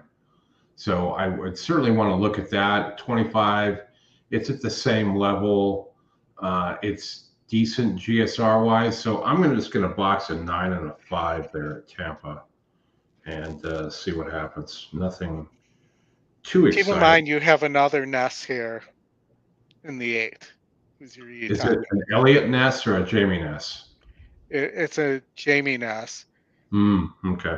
Beat this group last time out, just without the 9 in there or the 5, but is carrying 121 today, was carrying 119, so not a big weight improvement or addition. This horse has also carried 126 in his 1 and wins a lot of races.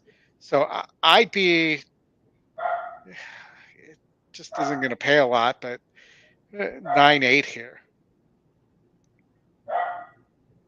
You're going 9-8, huh? And then I might look at somebody like the 2, the long shot, to throw in there at 11-1. I'm going Dolly Parton, 9-5. What a way to make the living. Well done. Well timed. All right. What do you guys like here at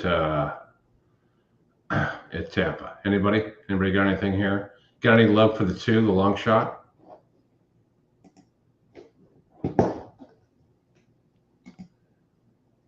Looking here. Dikembe Mutombo. Dikembe Mutombo.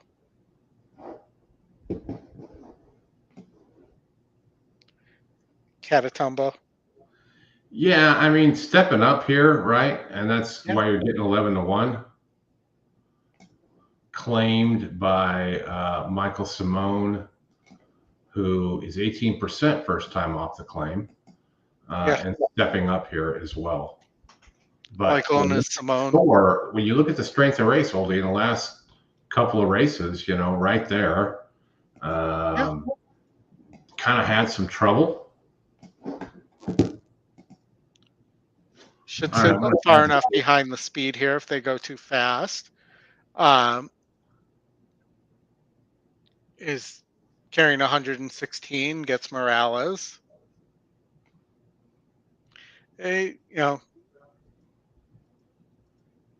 Might give you a price to mix in here.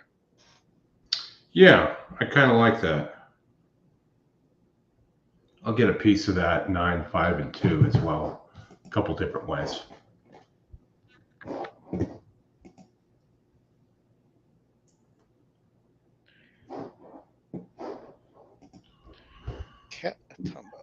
All right, let me get over to Tampa as they're getting into the gate or position here and get this race up. Hey, Jared, thanks for joining. Oldy and Chris, who is your Florida Day horse? Are we limited to just Gulfstream, or is that Gulfstream in Tampa? Do you mean a single in the late pick 5 sequence? For me, it would be market segmentation. Up to gate 3, Click-a-Tat and Sammy Camacho to gate 6. Dial him up.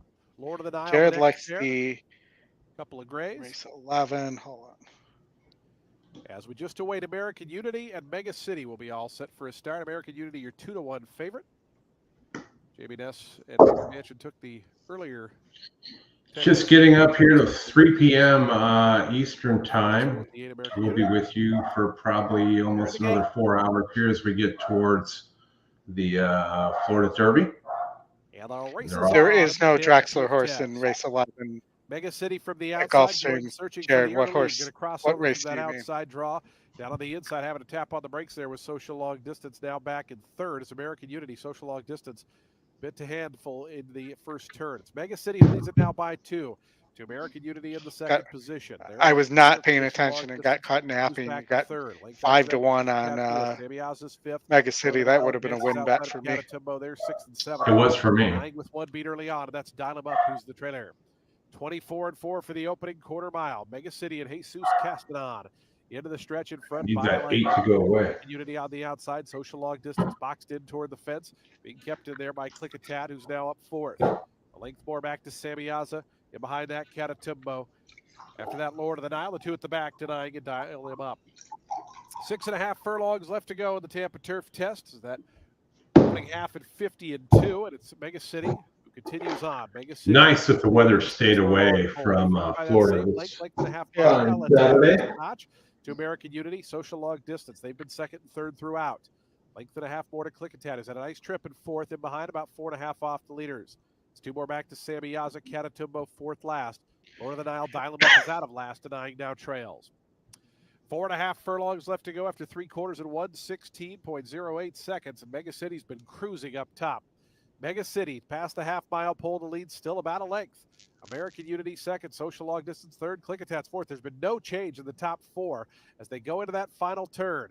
Mega City the leader by a length and a half. American Unity now trying to keep a little closer tabs, moves up on the outside to within a length.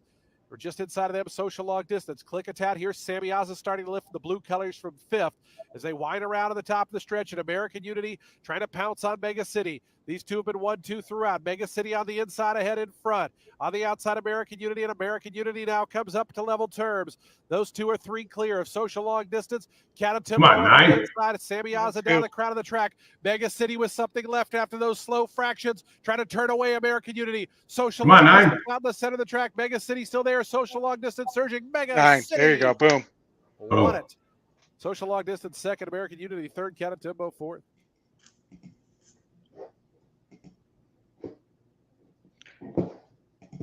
Aqueduct.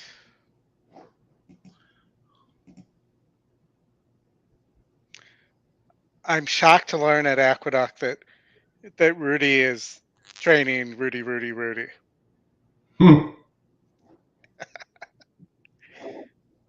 Zodiac Aqueduct just went off. All right.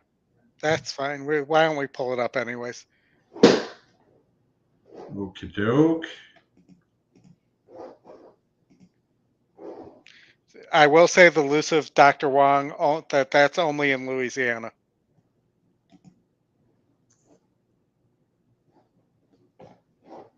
As they work up the backstretch with Model S tipping out towards the 3 path and out wider. That's going to be Shaking the Bell. No reaction to my comment about that horse's name. No, I got too many different things going on. Sorry. The elusive Dr. Wong. He's only available in Louisiana. Castle Cove Spirit. A little bit awkward at the back there. Trying to keep up with the group, but way back there, that's the elusive Dr. Wong. A pressured opening quarter of 22.52, and here's Herd on the Street, who's ranging up on the outside of Mr. Georgie, and these two duke it out up front. A pace duel on the front end. They went 46 seconds flat for the half-mile time, and Herd on the Street is now in front. It's Herd on the Street. Mr. Georgie battles on. The rest of the group is trying to make up some ground, but Herd on the Street is now opening up here. Herd on the Street is just sprinting away 4-5 lengths and widening this advantage way out in front. Herd on the Street is just at the 16th pole and is all alone. It is Herd on the Street gonna romp. Herd. All right, let's take a look. Gulfstream, 2 minutes, Oldie. All right.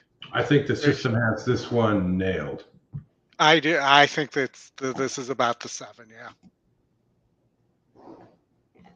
And I think the long shot is dangerous here. And I agree on the 6. 7, 6. Maybe Tim and his ham.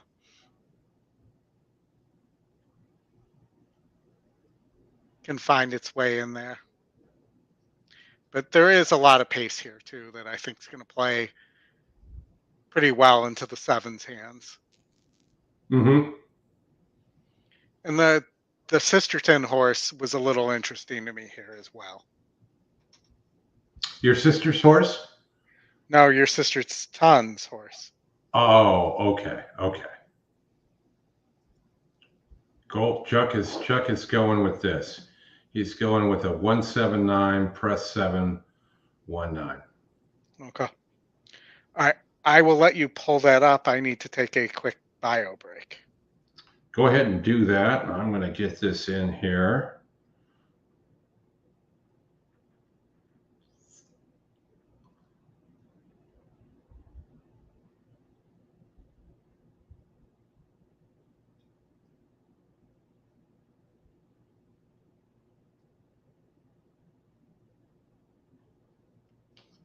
Six and 3.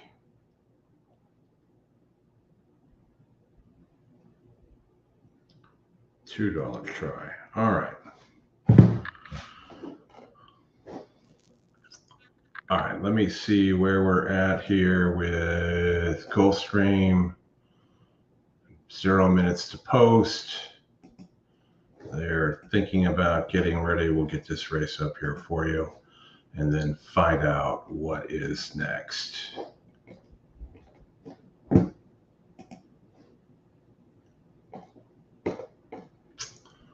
All right, after this, Sanibel Island. I think our friend Derek is going to be down there soon. He was looking at the travel time up to Tampa. 2.5 hour drive one way, depending on traffic, what time of day you want to go. But Sanibel Island, very nice place to visit. If you haven't been there, check it out, especially this time of year. I would probably avoid it in July and August. Like we do most of the time here in Florida. That's the Florida winter where we spend most of our time inside in the cozy air conditioning. So did I hear the oldie cough? Yes, he is back. Yeah, sorry guys about the cough, but it is what it is. He's got to find that button that says mute. It's otherwise known as a cough button. We'll get there eventually. But after this race here at Gulfstream, looks like Oldie, unless you want to go to the Cayman Islands in Jamaica, it will be Laurel Park Race 6. And then the Cayman Islands sound nicer than Laurel Park Race 6, but it does. But one, we can't show that, and two, I have no idea on any of that thing with that type of circuit. So, well, Storm Boy, the 3, is only carrying 111 pounds, so maybe that's a better option. But Yeah. And in that Laurel race, you have a Brittany and a Russell first-time starter there. when is hurricane season? Scott Free asks.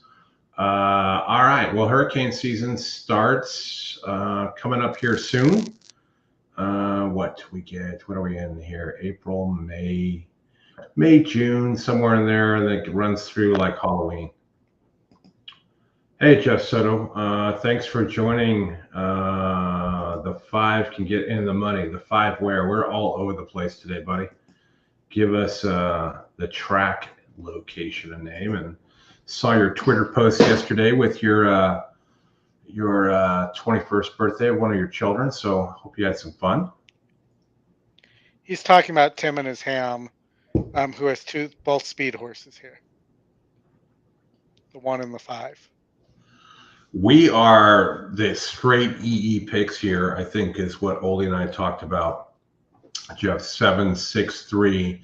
I know that Chuck liked the 1 here and the 9 as well. He was 1, 7, 9, and then 7, 1, 9. So we'll see how this one goes as they get onto the fine Gulfstream turf race. I've got the sound on, so we're good to go there. And how far are we going here, Oldie? We're going 7.5, so the whole even though they say 7.5 is 7.5, I've heard many times that 7.5 at Gulfstream's actually a mile. It's more like 7 3/4.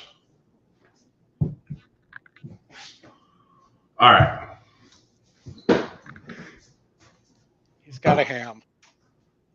I can make ham jokes. Make as many as you want. Today's the day. Tomorrow's the day. The horses, they're out the gate. It's now post time. Moving in now for the Sanibel Island Stakes of 2024. 7.5 furlongs the journey here. The odds-on favorite in the colors of Cheyenne Stable is number 7, Ozara. Christophe Clement and Joel Rosario already on the Saturday scoreboard. They're looking for 2 today. Russ, we did talk a little bit about Oaklawn. Second choice is the 9, 5-1 on Pharaoh's Wine. Edgard Zayas for Dale Romans. Some good prices here if Ozara doesn't fire, as the third choice is 8-1. Riders off the 4, Viv Verve.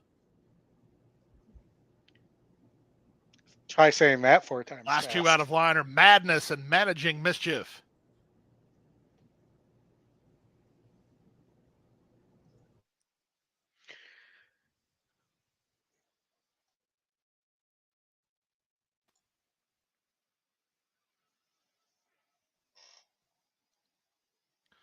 Managing Mischief walking forward.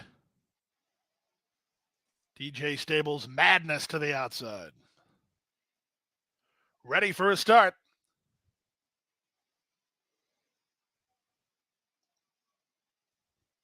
And they're off. Racing in the Sanibel Island Stakes. Level beginning. They're across the course early. From the inside, Destiny Star, Zoli, part of the pace scenario. So is Joyful Lass, mixing up between horses. Managing Mischief's not far away. Ozara's between horses, and up and by her went Golden Ghost. Then it's Madness ahead of an inside running Viv Verve. Hello Hollywood, second last in the early trailer, Pharaoh's Wine. And the run around the first turn, Destiny Star and Joe Bravo call the shots. They lead by a length. Second is Golden Ghost. Up to the outside, that's Managing Mischief. And third, Zoli is at the rail. Fourth, Joyful Lass is next. Joel Rosario has the race favorite Ozara. She's in the green colors. In the 2 path, about 3 lengths behind. On her back is Viv Verve. Madness works between horses.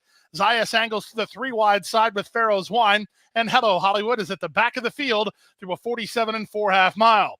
They leave the backstretch and move on to the 4 turn. Ozara had just had to check, and she did Madness no favors in that exchange. The leader is Destiny Star. Up between horses, Golden Ghost at the rail, Zoli. Now trying to improve is Ozara. She's going to follow Golden Ghost through. Meanwhile, Viv Verve needs room toward the rail. They're off the turn. They're in the stretch drive. Who do you like here? Off cover, Golden Ghost to challenge for control. Ozara's loose. She's 2 lengths behind, looking for room between horses. Viv Verve storming down the center. Pharaoh's Wine. They come past the 16th pole. Viv Verve got through. Viv Verve in front. Viv Verve for the money. Close then for second in 128 and 2. Viv Verve.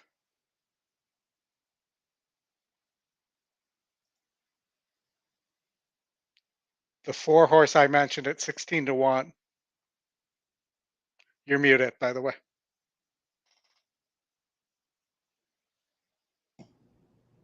Yeah, that horse got through, Oldie. Yeah, that horse was 16. Get the best of trips there for sure. That was the horse I said was a little interesting for Sisterton. 16 to 1. Got a great pace set up there. 7 had a difficult trip.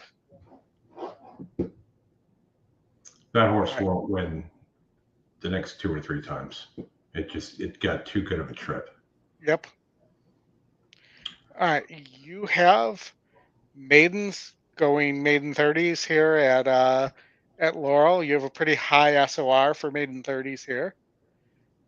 You have a lot of speed as well with the 2 horse for John Robb, who has been stopping.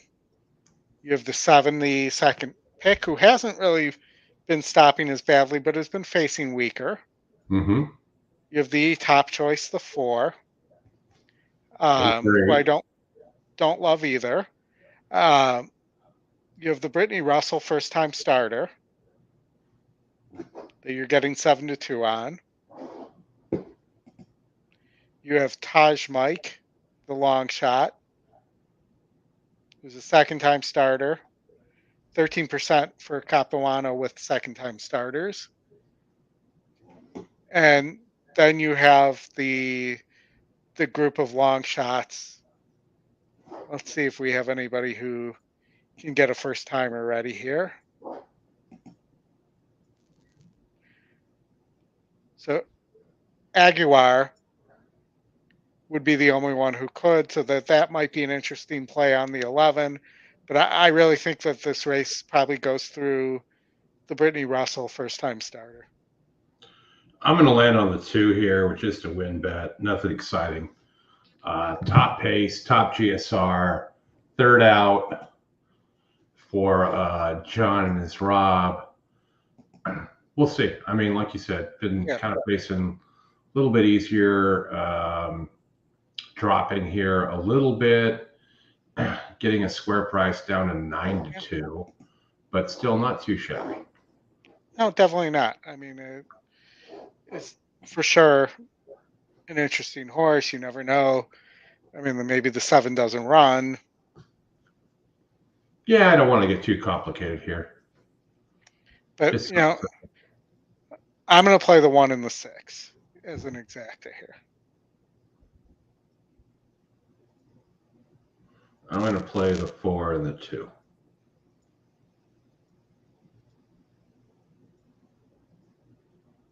I think you're getting a square price on those 2. Yeah, so when we look at as they get ready to go into the gate here, looking at the probables on the exacta, the 4 and the 2, the 4-2 is 18 to 1. The 2-4 is 24 to 1. And who are the 2 you were going with, Oldie? The 1 and the 6. The 1-6 is 38 to 1. The 6-1 is 37 to 1. So all around good odds there if you can connect with 2 of them. The 7 is probably the one that will interfere with us.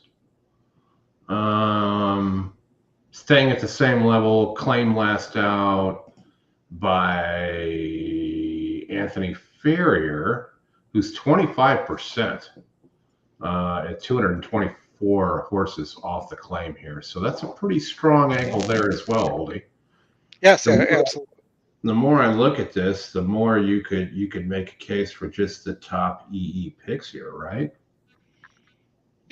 You could. I think it's a difficult case to make on the 4. The 4's had several chances here at this level. Doesn't seem to want to go past horses. And there are a couple horses faster here. Doesn't seem like it can rate either. So to me, the 4 at 9-5 is not something I could play.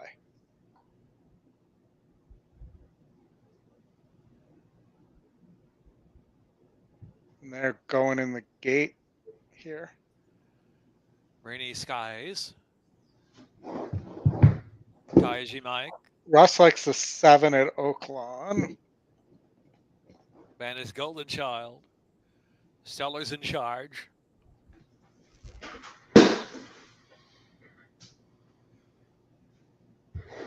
Summer's State of Mind, 2-1.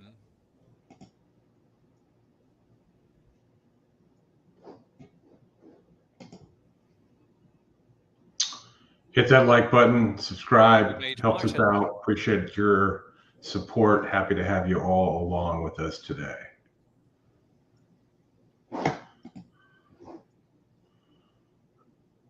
All right, Oldie. After this, we can go to the 2-9, lawn. 6 spot. All right. Have no regrets in.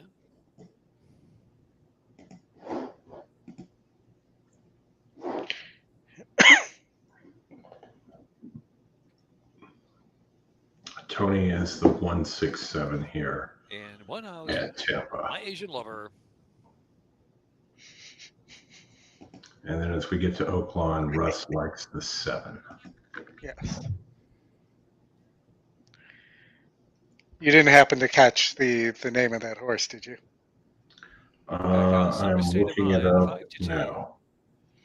No, not the 7. There's a horse in this race. At Tampa? No, at Oaklawn. Or not, I'm sorry, at Laurel. Hopefully you'll hear it on the call if you're paying attention. I am paying attention.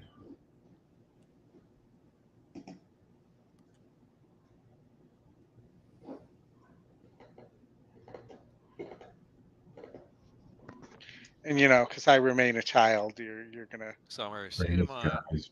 Bandit's Golden Child. give a And what's Baffert in this Oaklawn race. I'm looking at the Laurel race, so I'm not getting it. Holding 5-2. And I have the Mind. same mentality as you, so Okay, well maybe I misheard the name on the 11. My Asian Lover. Yes. Which isn't funny as a name, but is funny when you hear the track announcer having to say that, Well, sure. because it sounds like it's his Asian lover.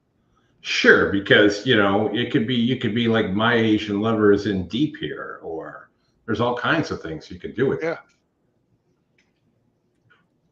it. From a teenager, juvenile standpoint, which we all are. Well, at least you and me. Yes. I can't speak for everybody else. Bluegrass Dan, welcome. Dan, back. Love you long time. Okay, we got comments. Holding 5-2 in the gate. Yes.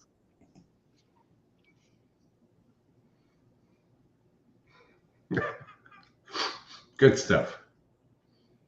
Well, you 2 caught a flyer. And their Bandit's Okay. Golden Child very fast, and in the blink of an eye opens up 2.5 lengths.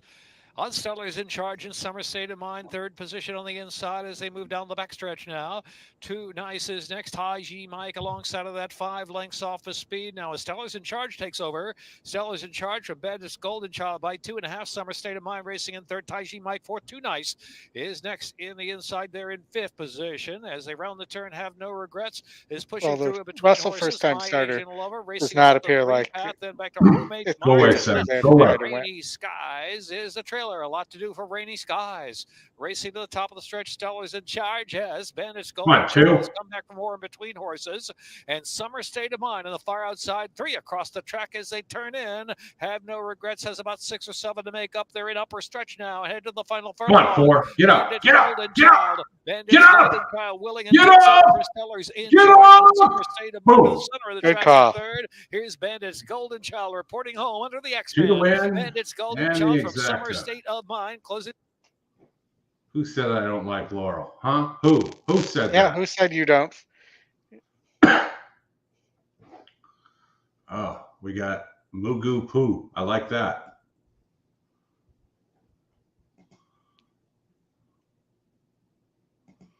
You guys are great.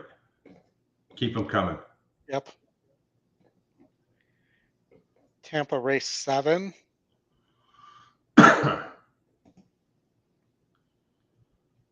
Way to go, Dan. Way to go.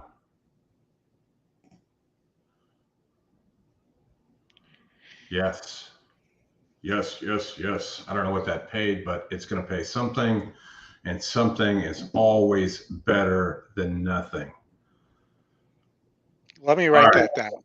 Huh? Something is always better than nothing. Yeah, write that down on your phone.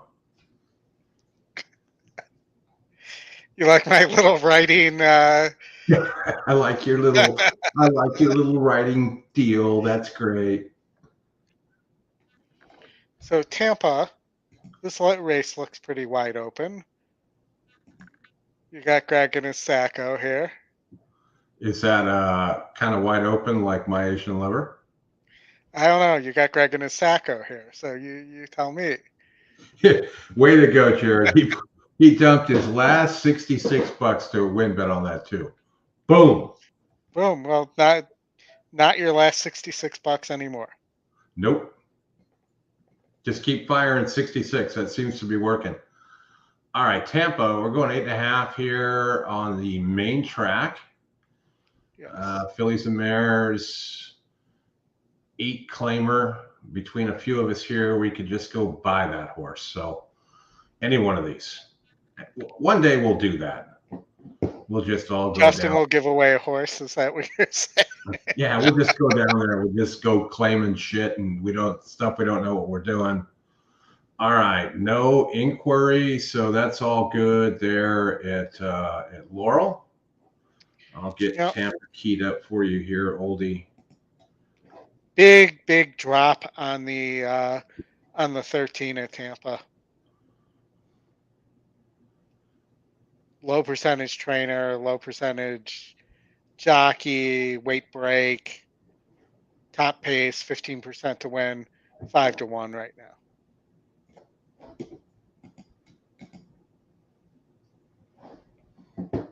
For me, if I'm playing an exacta, it's the 13 and the 11. But you know, those wide posts at Tampa to concern me. But you do have a long run up here. Yeah, you do. For me, I'm just not this is not a race I'm going to bet. If I was, I would like pick 3 long shots and just box them and hope to get lucky. So the art strategy. Yeah, whichever art you want to talk about, sure, one of those strategies would work. Chalk trainer wise, I mean, Camacho 21%, Ronnie Allen Jr. for Topher Barron at 19%. I just feel like this is going to be just not something I can really read into here. So yeah. We'll cover it, and then we'll get over to Aqueduct, 7 minutes to race 5 after this one here. Yeah, I mean, we could take a look at like a $24 pick 4 here and see if we can find value getting through this race. I would single the 7 here if I was going to do anything. I wouldn't go with those outside posts. Just go with the second pick and pick and pray. Joe Bravo. This is a good comment. Joe Bravo should be the ambulance driver at Gulfstream. Why? He'll get stuck in traffic.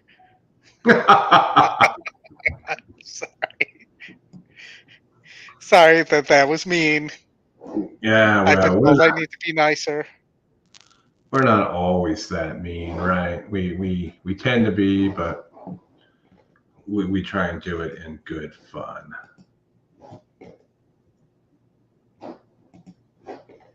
You got the. If I were to play a single here, I'd probably use the nest juice on exit right. All right, so not too shabby there. You got that was a $10, $11.60 $1 exacta, so that's good. I think I found myself a Justin single here. You what? I found a Justin single at Tampa. The long shot in race 9. Tampa, race 9. What are you going to play? Maybe I'll tail along with you. I'm just building a pick. I'm not talking. I'm just building a pick 4. I don't even know if I'm going to play it. Big pace on the Tampa turf in the last. That 10 is where you want to single the 4? Yeah, no, race 9. Race 9.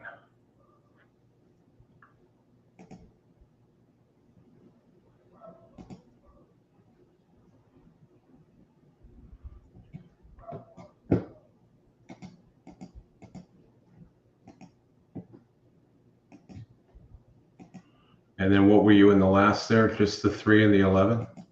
I think I'm just the 3.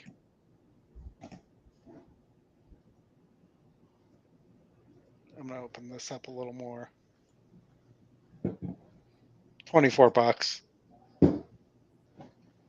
All right, I'm doing a 7 and then all 4 3. $12. $12 for $1.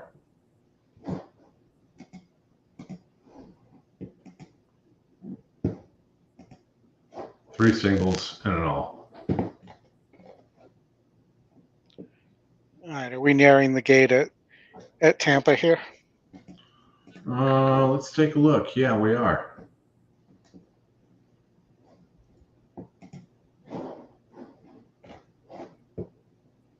Want to bring us over there? Ligia 5-1 on Seaver. Who's the first one to load in? I didn't quite get to the mute. Just coming forward. Bellamira at a gate 2.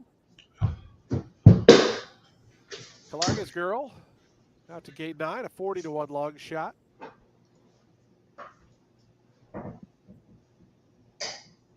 Here's Love Unlimited to gate 3. Callie Sue, the favorite, going to be next, along with Cross Island. Those two go in. Toodaloo, y'all. Up to gate 6, 14-1. Waiting on Ligia, Peacefire, and Total East will be all set for a start. Today's 7th race, ready to start the late pick 4. Ligia coming up. Total East and John Rivera to the outside. Ready to kick off the late pick 4.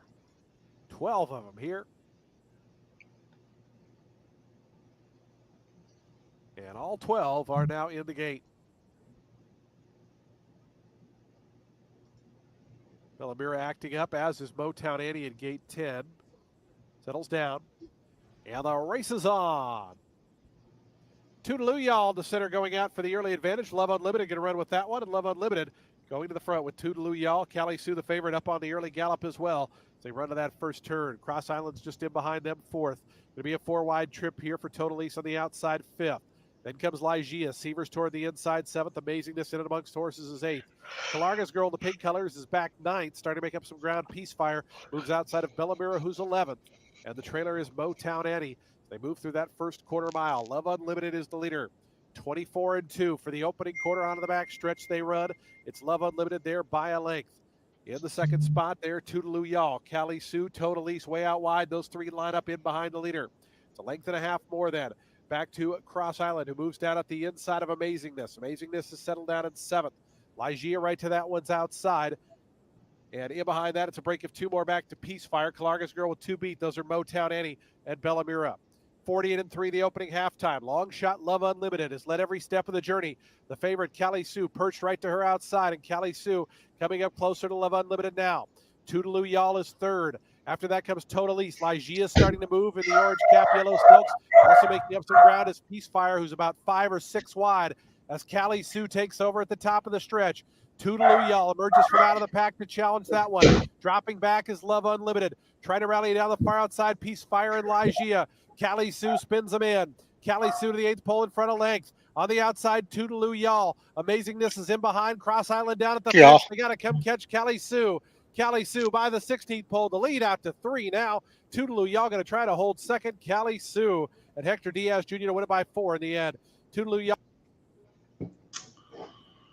All right, well, the favorite there. Toodaloo Y'all. Aqueduct. Yes, to my 2. Start of the late pick 5. Oldy, what do you got? I am working on my late pick 5, not my late pick 5 ticket right now. I'm on the last leg, so I'll just switch over here. I think I need to add to the first leg here as well.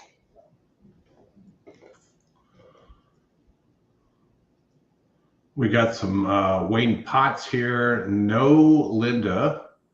You got to switch the screen.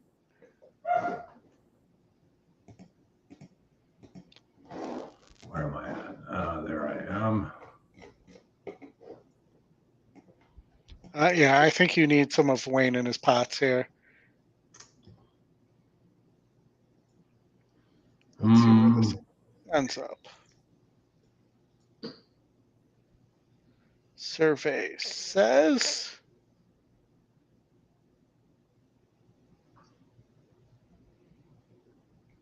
we are not going to load. Somebody get scratched that I'm not getting the 6 pulled up there. 2, 3.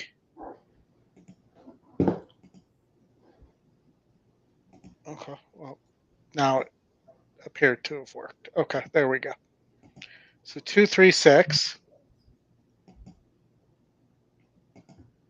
1, 2.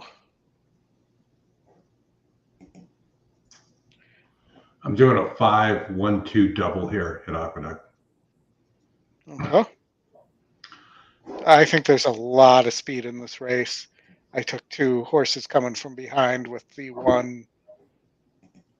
Way to go, Jared. You're rolling now, buddy.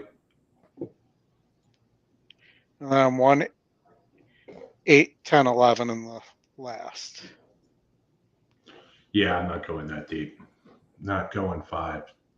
Give me a double. Give me 5-1-2. Race went off, so I missed it anyways. Race is off.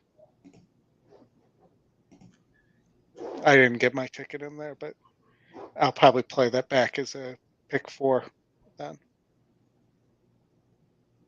Can you pull up Aqueduct? Yeah, I have the duct up here.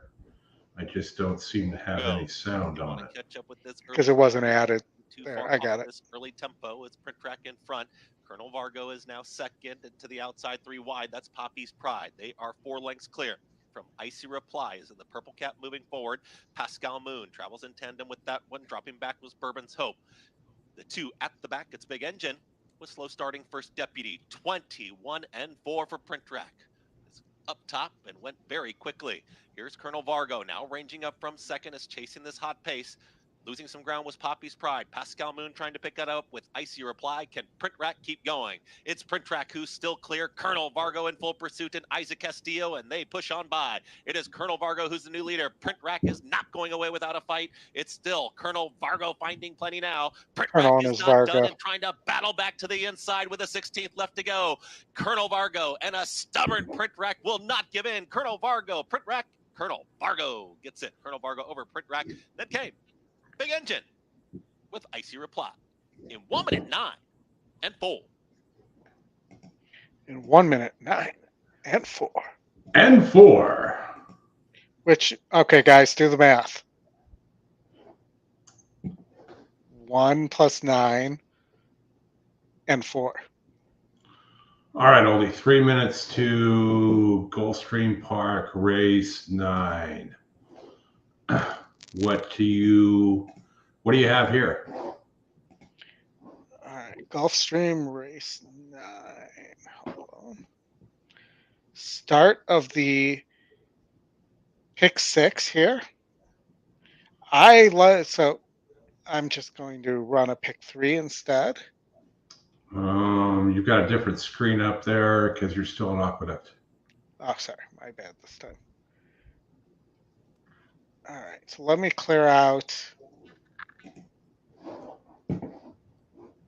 Well, no, that would be, I'm using way too many horses here for a pick 3, so let me clear this leg. 99 pace on the 1. Yeah, the 1 I'm probably going to play a win bet on. Oof. Anchor. No? Yeah. I'm throwing the 1 out. I like the 3 a little bit with Paco. The 2. 6 for 40. 6 wins out of 40 races. I don't mind the long shot here. I actually liked a lot here. But, you know, if you're making me choose here, it'd be 2-1.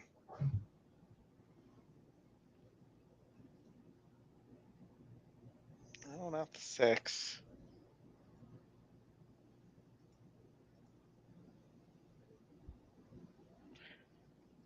I'd be 2-1-7 here.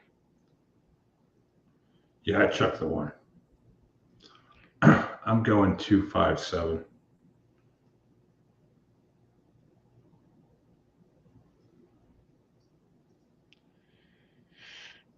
All righty.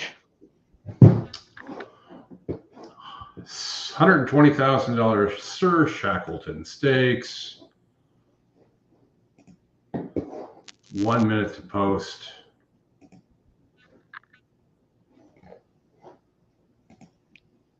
You know, Chuck, I agree with you. I like the 7 too. I like a 7 to exacta, but I do like the 7 on top. 7's 3-0 at the distance too, and is beaten similar or slightly better at this distance.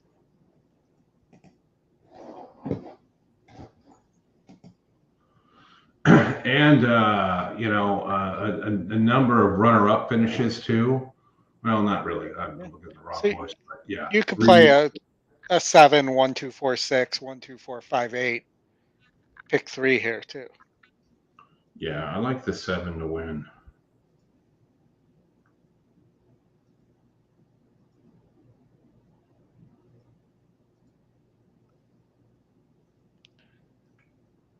I'm just going back and looking here. 7, 1, 2, 4, 6.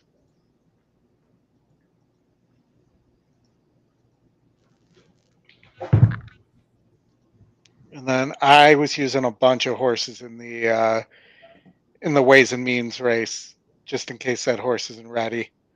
There's some good horses there. 1.2 million in climbing in the 20-cent Rainbow 6 as the Sir Shackleton Stakes is up next as we move forward in the Florida Derby program. Race 9 on the day. Start your 20-cent Rainbow 6. It's next. You got a late pick 5 here at Gulfstream, Oldie? We can do that after this race is over, but yes, I do. I have to put I took my picks out for Dan before, so I'll start readying that now. And Yeah, we can get smart into enough that. We to can get actually. into that. We can get into that next after this race is over. We got 7 minutes to Laurel.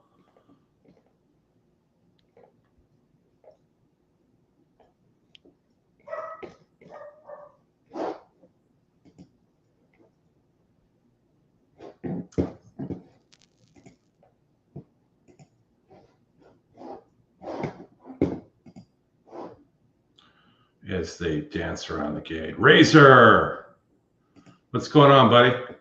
Shot time. Razor, you want to come on, do shots?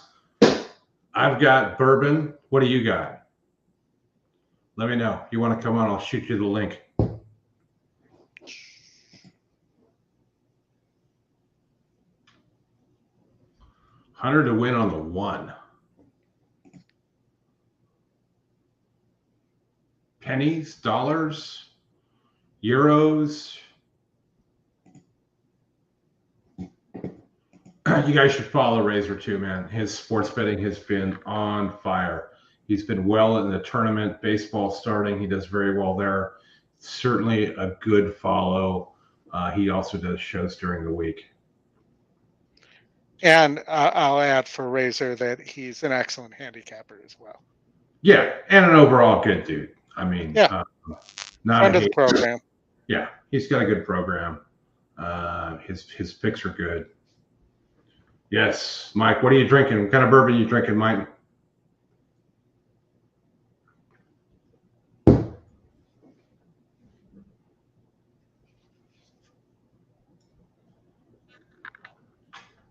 Oh, that's okay. I got a good deal on 2 cases of Blanton, so I'm kind of stocked up for a couple of weeks.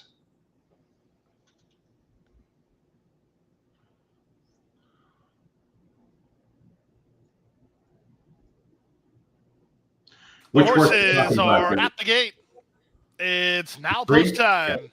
Got it. Moving in for the starting leg of the Rainbow Six, we travel over the main track at 7 furlongs for the Sir Shackleton Stakes. Evenly bet event. Veteran campaigner Long Range Toddy, one of the favorites here. Shaq Diesel just went in line. Implementation is ready. Just one more, in fact, waiting for Thought to take the outside. As a sprinter, and this is just a thought on my part, post. Shouldn't he be short range, Toddy? And they're off. Great start for Long Range Toddy, who's put right on the early advantage here. And down at the inside, Vivir Conalegria. Legacy Isle wants to mix it up. Oscar Eclipse joins the top flight. On the far outside, it's Ticking. Saving ground is Implementation. Moving up between horses, Shaq Diesel. Then Dreaming of Kona, and Thought is last. They're under the half-mile point. Checking hard back toward the back of the field was Shaq Diesel as Implementation tried to work to the outside. The advantage to Legacy Isle, the quarter was 22-1. Legacy Isle to the half-mile point leads by 2. Second is Oscar Eclipse. Down at the inside, Vivir Conalegria right alongside. And then back to fourth goes Ticking. At the rail, it's Long Range Toddy. Outside, Dreaming of Kona. Inside, Shaq Diesel. Implementation stuck in traffic, and Thoughts on the outside as they pass the 3 furlong point. Bye-bye. With the advantage, it's Legacy Isle. Oscar Eclipse launching a bid second at the 5/16, 3 wide. Ticking is now third. Trying to rind it up from the back. Implementation. He's in the white and red colors. He's stuck in traffic as Irad looks for some place to race. Off the turn and the stretch drive, the half. 44-4, they're in the drive. There's a whole bunch of pursuers here, but Implementation's loose, and he's got the fresh legs trying to go get Oscar Eclipse. Oscar Eclipse is in front. Implementation runs at him on the outside and Dreaming of Kona between horses. It's Oscar Eclipse. He's still there. Dreaming of Kona one more time. Oscar Eclipse prevails. No good. No Gouda. No Gouda at all. All right, so we've got Laurel race 7. I have my Gulfstream pick 5 up for when we want it. Oof. That's a lot. Yeah, it's a big sequence with a lot of there'll be a lot of money bet in this sequence. Sure. There is that thing of what, 2 million, you think, or more? I think probably more today. All right, 2 minutes to Laurel. We got kind of a small field here with a 41% horse with a huge Giganosaurus pace advantage. Is Giganosaurus, is that a technical term? It is a technical term. When you got, what, 38 points, 38 points, is that enough? I don't know. One Way Farrier, which is not trained by the Anthony Farrier, who's a trainer at Laurel. You know, that's used to be trained by Anthony Farrier, but was claimed 5.5. 5.5 on the dirt. You know, all things being equal, I think the 5's a better horse, but there's a big pace advantage there. So unless somebody shows speed that we're not expecting, the question for me is just, you know, the 7's never actually finished going any longer than 4.5. Mm-hmm. So you might be getting some silly money there. But most likely wins with that pace advantage. You know, 2-1 on the 5's an interesting price, though. You're going to tell me you like the 2. No, I think the 1 is, or the 7 is the most likely winner for sure. I mean, I'm not a big fan of the price, but 0 for 4 at the distance, so there's that too.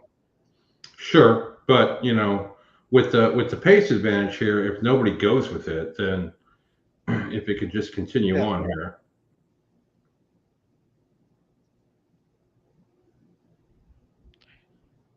For me, this isn't a race I want to play, but if you're making me choose here, I'll go with the 5 since you're going with the 7.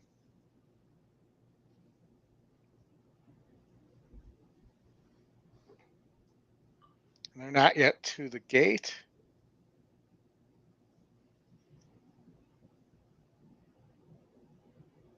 Razor likes the 4, 6, 7 at Oaklawn.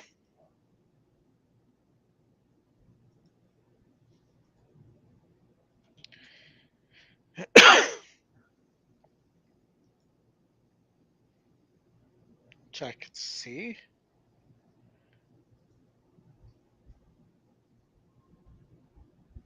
But I think the 1's a little dangerous there as well.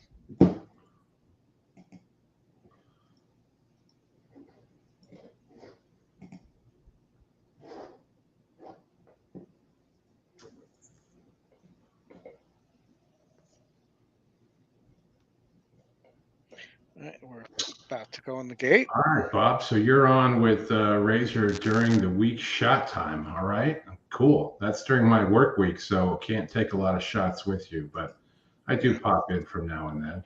But yeah, Razor, let us know when you get a free weekend and can pop on with us, even if it's for 10 or 15 minutes.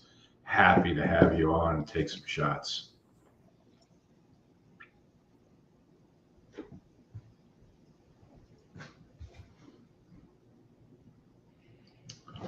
Having trouble getting the 5 loaded.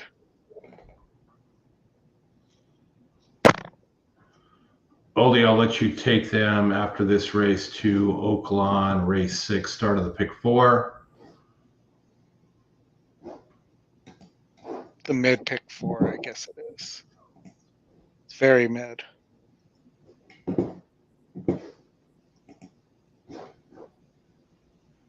Lined up for the 7th.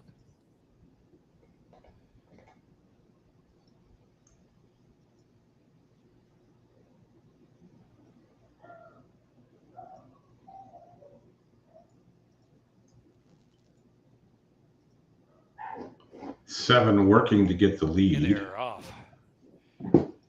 We got some level of delay. Restless I got to working reset away the to get video in after front this. from Force Only. of Justice, another two, All right. and Sincerito's next. And here's One Way Farrier moving fourth and 3.5 off with speed, and Kingdom Force is in the back of the pack.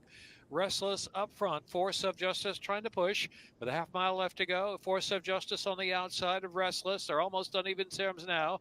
Gap of two, One Way Farrier in a prime spot from third. Sincerito on the inside, another 2 lengths back, and it's Kingdom Force who trails the field. Force of Justice, Restless, not much between them. They're head to head with 2.5 furlongs left. One Way Farrier's asked the question from third. Sincerito driven from fourth, and 3 more to Kingdom Force. Top of the stretch, Force of Justice tried to break away. Now a 2-length lead from Restless down to the inside. Force of Justice drifts a bit toward the middle of the track. In front about a length. Restless giving all out of the inside. The game try. And One Way Farrier is third. Here's Jamie Rodriguez, and Force of Justice reporting home as the favorite. Force of Justice.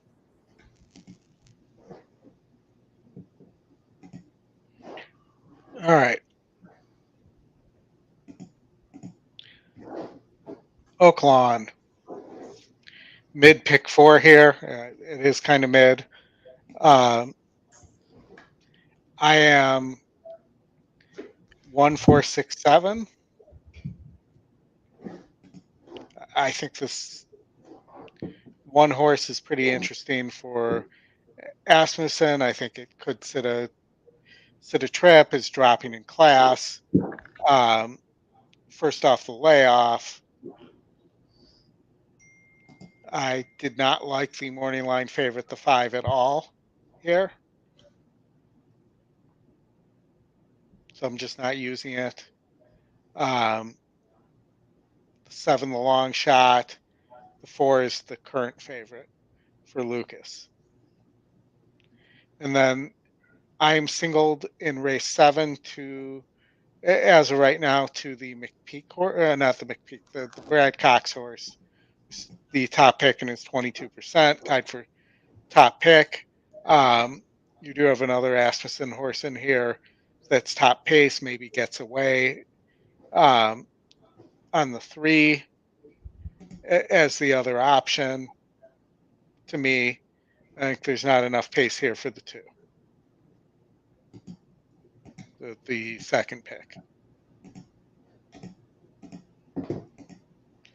On the Asmussen horse, I will point out that that horse has never gotten the lead before. I'm kind of talking myself into that horse too instead. And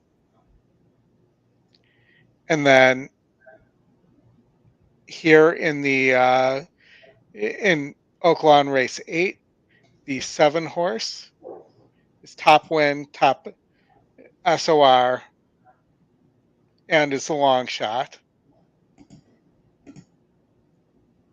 You have the Marquette horse. I spread here.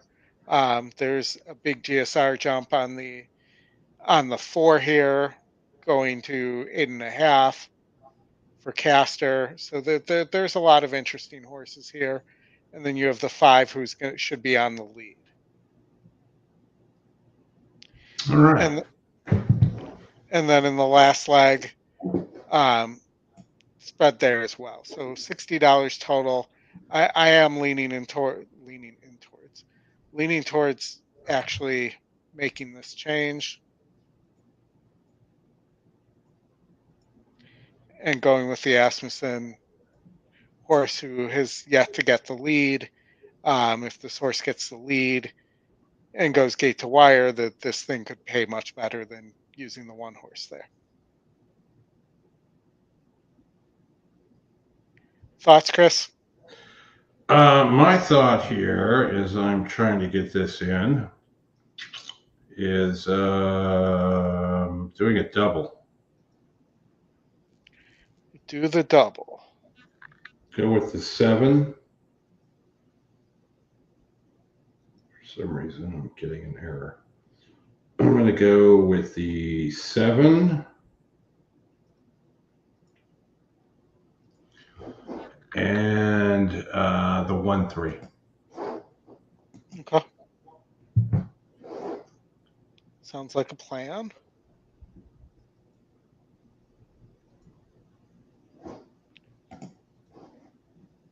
They're still kind of circling here.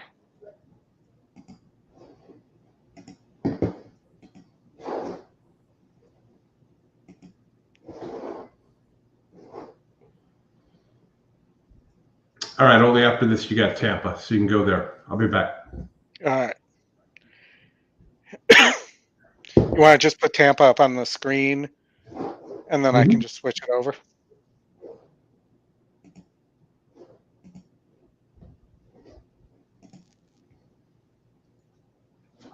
Done. Thank you, sir. Correct, sir. All right, they're still circling around playing games at Oaklawn here. 0 minutes to post. We'll keep an eye on the Tampa Panians here. Technical term.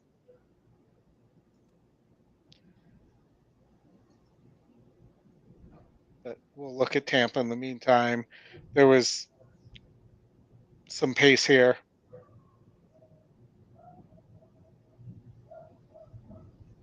Have notes on the 7. Saying the 7 probably wants dirt. The 12, I have a horse as a monster, so doesn't look like a monster anymore, but was a early 2022 note. Let's see where we are at Oaklawn. We're coming into the gate here.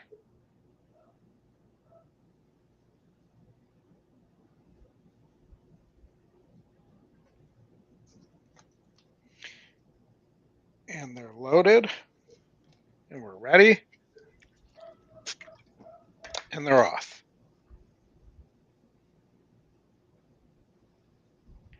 Five to the lead. 8 sitting just off pressing.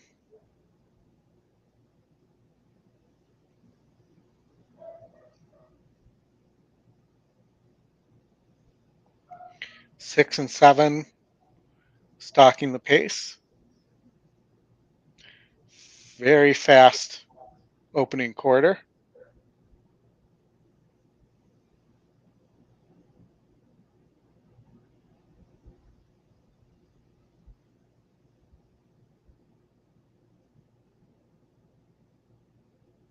Here comes the 4 and the 6. 4 is going to try to sneak in by the rail. Crashes into the 5. The 5 crashes again. It's going to be important who finishes second here. It looks like it'll be the 7, because the 4 probably should come down based on that move.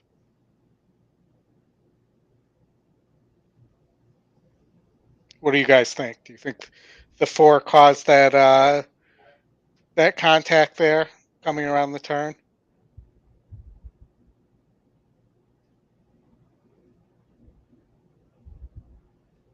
Chat, what do you guys think?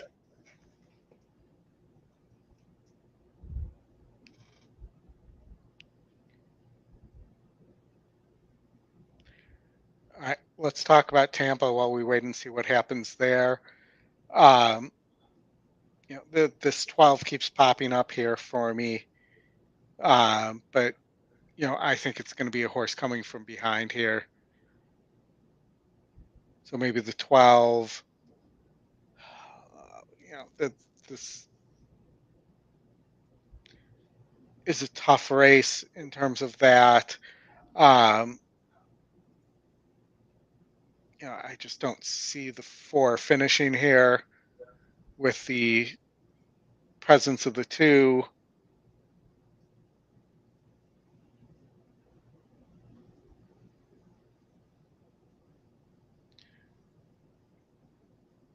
So the 12, the long shot's not a bad play on the drop here.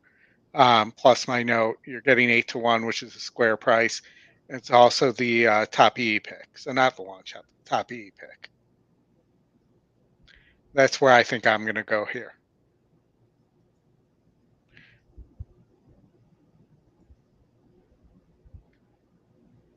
Otherwise, these horses haven't been running well. These are all non-winners. of 1, even though the 8 has 2 wins. So it must be non-winners of 1 within since December 30th. Okay.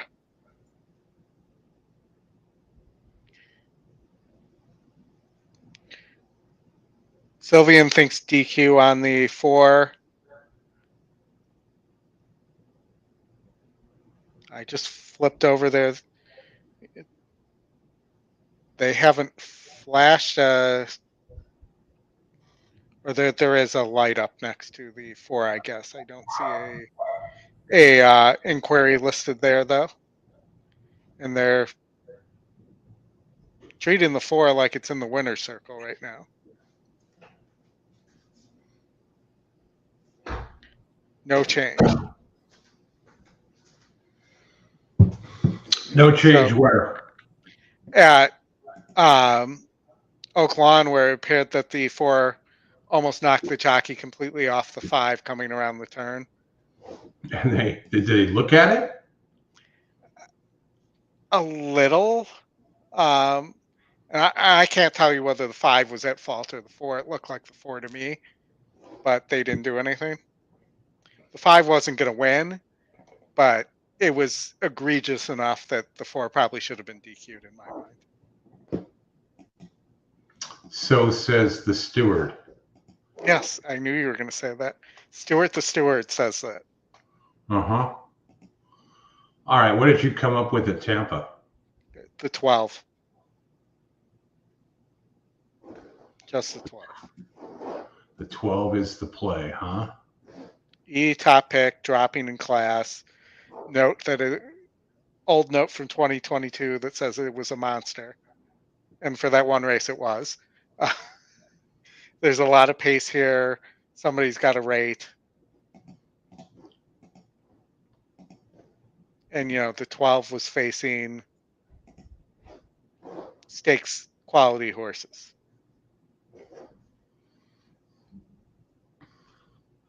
And first race back, 20%, 15% first race with horse for Damasi.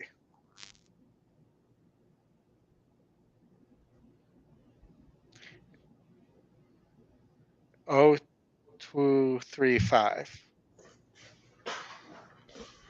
All right, let's get to 12. Let's get her done. 12-3. I mean, the E picks look right here. The 3 is going to be storming home late.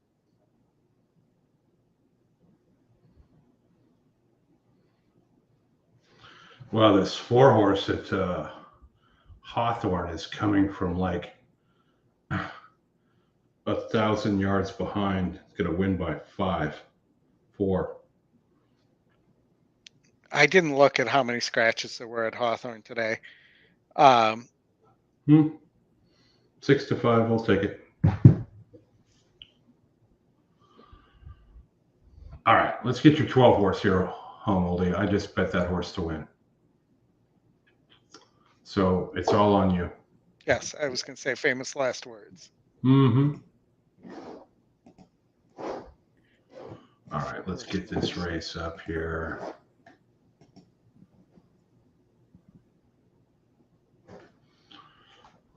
Starter wearing a tie, trudging out. Darby's Angel will be the next 2. Final pair will be Tari. Starting in the stretch. 02035 will be all set for a start. Today's 8th race. Late pick 3 time. I got to tell you, man, I think the turf is more firm than soft because my turf and my front lawn is pretty firm. I'm seeing good. It's the rating. Yeah, I think it's better than good. 02035. Is he, as Tony the Tiger would say, great. Great. Goes in.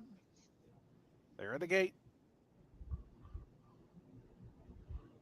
You'll show him you're a And the race is on. Bit of a tough And the start there race for is Tari, who on. hopped and then got pinched.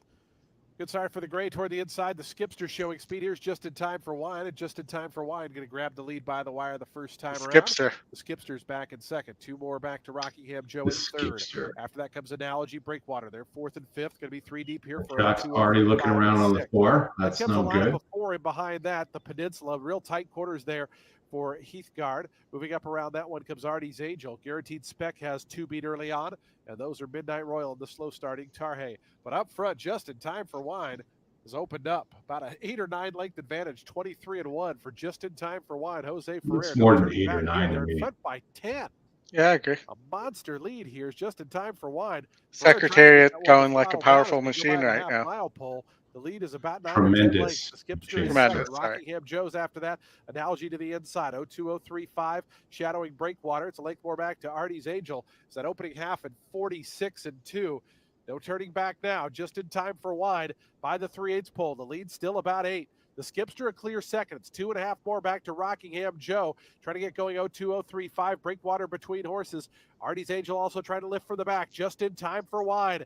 Trying to pull it in a unusual fashion here. Just in 12's Time not for Wine. gonna- In front by 7 into No. the stretch. 12's gonna Breakwater finish. on the outside now takes up the chase. The 4's Skipster, gone. those two come together down the far outside the peninsula. Just in Time for Wine has to make another Well- 100 yards, but time is ticking away. That lead is shrinking. Just in Time for Wine, just in front, the Skipster and Breakwater on the outside. Won't Just in be Time for 6 Wine. The and wire 1. came up just in time. You see that work like one Breakwater in after every that, the 50 Skipster, the times. Peninsula. Yeah. All right, Oldie. Aqueduct. Aqueduct, as you called it. I just played this for $30. 1-2 over 2-4 over 1-4 through 6-8 over 1-10 Ladies and gentlemen, your 11. attention please. On recommendation of the veterinarian, scratch the 10 Ironworks. The 10 Ironworks is going to be a late scratch from today's 6th race. Is the 10 Ironworks? Is he a steal? Little metal humor there. Very Yeah. little, but I will tell you the one horse Oh, that's the second one. in race 9 is a EE long shot top SOR qualifier. Okay. And it is 12-1 on the morning line, but 4-1 on the morning line. So it'll be interesting to see where that horse in race 9 at Aqueduct ends up price wise. I kind of like this 11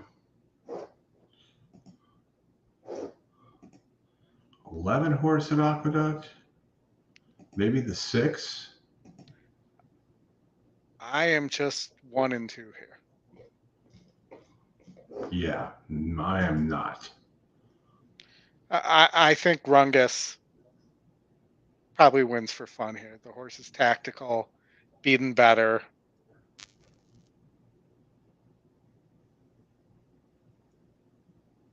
But let's Field point has out that 58. Rungus and Dungus are 2 different things.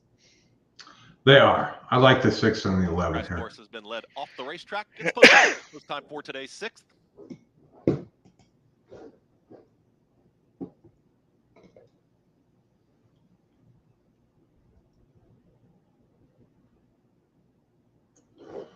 All right. After Aqueduct, what do we have next? We can talk Gulfstream pick 5. Yes, we can. The 5 of the pick.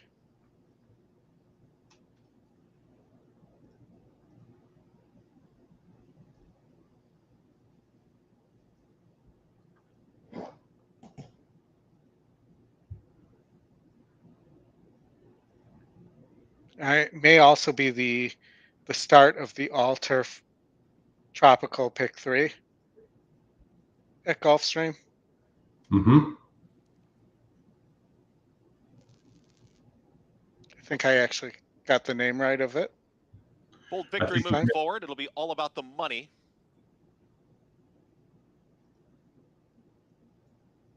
With 6%, the last 2 to load.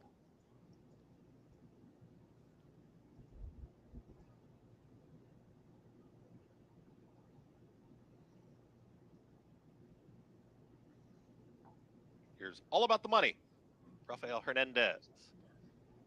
Goes in. All set. And they're off. Rungus has early speed towards the inside with Majestic Frontier, and they drift immediately off the rail. They're 4 across the racetrack. As joining them is going to be Sitting on Go, is now put a nose in front. Comfortable enough to the outside of that one is Complete Agenda as they start to bandy for position here. It's going to be Sitting on Go, and Rungus is now closer to the rail, is now a challenge second with Complete Agenda passing us for the first time. Majestic Frontier is back there in 4th. It's a very slow pace up front. They're followed by 6%, who's now going to track in 5th, and All About the Money got right over to the rail, and the red cap is going to stay ground. Just had to track briefly. The 2 at the back, that's Strong Light with the trailer. Bold Victory, they're chasing Sitting on Go. Sitting on Go went 24-3, that posted opening quarter. Moderate tempo there as they work towards the backstretch. It's Sitting on Go at 7-2. Right to the outside, that's going to be Complete Agenda in second as they went 48.50 for that half-mile time. Rungus is at the rail, is now in 3rd.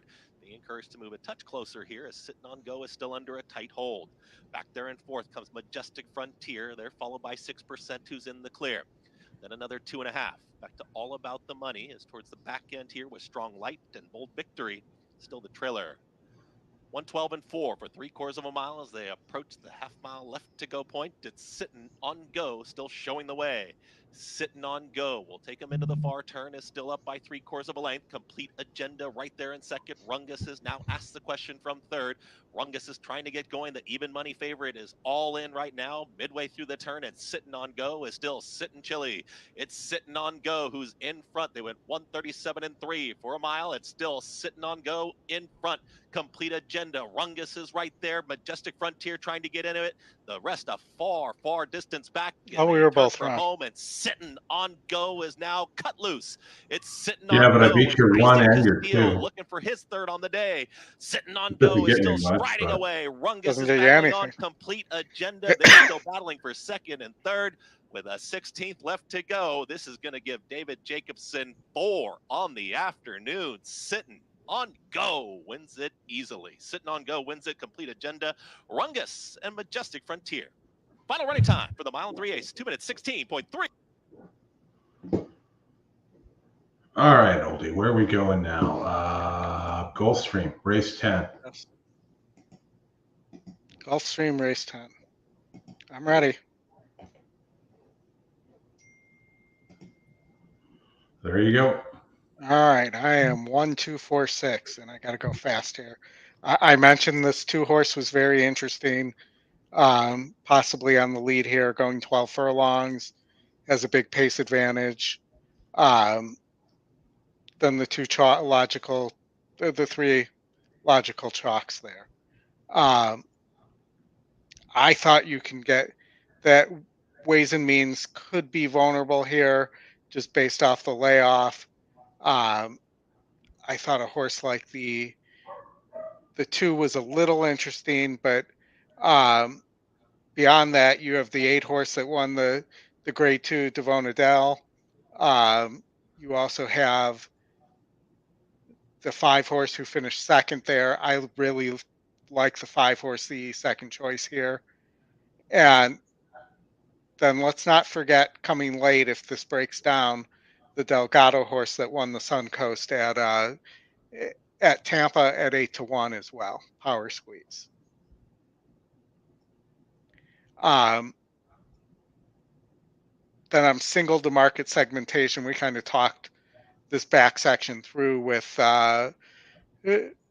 Dan, but market segmentation is tactical. The question's really the layoff for me because class-wise is the class of this field. I agree that Big Everest could be vulnerable here based on the pace. I dropped the 5 altogether. I'm using the 6 and 10 coming late. 10 at a big price, but if you look for Abreu here, second time Abreu, which we saw work earlier, this horse has run really well on synthetic, is going to move to turf. The GSR goes up. I think that 10 horse could be very dangerous here in race 13. And that's a horse we haven't talked about yet. And then the 3 logicals in the last race. All right, Ollie, I'm going to drop my picks here in the chat for the Tropical Pick 3. All you needed in the Aqueduct Pick 3, the last 3 legs, was Isaac Castillo. He's won the last 3 races.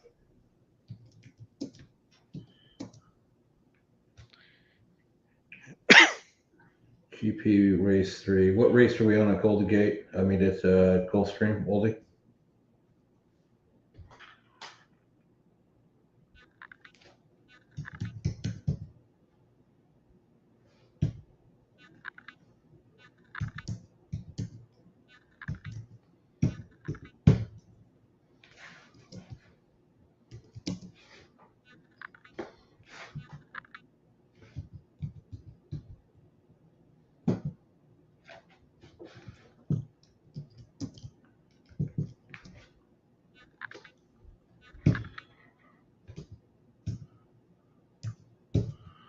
There we go. We dumped them all in there.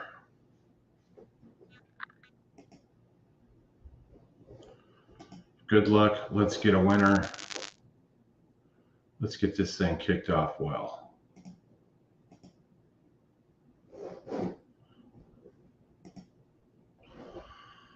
All right. How's everybody doing? You up? You down? You making any money? You doing well? You just kind of surviving? Where you guys are at? Let us know.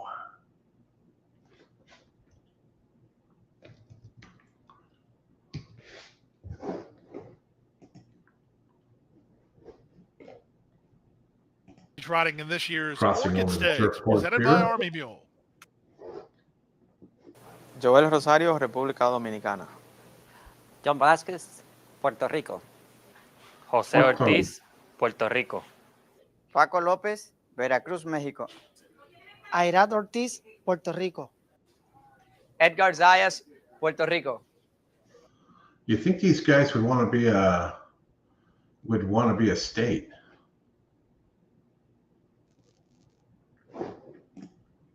We can add you.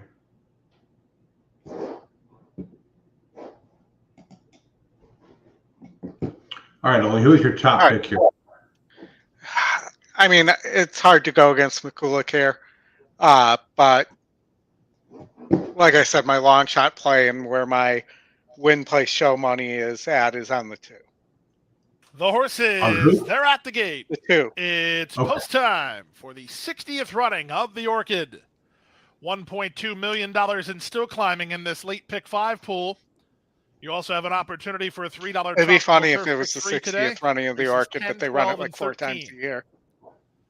The bettors have it as a 3-horse contest between 1, 4, and 7.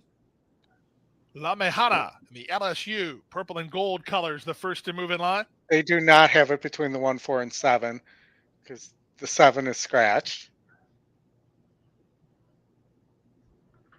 I'll let you tell Pete that. Hey, Pete. And your Ayala.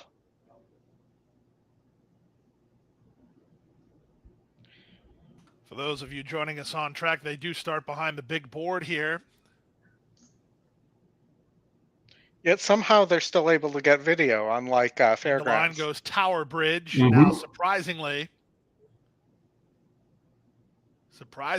wearing the fierceness colors into post 4 under jockey Jose Ortiz.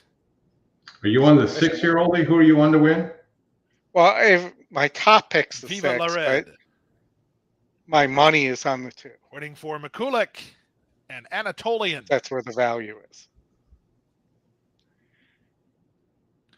Anatolian for Mike Maker and Edgar Zayas to the outside. They're in the gate.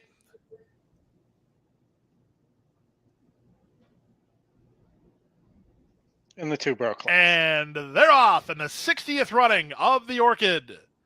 McCulloch was away well from her outside gate, moving up from between horses. Surprisingly, he's on the go. Surprisingly, for a half-length lead in the run to the far turn.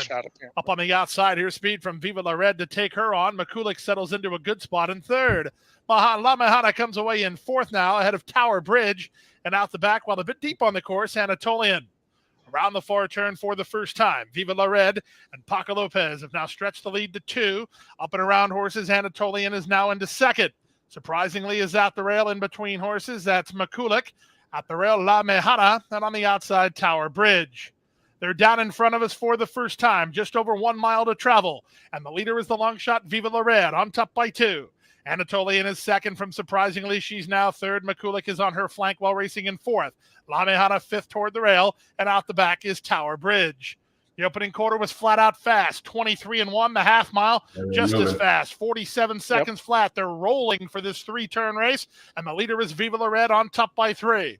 Racing in second now is Anatolian on the outside of Surprisingly, who's toward the rail third. On a hold fourth is McCulloch. She settled down well. She's about 5 lengths off this loose leader, a length in front of the invader La Mejana, and the trailer remains Tower Bridge. That's the 6 of them as they race past the 6 furlong point. 3/4, 1:12-1. Racehorse time for Viva La Red, who leads by a length and a half. Anatolian second, Surprisingly third. McCulloch bides her time in fourth. La Mejana with an inside lane is fifth, and Tower Bridge is last. So the favorites have all had some pace to chase, and they're all traveling pretty well with 4.5 furlongs remaining. The leader is Viva La Red by a length and a half. Anatolian is second, Surprisingly third. McCulloch. Jockey Irad Ortiz Jr. deciding when he wants to launch her to the clear. She's now moving up on the outside. Up on her back is La Mejana, and the trailer is Tower Bridge, and now the pace quickens. McCulloch 3 wide and charging to challenge Viva La Red. In between horses, it's Anatolian. Looking for room behind horses is Surprisingly. Rosario tries to keep her bracketed in with La Mejana, who's in the yellow on the far outside. They move to the top of the stretch. McCulloch has the lead and is asked to kick away. La Mejana on the far outside, Surprisingly between horses. 1/8 of a mile to go. McCulloch, she's got a kick. La Mejana launching late with Surprisingly in between. Final 16th of a mile. Here comes. All right, Oldie. Let's do this. I'm going to give you control, and I'm going to restart the multiplayer on the other side because we seem to be a little bit behind with the audio. Yeah, the audio's been behind the whole time. So Golden Gate, you could have an interesting play on the 6 horse here.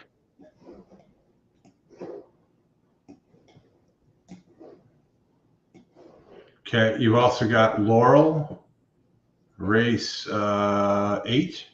Looks like they've already gone. Yeah, you could put Golden Gate into the viewer if you want. Here. I do. Let's see. Let me just stop the audio and all this other stuff so that 7-1 winner at over there at Maryland. Maryland, Maryland. Who did you like here, Oldie? I thought the 6 was a little interesting. Many Silver Bells. Yes, many of them. Maybe the long shot, the 5 too. Just seems to be a lot of speed here. On the stretch out, I don't think and the trainer change, I don't like the 2, but the 2 is getting a top jockey in Chavez. And you're liking the 6 at 10%, coming right off the pace. Yep. Broke its maiden last out. And it looks like the 1, 3, and 4 are going to go pretty fast. It does. So that's. I'm going to play a 5-6 exacta box as well. 5-6 exacta box. All right, I'm with you.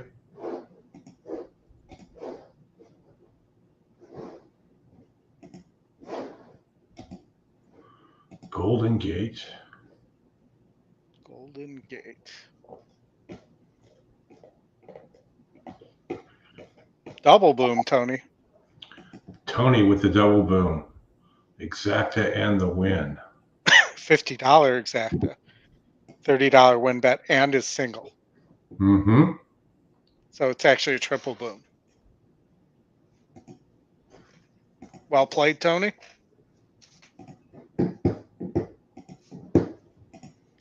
For a triple boom, Tony, we'll break out the boom.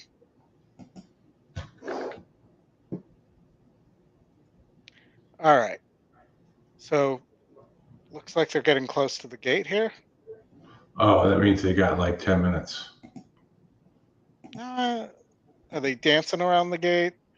Are they doing a cha-cha? I don't know. Let's see.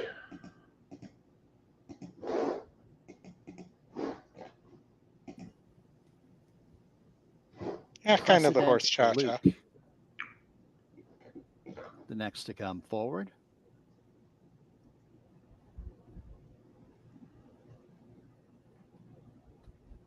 Loading up a numerical order for this first race. Half the field loaded up. Helen Sun, 12 volt.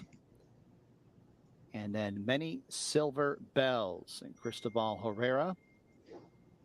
Red cap. Red blinkers. 2-1 on precedent, Luke.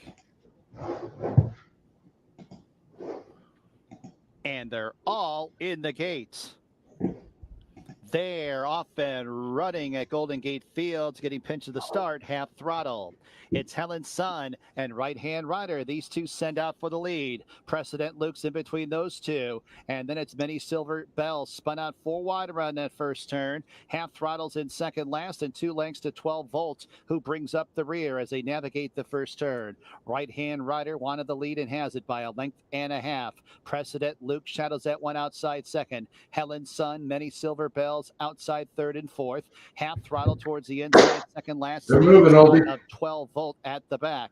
5.5 lengths from top to bottom. Up the back stretch they go in the opener. It's Right Hand Rider who has a lead by 3 parts of a length. Precedent 6 Luke seems in to the have some outboard horse. outside Not in sure if the second. 5. Yeah. Helen Sun, middle move up the inside in We'll third. find out if he Many can Silver finish. Bells 3 wide up the back stretch in fourth. Then a length and a half back to the trailers. 12 volt to the outside of half throttle as they make the entry into the far turn. Right Hand Rider, the lead's almost 2. Precedent Luke rates in second. Many Silver Bells deep on the course in third. Helen Sun nudged a putt in fourth. 12 volts in second last and 5.5 off the lead. And a Nope. length back to Yep, half 6 throttle who leveling trails out. the field as they reach the top of the stretch. And Right Hand Rider's the one to catch. Right Hand Rider comes off the turn, leading by 3 lengths. Helen Sun, Precedent Luke 6 are ball second finish and third. last. 12 volt towards the inside fourth. 1 furlong to go. Right Hand Rider, the lead's a length and a half. Helen Sun outside second in deep stretch. It's Right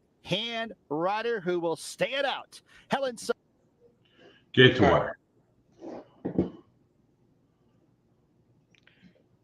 Let's see at Oaklawn. The Brad Cox Militant horse is 7-5. The Asmussen top pace horse is 8-1.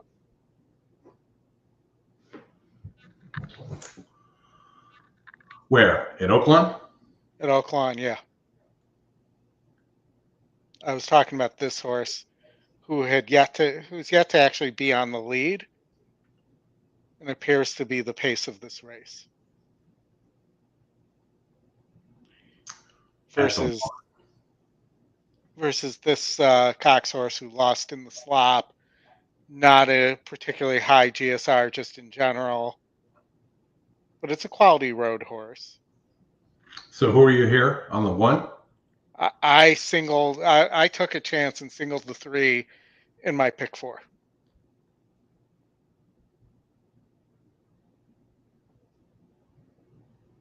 I realize it's Keith Asmussen and not Santana or somebody like that, but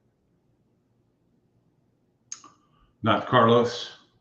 not Carlos, not his Champagne. All right, I'm going to do a 1-3 exacta box.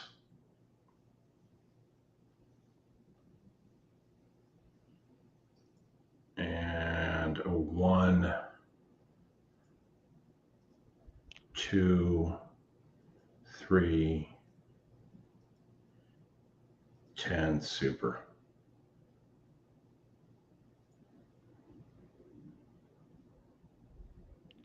One, 3, 10 super. Okay. Now, how can you do a 1, 3, 10 super? 1, 2, 3, 10 super. 1, 2, 3. Listen. Did you listen? Did you hear the words that are coming out of my mouth? All right, we can't show Oaklawn, but we will get back at it here in just a few, because after Oaklawn, Oldie, your next race that we can show is going to be Tampa Bay Downs race 9. All right, Tampa and the Downs. Apparently we're off at Oaklawn. 3 is on the lead.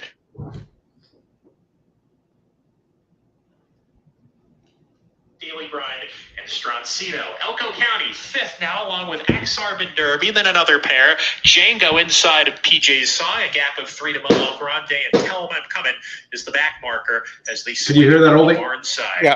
Moon, the leader here by about a length. Daily Grind to clear second onto the back stretch. Militant very keen to go on here in the 4th position. Stroncino's passed in the claim 3rd in the 3 path. Axarvin Derby's next to the purple jacket, 4 behind. In the 5th position, Elko County alongside of him. PJ's Song is 3 deep. Tell 'Em I'm Coming, scrubbed upon by Kelsey Hart to get into the race, and she's moving by runners right now with a half mile to go into the 5th position, approaching the forward turn run. Django has been shuffled back to the 2nd last position. And that leaves Moel Grande to trail as the 10 runners round the forward turn. Riyadh Moon, 3 furlongs from the finish. A half length in front. Daily Grind 2nd. Stroncino shaken up from 3rd. Militant back and 4th on the rail. Tell 'Em I'm Coming in the 5th position, starting to lose ground. Moel Grande, Django moving together. They're going to swing deep at the top of the lane. Have a lot of ground to make up coming down the lane. Stroncino, Daily Grind. Inside, Riyadh Moon's right there too. Those 3 stretched across the track. Daily Grind between horses in the white blinkers with the head lead. Riyadh Moon 2nd, Stroncino 3rd, then Militant 16th to go. Stroncino, here comes Militant between horses, and Militant is charging to the lead under Flavian. No Brad. good. Wins it, and the Gary is covered. His 2nd Daily Grind. It's I needed 6. to switch the 6 for the 2. Yep. The 2 to the 6. Unfortunate. All right, Oldie. Tampa Bay Downs. I talked myself off the right single there Uh-huh. and trying to make money. Yeah, I get it. I mean, we all do that. I mean, it's not you're not immune there. We all do the same dumb thing. Well, no, it wasn't dumb because you got the favorite in the first leg of the pick 4. And you would have gotten 2 favorites here. You would have needed a bomb for somewhere the rest of the way for that to pay. Yeah, unless you play it for more and go skinny. All right, Tampa. So this 4 horse, which is the long shot, currently sitting at 7-2. Back-to-back wins, sprinting and going long on the dirt here, on the lead and off the lead. So what do you think about this? I mentioned this horse earlier. I like this 4 horse. I was thinking of this as possibly a Justin type single in a pick 4. You know, and I think that horse is pretty dangerous in a group of horses that are not great. What about the 3, who is 3 for 3 at the distance and top GSR, and is currently sitting at 17-1? I think it's a big jump up in class. Yeah, I would agree with you there. When you look at the soars there, 32, 40, and 46 on the wins, and this race being a 58. This is my friend CC Perkinson. It's an Arrogate horse, Oldie, and she's won 3 out of 4 with this. I would take a shot here. Not a big shot, but this is certainly something that I'm going to bet right here, just because of the odds and just what the system is showing you. I get that it's a step up in class. You're going from 16K claimers to a 12 5-star allowance claiming, but end of the meet, Airgate horse, it's danced a bunch of dance here, and the one that it didn't win had a little bit of problems. So we'll give it a shot. All right. When does the meet close at Tampa? Kentucky Derby Day. May the 4th be with you. Just watch out for the return of the 5th. Yeah. All right, let me get this race up here on the screen. Tampa, where are you? Oh, I've got to get rid of somebody.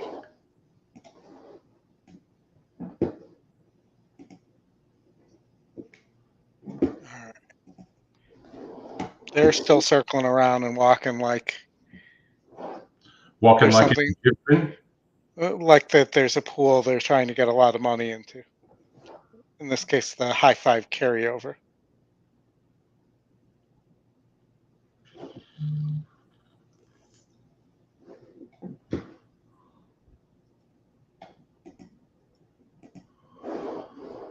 All right, I've got rolling pick 3s going. How far are we to Gulfstream? We got Aqueduct before that. Yeah, but how 12 minutes to Gulfstream. Okay, I got time.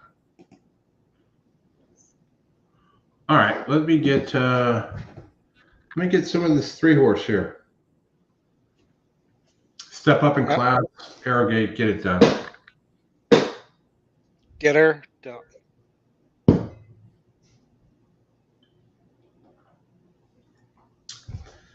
Thanks again, everybody, for joining. Hit that like button for us, and for you too.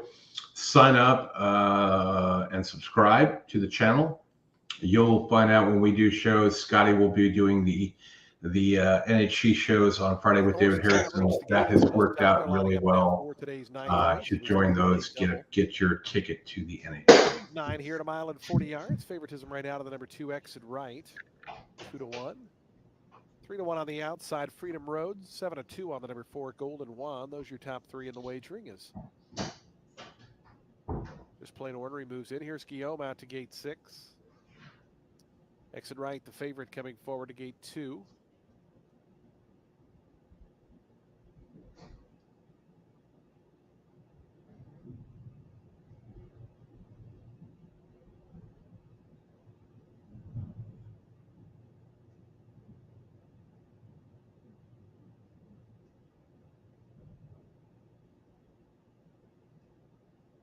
Here's Winter's Ghost. Pablo Morales to gate 9. Ghost Rider the Gray up to gate 3. Right now a 33-1 long shot. Ghost Rider backs away. Doing it the right way has gone in. Looks like we're waiting on Golden Juan, and Freedom Road will be all set for a start here at today's 9th race, the late double on a gorgeous Saturday afternoon. Freedom Road, Sammy Camacho going in. They're in the gate. And the race is on. Golden Juan in the center showing good early speed. Just plain ornery going to go with that one. And Winter's Ghost also close up as they go through that first 16th of a mile. It is going to be Golden Juan and Just Plain Ornery. Those two, 1-2 into the turn. Down to the inside. Cupid's Dude now takes over third as Winter's Ghost is back fourth. Exit Right. The favorite is 5th right now, about 6 off the top. Right, that one's outside comes Freedom Road. It's a length and a half more back to the pair of Guillaume and Ghost Rider. They're 3rd and 2nd to last, respectively. It's another 3.5. Back to doing it the right way. 24 seconds for the opening quarter mile. Golden Juan and Jose Batista start them up that long journey down the back stretch, a length in front of Just Plain Ornery. Cupid's Dune, Winter's Ghost. They're right together, 3rd and 4th. It's a break of 2 more then. Back to Freedom Road, who's outside of Exit Right. The 2 favorites are racing right together in 5th and 6th. Guillaume joining them, 7th on the outside, but advancing. It's 3.5 more back to Ghost Rider, doing it the right way trails. Golden Wand through an opening half at 48 seconds flat. Put up another 24-second quarter and goes into the turn a 2-length leader to Cupid's Dude. Just Plain Ornery, Winter's Ghost out 3 deep. Guillaume trying to make up some ground with Freedom Road. Exit Right dropped right out of it there. Is about 8 or 9 behind, being passed by doing it the right way as they all got to come catch Golden Juan. Golden Juan arrives at the quarter pole, a 3-length leader. Trying to move up, Guillaume 3 deep on the far outside Freedom Road. Winter's Ghost is also right there as Golden Juan turns him in. Golden Juan to the 8th pole, the lead still 3. Freedom Road, Guillaume doing it the right way, is making good progress on the far outside as they have just over a 16th to go. Golden Juan is still the leader. The lead down to a length and a half. Freedom Road, Guillaume trying to get closer. Golden Juan looking for 50 more yards. Freedom Road surging out of the pack. Golden Juan, gate to wire. Freedom Road was second. Guillaume third, fourth. Doing it the right way.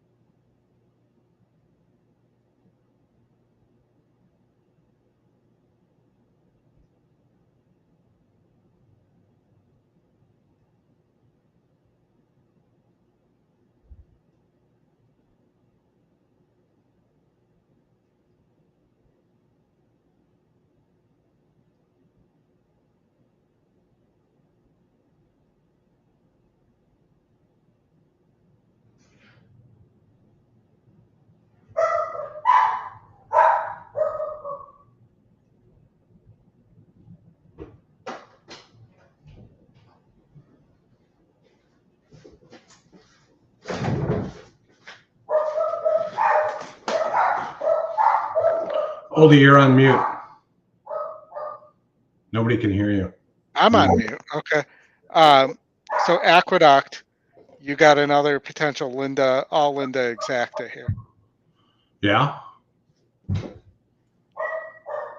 Yes. To the 2 and the 8. And the 4 is interesting at a price.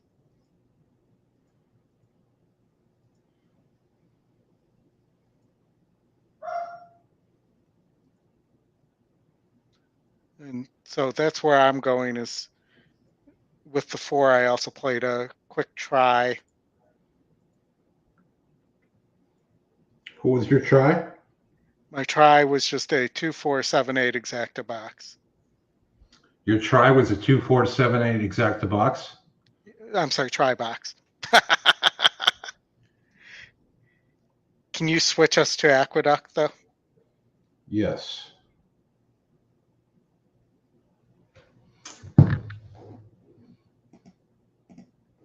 By the way, Golden Juan, the 4 horse that I mentioned, did end up winning at Tampa. Nice. All right, I need to get my Gulfstream stuff in here, so we'll do that while we watch.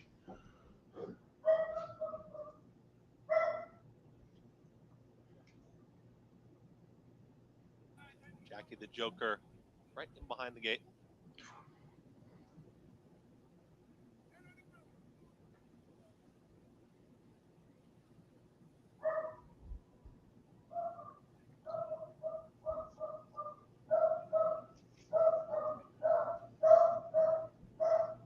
Quite here with the 11. Now is in. All set.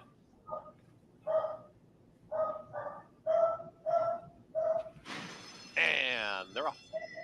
Step slow for Watch Your Tone, the early trailer. Mystic Seaport right out to the front, and here comes Sue Ellen Michigan to be up with the early kick. And Sue Ellen Michigan is in front by a neck. Mystic Seaport is now stalking from second. Jackson's Dixie is traveling right there in third. At the rail comes Carol Girl, is taken fourth. They're punched in that grouping there, coming mid-pack. It's a new piece, nowhere to go. Also right in there is Ruby's In Time. Steering clear is going to be Jackie the Joker, is going to be 5 wide up the backstretch, but avoiding the trouble. Liberty Flame is in that mix too. The 2 far back, suspended campaign and slow starting Watch Your Tone, 22.51 for the opening quarter mile, and they take it into the far turn. Sue Ellen, Michigan, and Mystic Seaport. Here's Jackson's Dixie now ranging up 3 wide. Following that move is Jackie the Joker, who's 4 wide. It's these 4 as they get set to approach. A quarter mile left to go. A New Piece is trying to rally on there from 5th, but still 4.5 off the lead. As down at the rail, it's Sue Ellen, Michigan, but Mystic Seaport is clearly in front, and Mystic Seaport at even money kicks for home. Mystic Seaport is now starting to draw away from the rest of the field.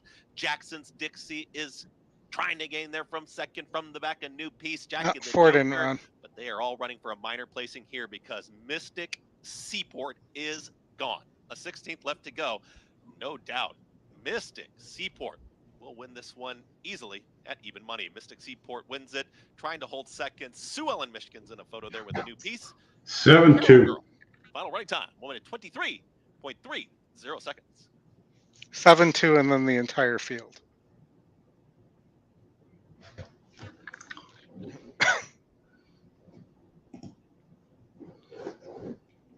All right, we got the Gulfstream Oaks coming up.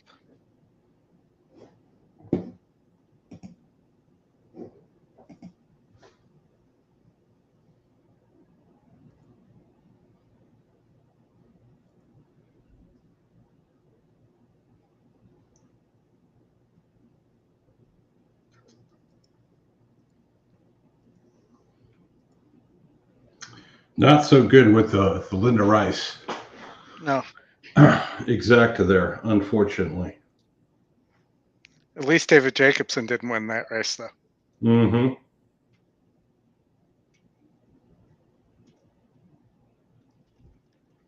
That 4 ran well at Tampa, for sure. Not bad at all. All right, Oldie, what do you like here? You got any kind of vertical here? Something. Let me put that together here.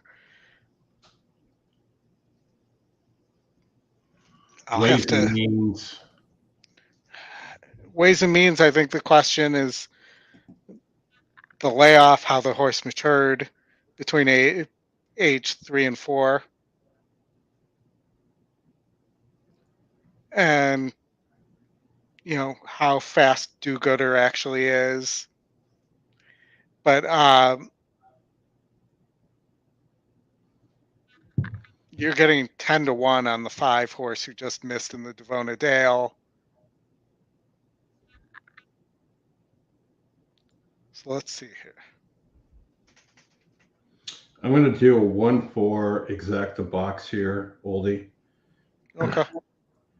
And 1-4. And then I'm going to come back and do that 4/1 as well.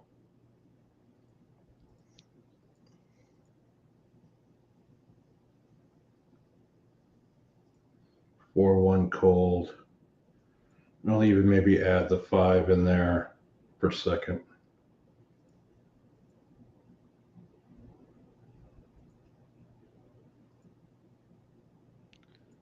I'm going 5-8 on top. It's interesting. It doesn't like the 4 for second. You're doing what?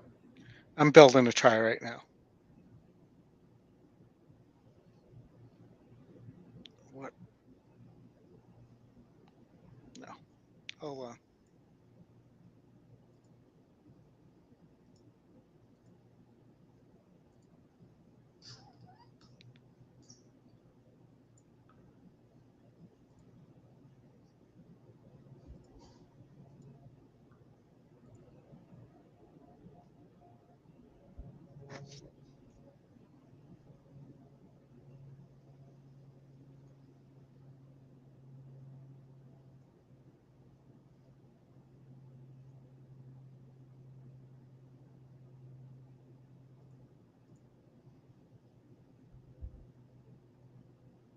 You get the 7 up into third. Maybe. All right, so $18. I added the 7.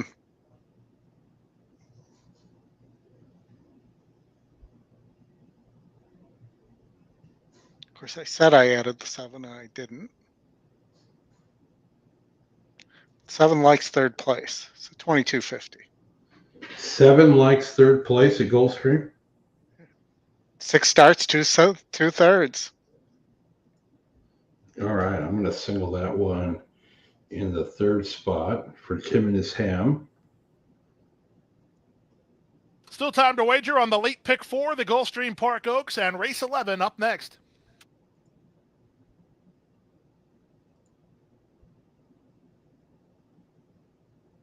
Still time to wager. Still time to wager.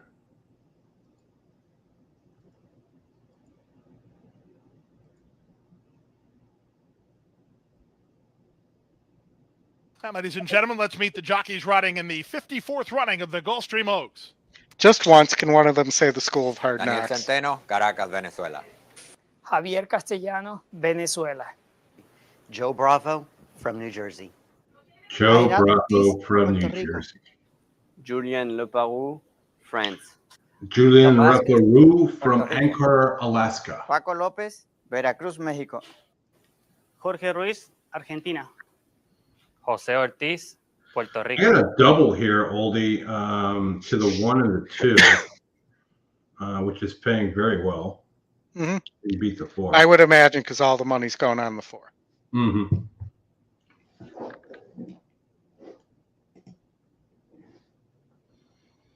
Well, 4 probably wins this race. We just don't know between 2 and 3 how that horse matured. Yeah. We don't know why he was out for that long.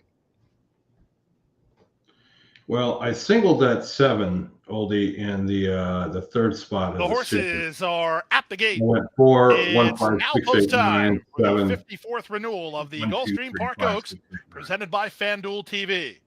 All eyes on number 4, the 3-year-old debut of Ways and Means for trainer Chad Brown. First into the gate is Power Squeeze. They're working with Into Champagne. Now Do-Gooder. Gun Song. Neom City walking forward. Tim Hamraps worn by America's Vow. Ways and Means. The last 2 up are Fiona's Magic and Scalable. Fiona's Magic. We're 4 races from and then the Scalable draws Florida the outside Derby. to complete the line. They do go to the first finish line here.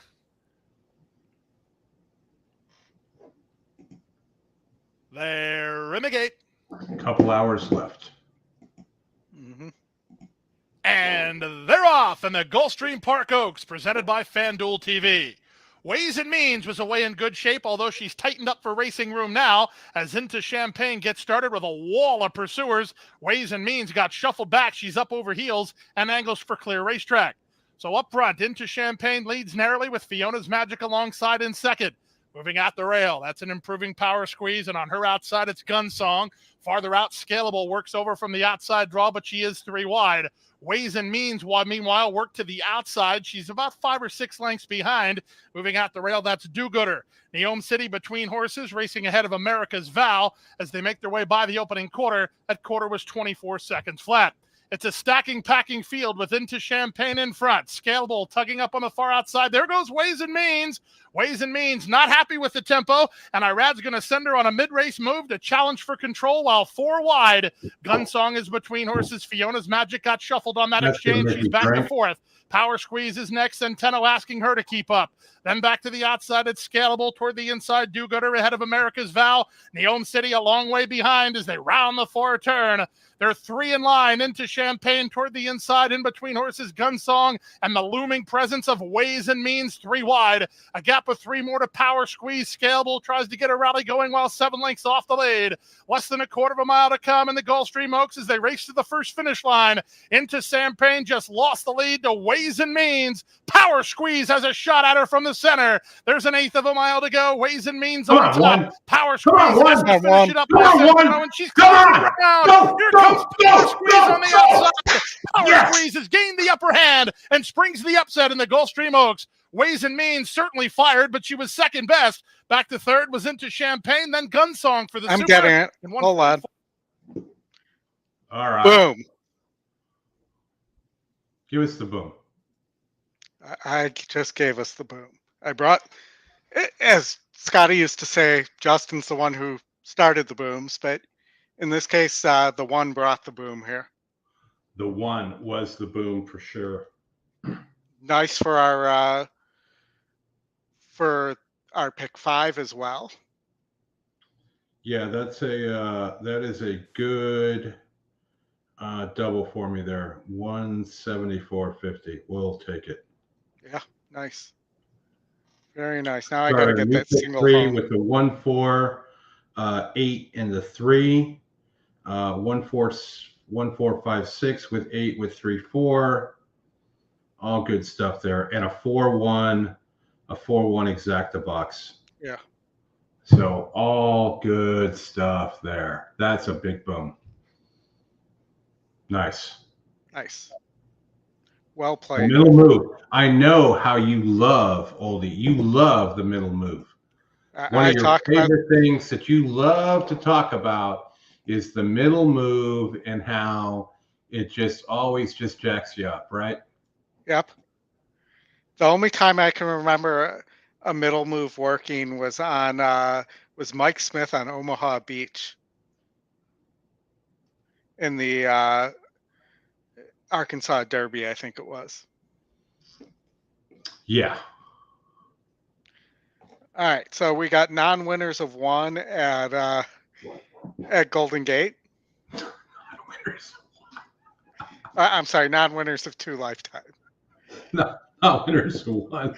That would be a maiden race. Yes, I understand. It's late. We've been on for a long time. I meant like non-winners of 1 other than maiden. I just never got the word other than maiden out of my mouth. Yeah, I look at this race, Oldie, and it's just, this is again, it's just a hard betting race for me, right? Once you get beyond the 3 and the 6, well, then you have some options, but I feel like it's just like throwing darts and trying to hit a triple when I'm not a professional darts player. I can't do that all the time. What do you got here? The 3 and the 6 are your heavy favorites here. And actually, I'm going to tell you, yeah, it wasn't the iPad's fault.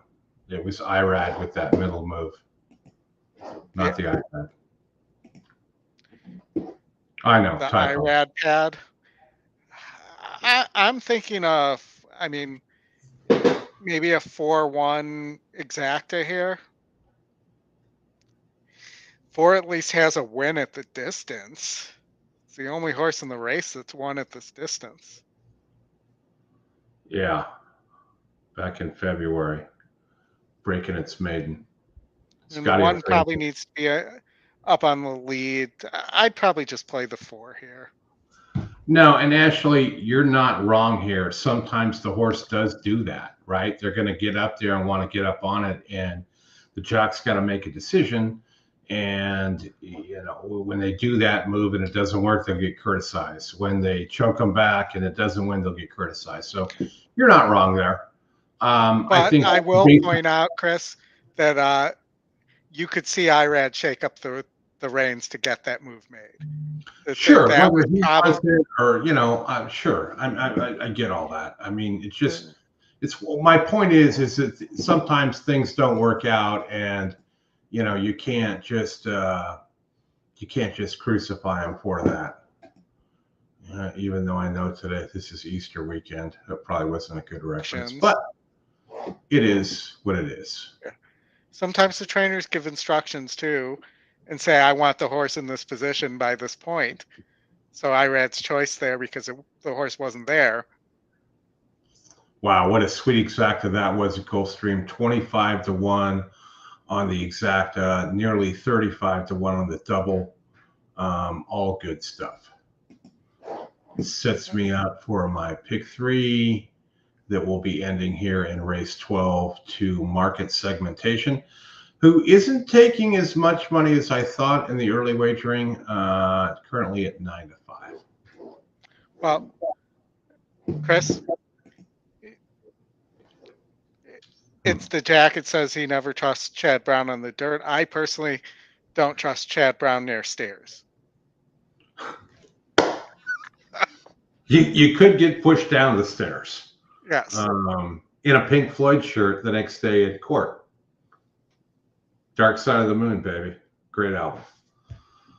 All right, Oldie, let me get this one queued up here. I think I've got it on Gentle the stage. Julia Ready and to go. Silent Beauty. These two And they're edge off. off for the lead. Sahara Sue's up the inside, up in the second, and challenging for the top spot. Well, It's four is Bobby's getting the Genie pace. deep on the course in fourth. Tiger Eyes towards the inside fifth, and a length and a half to So. I didn't Brooklyn think is the at six back was and about any good 7.5 either, but lengths I'll off probably the end up lead. being wrong. Sahara Sue has headed Silent Beauty with a half mile to go, but they're clear by 3 lengths.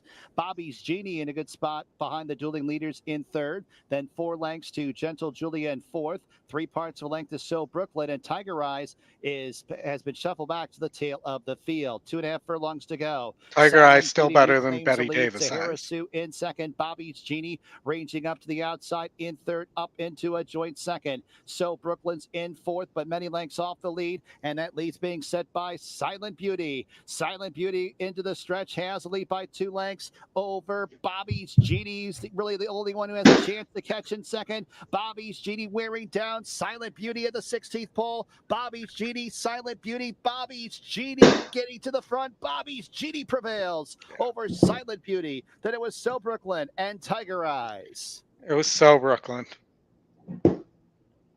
Yeah.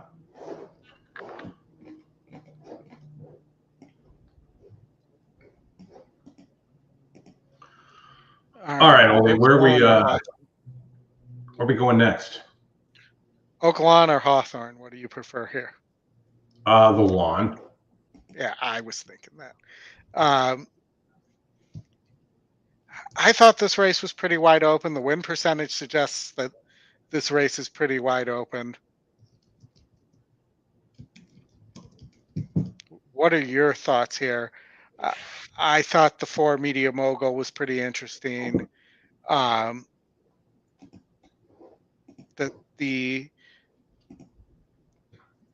looking here. The 7 was the long shot. I think has a nice chance and should get first run here at the 5 Captivating Boy. I like the big GSR increase on the 4, going from 6 to 8.5. You're getting 70 to 82. Source seems to be in place. This is a horse that I think can hit the board and be useful. Jock's doing pretty good there as well. So I will point out the 6 is Norman is Cassie, and the 14% first race with horse, 15% first race back, and you also have a Joe Sharp claim here on the 12 horse. Mm-hmm. And he's 21% off the claim, and the horse gets Pratt. And you're getting 13 to 1. This seems like the kind of horse that comes charging down the middle at a big price at Oaklawn. Yeah, I'm just going to bet the 4 to win here. I like the price. I'm not going to try and get too crazy or bet too much here to go nuts, but I'll take the 4 to win. All right. I wanted to ask you, Oldie, I was just looking here through the track list on my phone. What are you doing at 11:45 tonight? 11:45 tonight. Yeah. Most likely. Should we do a pop-up Hong Kong show? Definitely not. Justin would be in for that. Yeah. Probably racing downwind. He likes to bet Hong Kong. David, we have not covered Hawthorne on the stream. We will do that tomorrow. And we're hoping we requested Hawthorne. We'll see what they say and whether they give us the live stream as well. Yeah, go to the Hawthorne race course, tweet at them and say, give the stretch run the stream tomorrow. There's only 4 tracks during tomorrow. Only Tell 4 Hawthorne, Jim. Hawthorne, Sunland, Gulfstream, and Golden Gate. Gulfstream will have the pick 6 carryover tomorrow. All right, Ollie, get him through this. I'm going to go kick some dogs. I'll be right back. Well, I'm not really going to kick them, but. All right. Oaklawn, like I said, I thought this race was pretty wide open. Being that I'm not alive in the pick 4 here, I'm actually not going to play this. So real quick, Oldie. So Scott, what we found out is that some of the major track operators and broadcasters deal with other people's streams. I don't want to get too much of the weeds in that, but we don't know because we've never asked for Hawthorne before. So we asked for it. We'll find out. I think we might as well ask for Sunland too, but we'll be happy with Gulfstream and Golden Gate tomorrow. It'll give us a little time to do some spacing, talk about the NHC shows, contests, different things like that. Justin will be back with us as well, and maybe a special guest here or there. All right, they're still circling all around at Oaklawn. This feels like the kind of race at Oaklawn that could produce a price. It's either that or the 7. The 5 is going to go gate to wire. It is the top choice. Not top win, but the win percentage is spread out here. It's also top pace. Your 7 Underhill Tab is your E long shot. It's also tied with 4 other horses for top SOR. I will point out that the 2 horse doesn't hit any of the other metrics, so this is not a qualifier for the E long shot top SOR angle. Running late should be the 6 horse. Again, this is a claim from first time with trainer, former Pletcher horse, big layoff here. Gets Santana. This horse is by Curlin and gets to shorten up here.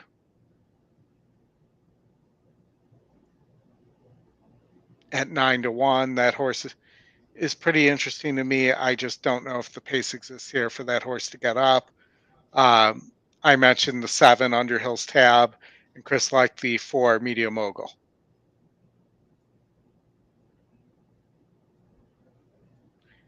And we're in the gate.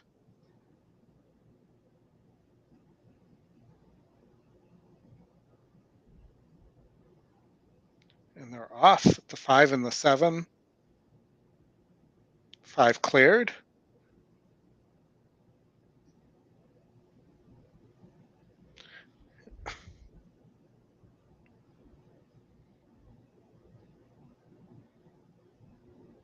Let's see what this opening quarter,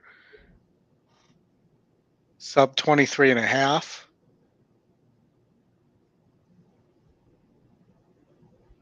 It's a quick opening quarter for a 1 1/16 miles.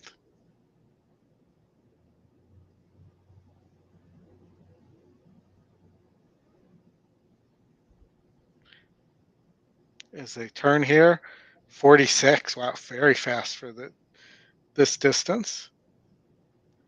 4 is sitting in great shape right now.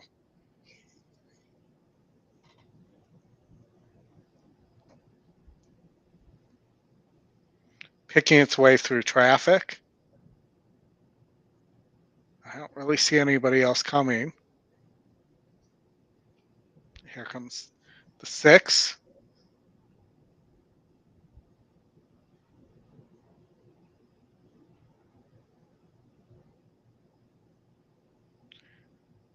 Looks like we got another boom for Chris here, unless somebody comes on really late. Or here comes the 6. The 4 stopped.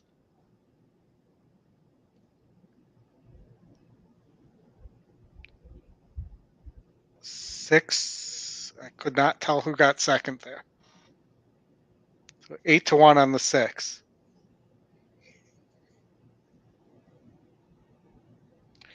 All right. Let's go to, we got Tampa Race 10 coming up.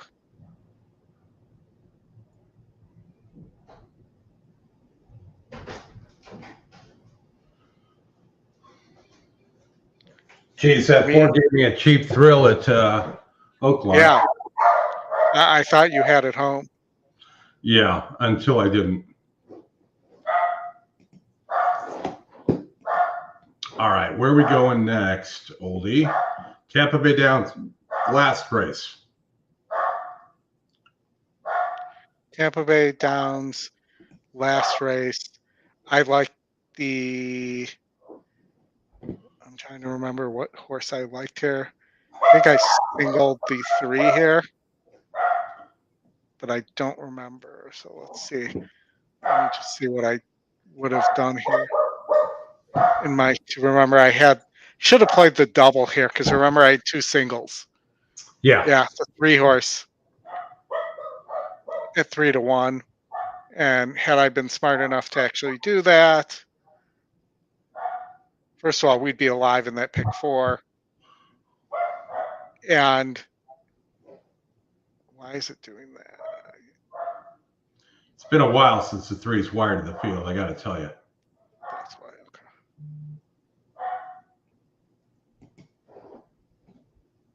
2390 would be the double. Mm-hmm. 456. It's been a while since the Are you alive on your pick 4? No, you didn't get the you played the 7. No. Yeah. I got the other 2. The interesting thing here, Oldie, is the top pick is the 7 at 26-1. Hold on, I just want to look at what that's what the ticket was. So if anybody played this, you're alive to 400 and no, I'm on pick. I hate when I do this. Now I got to go all the way here to get the right will pay. You're alive to 456.95 on a $20 ticket. I'm going with the 7, man. It's the EE top pick. It's 27-1. I don't understand why it's the top pick here. I don't either, but I'm gonna bet this horse across the board. All right. It also has an EE morning line angle. The EE morning line says 4-1. Mm-hmm. I like that too. It may be, yeah, I mean, could be a pace thing.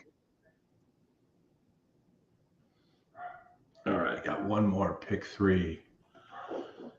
Can someone give the dog a treat, please? Yeah, Larry. Dogs are barking. Either that. Grandma, where have you been, Grandma? We've been on for like 6 hours. We've been waiting for you.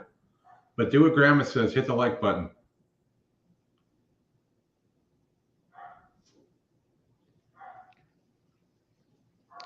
Grandma horse racing in the house. Well, if I end up being right here, I'll be kicking myself for not playing that pick 4. So you still on market segmentation here, Oldie? Yeah. Pick 5 is paying pretty. Huh. This does not. So I'm looking at the pick 5 here. This just doesn't seem right. Let me look at the pick 4. Yeah. Somebody hammered the 1 and the 5, if these will pays are correct, in the pick 4. Pick 5, I mean.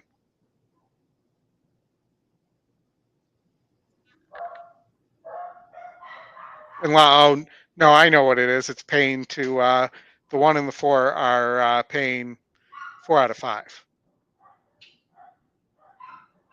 In this last at Tampa. They're in the gate here, so I'm going to pull it up. Okay. The race is on.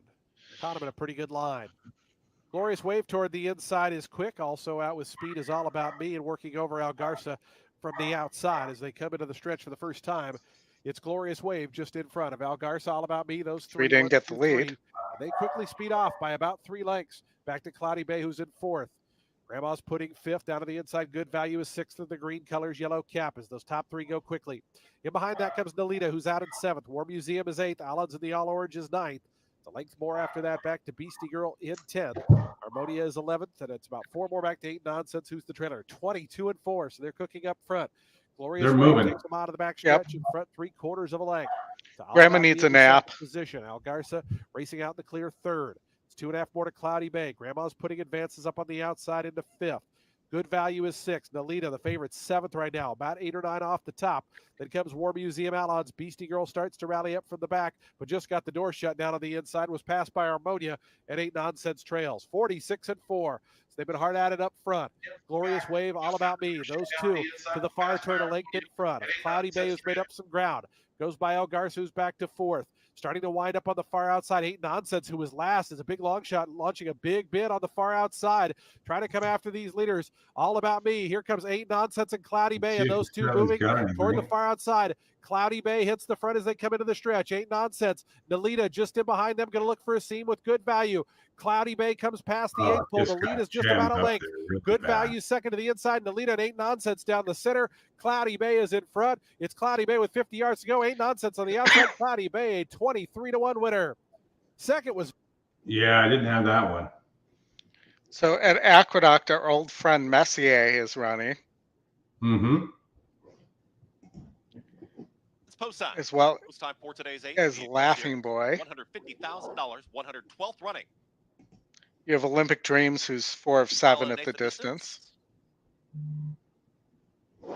Kinetic Sky, your favorite, is 0 for 4 at the distance. Maybe this is the time that, well, maybe Curbstone too, but maybe this is the time that that Laughing Boy actually doesn't stop.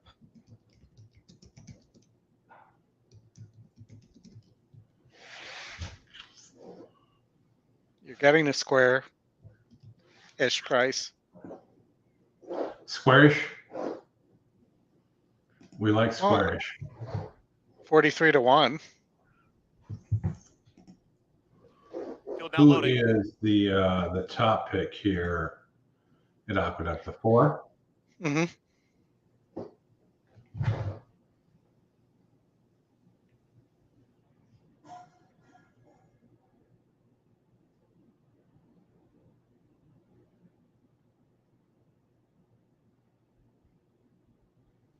Two out. Kinetic Sky and Curbstone. Last to load.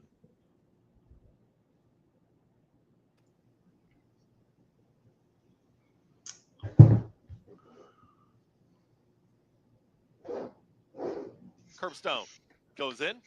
All set for the Excelsior.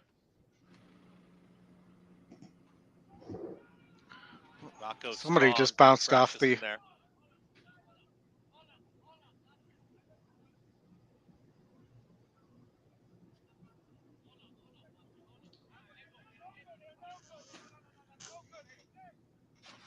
And they're off.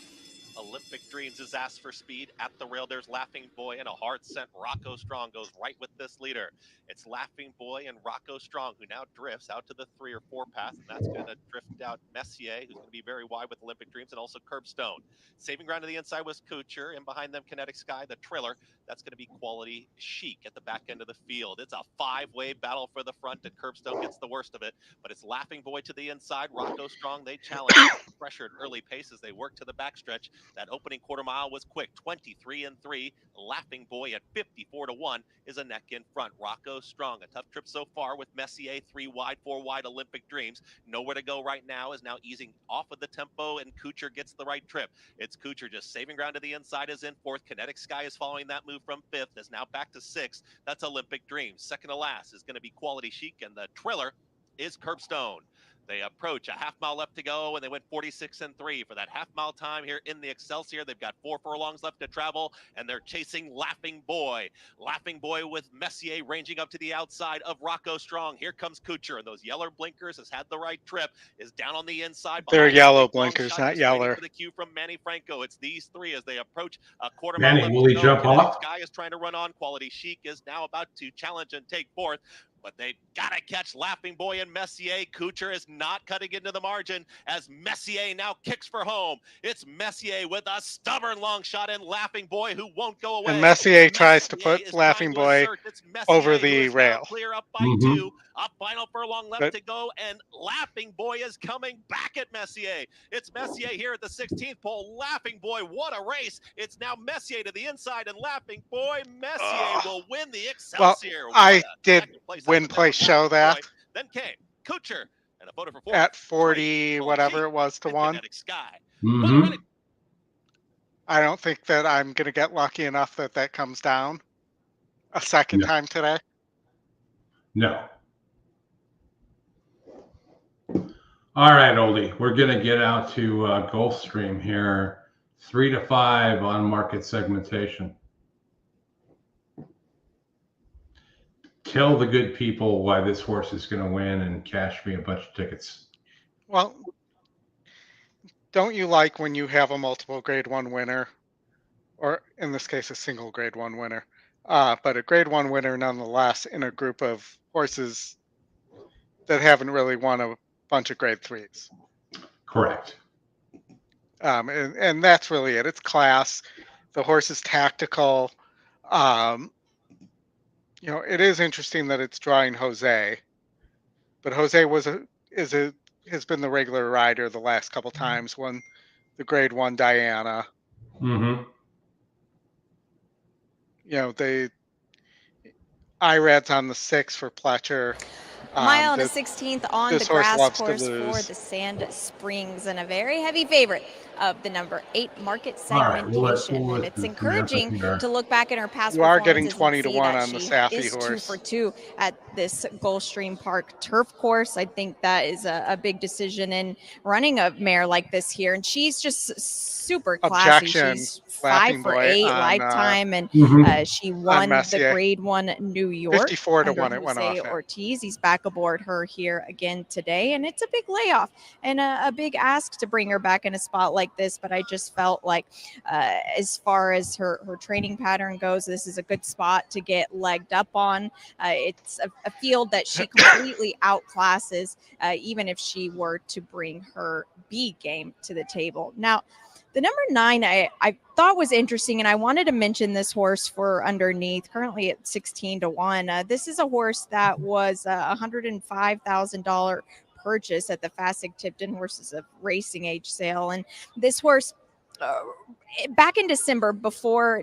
New Year's, this horse ran a 5th place finish, and that was first time getting back on the grass since in the summertime at Ellis Park over a yielding turf course. She's got a nice little stalking gear. She's now in the barn of Marty Drexler. She looks fantastic, and she's always been a good looking mare, but it just really looks like she's just kind of come into herself right now under the new barn. And I kind of feel like this is maybe this is an ambitious spot, yes, but I like everything that I've seen from her, and this is a really good price on a horse that shouldn't be, because on numbers she still fits with a group like this. We'll just see if she can bring that type of game to this Sand Springs. A very good field for the 12th race. Late pick 3 also kicks off right here. Best of luck. Yeah, I don't think the 5's coming down, guys. Just from looking at it, it looks not as major as I thought.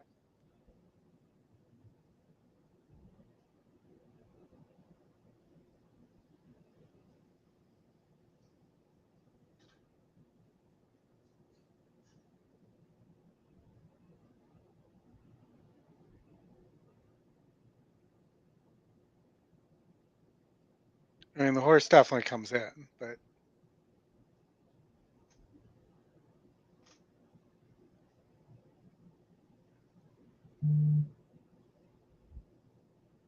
Yeah, Lee, not in New York. It's not very strict. Now, Messier was on the outside and didn't relieve the pressure.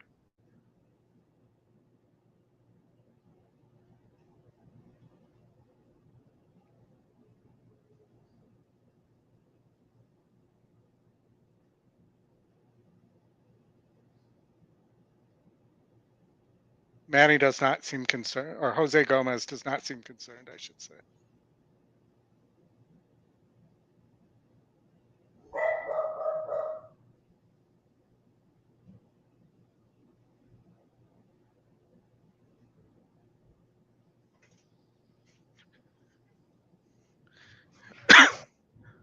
You do have Messier winning in New York, though, Scott.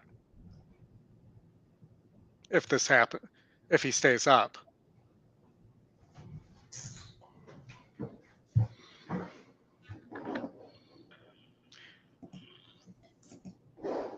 So the head-on didn't look as bad as I thought. Mm-hmm. But it's New York, so you tell me who's back there. Yeah, I don't see him making any change here. I mean, Messier was on the outside, so he didn't relieve the pressure. No, he didn't, but it's still going on, though. I mean, yeah, you had the one, right? Yeah, I had win play show, so I'll get paid no matter what. But 54-1 would be nice on top for sure. Late money all went to Messier, though.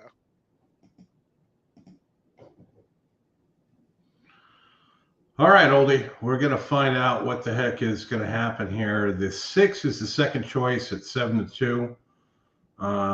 We would view that as the, I guess, the horses are approaching the starting gate. Yeah. 1 minute to race 12, the Sand Springs. Stewart the Stewart probably would leave Messier up here. Oh. Well, look at you.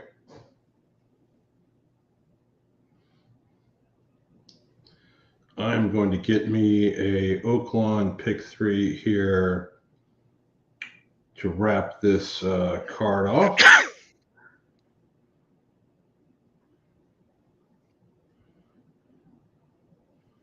We'll go with the 4, 4, 5, 6, 7.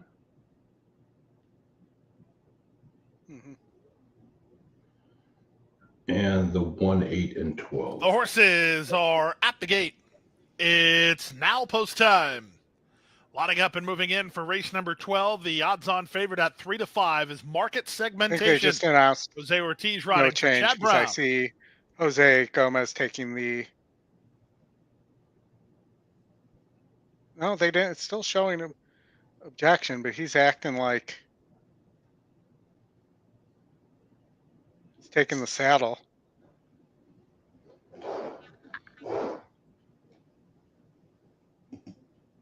So we'll see.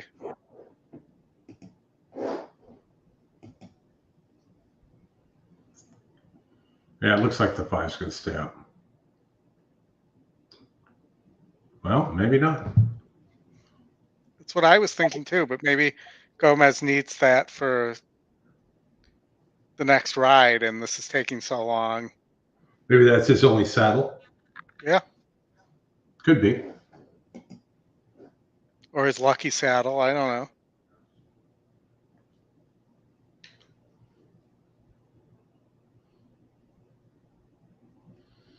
All right, Oli, let's get this 8 home. The horses are moving in line for the Sand Springs to start the late pick 3. Market Segmentation is the race favorite. First start of the 2024 campaign for trainer Chad Brown. 7-2 Cairo Consort, Irad Ortiz Jr. for Todd Pletcher. 6-1 on the rail horse Candy Light, Safi Joseph Jr. as Edgard Zayas riding. Into line goes Infinite Diamond with Typee walking forward next.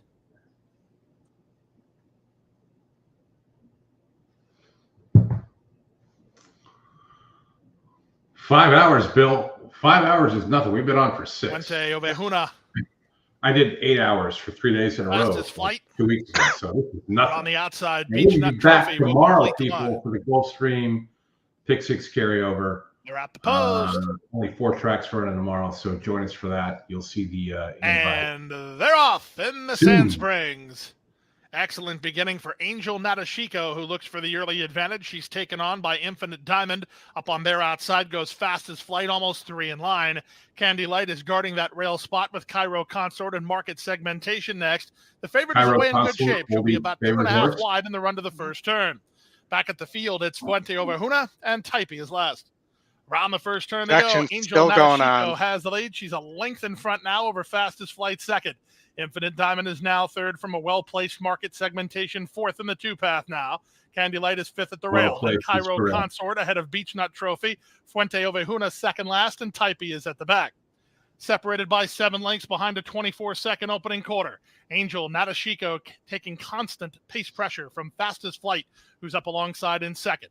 Market Segmentation continues a joint third with Infinite Diamond as they went 47 and 4 for a half-mile speed. Cairo Consort is watching the favorite about 5 lengths off the lead with Candy Light toward the rail. Then back to Beach Nut Trophy, who's racing together with Fuente Ovejuna, and Typee is last. They leave the backstretch and move on to the far turn, 3/8 of a mile from home. Angel Natashiko has the lead, closer second, Fastest Flight. Here's Market Segmentation. Go. What Go by Jose Ortiz for a 3-wide run. Underway is Cairo Consort. She's under a full head of steam, 4 wide. Infinite Diamond looks for room toward the rail. Off the turn on the stretch drive. The leader is Angel Natashiko. Market Segmentation needs to do better than that. Cairo Consort is down the center, and she's charging hard Sorry, to take guys. the lead. Cairo Consort front and center at 7-2. Cairo Consort to win the Sand Springs. Good battle for second. It's either Somebody's got egg on his Fuente face. Ovejuna. I think Angel Natashiko held fourth. Like when I called that McPeak horse trash and it won on Oaks Day last year. Yeah. Still objecting. I don't know if they're in there and they're like, I strenuously object. For those of you who have watched My Cousin Vinny.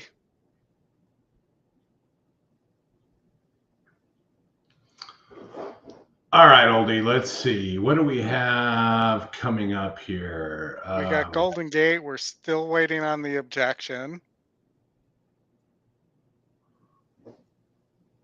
And then we have the late pick 4, I believe, at Oaklawn. Yes, we do. So let's Golden Gate, going to the gate. Third race. Let me just move this around here so I can keep an eye on Aqueduct. Boom. Boom, baby. Did it take it down? Yep. Nice. 54-1. You gotta love that. That'll cause a carryover. I think. Uh-huh. Now, if only I would have singled that in the pick 4 that I played. So what about this pace horse at Golden Gate? Can I get it done? It can. Yeah, I mean, N2 Honor Bro. Maybe a 2-1 exacta here. Yeah, I'm going 2-1.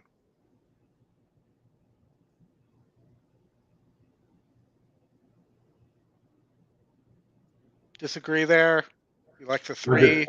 I'm betting the 2 to win. I don't want to go. I'm not getting complicated. No complications.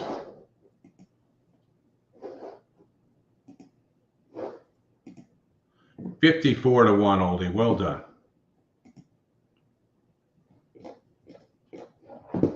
Maybe today's the day. It was the day for Cairo Consort, and it was the day for Laughing Boy. Mm-hmm.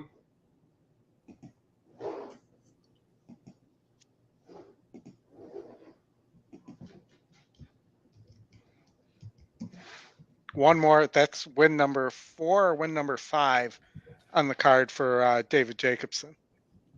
Orderly transition going forward. Crystal Cowboy. Enjoy the moment. And I am enjoying the Adios moment. Nicanor. 3-2 on N2 Honor Bro. 2-1 on Cool Wind. I mean, I guess the Aqueduct pick 4 could probably They're all not. on the gate.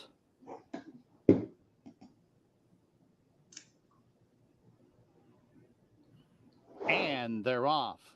Great start for N2 Honor Bro, who streaks out for the lead. Crystal Cowboy on that one's flank in second. Then a couple lengths back to Enjoy the Moment and Orderly Transition. They're in a joint third. Then a space of about 6 lengths to Adios Nicanor is about 2 lengths in front of Cool Wind, who's at the back. N2 Honor Bro leads to the half-mile pole by a length and a half over Crystal Cowboy, who rates in second. Orderly Transition towards the inside. Enjoy the Moment 3 wide in fourth and 2 lengths off the lead. Then 4 lengths back to Adios Nicanor is about 3 lengths in front of Cool Wind, is at the tail of the field. 2.5 furlongs to go. N2 Honor Bro has the lead by 2 1. over Orderly Transition in 2. second. Adios That was a 1. Nicanor. No, I mean, I knew. Through towards the inside. I'm looking for a Enjoy the 2-1 Moments in or fourth. 1-2. Cool Wind's out of last. Crystal bet the Cowboy hell out of drops out this of it. too, so 3/16 to keep go. going. N2 Honor Bro skims the inside, has the lead by 2 lengths. Adios Nicanor comes to the attack on the outside second, and Gotta Adios hold up. Nicanor blows on by N2 Honor Bro, who now battles back along the inside, but it's Adios Nicanor. Boom. Adios Nicanor is your winner. N2 Honor Bro second, Cool Wind third. Enjoy the Moment fourth. So on my $5 win place show, that paid $434.25 Nice. for $15. And I had $4 exacta there. But the looks like they both got bet down. So let's see if I keep hitting will pays instead of probables.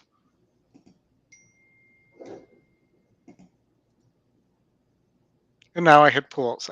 Genius stuff here. Yeah, so 7-1. Nothing to write home about. OP, late pick 4, $48. I'm all over the 4 here.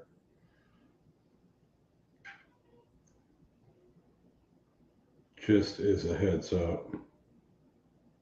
Okay.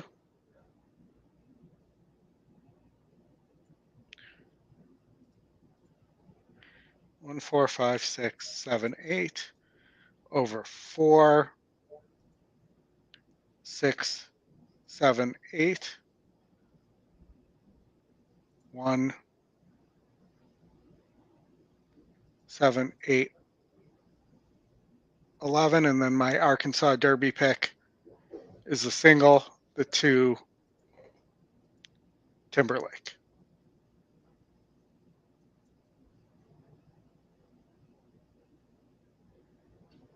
And we got still 3 minutes to post there for race 9, which starts that late sequence with the Oaklawn Mile. You're all over the 4. Mm-hmm. At the lawn. Yeah. Current favorite, 9-5.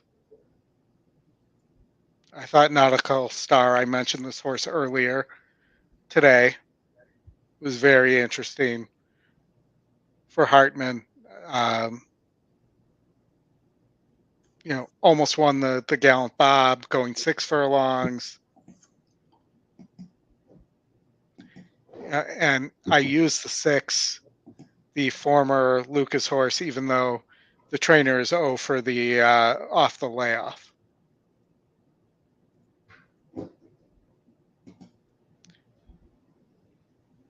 I am a little curious why you are all over the 4, though. I bet you are. What I like about the 4 is this. Last out winner. I like last out winner. Lots of yellow. Feel like it can come from a bit off of it. Let me get to the right track. I'm at the wrong place. Everything's running slow. Top pick. Mm-hmm. You know, as one in the mud, on the fast. It just feels like this one's just going to run them down, right? Yeah. That's just the feeling I have. You've got the GSR is good. The strength of race taking a little bit of a step up here, I guess you could say. But I just don't feel like anybody else here is going to do a whole lot of running. And I like the 4. I singled it in the pick 3. I bet it with a win bet. That's just where I landed. Right now, I'm trying to figure out what the double is going to be at Gulfstream.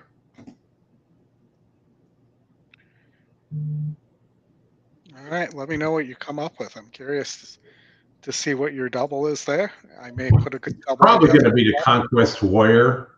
I'm probably going to get rid of Fierceness and Hades and just see where we can kind of figure something out from here.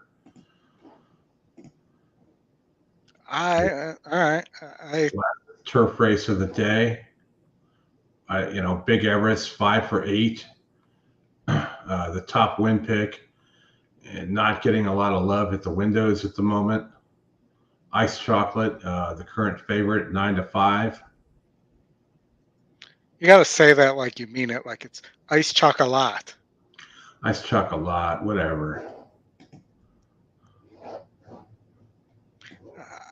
I think the 6 Quality G is very dangerous here. If they go too fast, for sure. But they're going to go fast here. Yeah, but that guy's got to time it too, and I'm not going to depend on that. I mean, it's certainly something. If I like prices in leg 1, that I could land on for sure. Yeah.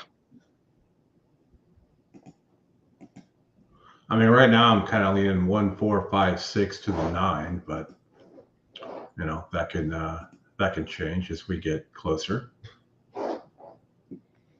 I think if you want another oldie bomber here, it would be the 10 Tidal Forces too.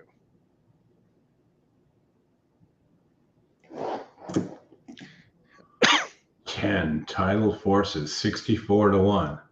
I don't think it's going to be that big of a tote board blow up, but could be. Certainly worth a saver for a few bucks, right? Yeah. I mean, I don't think lightning's going to strike twice in the same day, but no.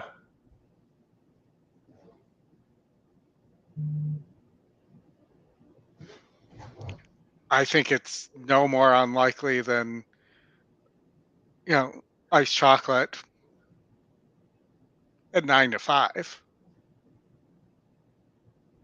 Chocolat, remember? Yes, Chocolat. I mean, giving me grief on this. Actually, technically, it's Chocolate, flat, because there's no E at the end.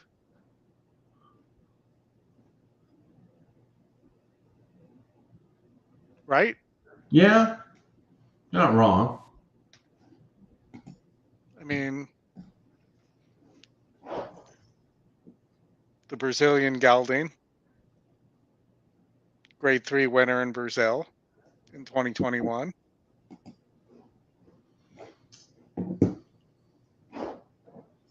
right, well, we got like the last 2 at Gulfstream, and then we're out. And we'll be back tomorrow, 3:20 Eastern time, go over the Gulfstream pick 6 mandatory and probably some Golden Gate, maybe some Hawthorne if we get it. Even if we don't get it, we'll still talk about it. But we'll be back tomorrow. Thanks for joining us all. Appreciate it as well, always. Don't forget to hit the like button. Subscribe. It's always good for us. We appreciate that. Ashley, you crack me up. No, he cannot. He's tried. Believe And me. he has not done well with appealing things. No.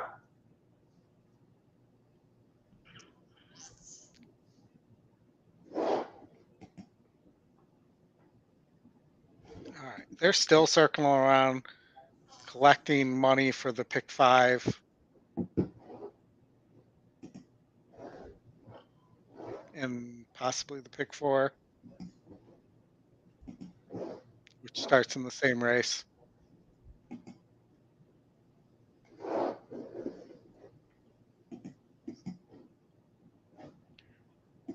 $230,000 in the pick 4, $519,000 in the pick 5. I don't know that it makes sense to run both those. I think you'd have more money if you separated them out by a race. Yeah. All right. Well, they're going to the gate here, Oldie. Take them through this one. I am not going to watch this race. I'm just going to wait till the end. All right. Again, your top win percentage here is the 1, which is one of 2 Chris Hartman horses here, and not the former host of MTV's Single Out, and I believe also host of at Midnight as well, Chris Hartman. Looks like the 5 scratch, so you don't have the 5 in here anymore. It was the long shot. But you would have had it. They're off.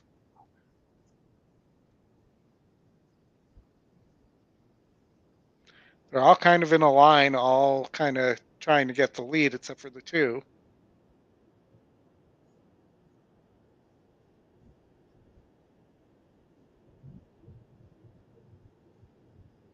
Six and the 8 battling.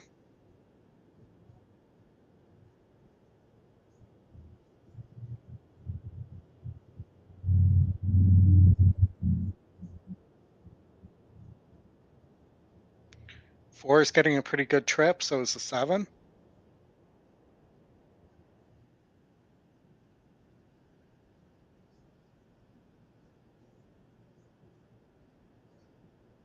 Now we're at the part where we see who has horse.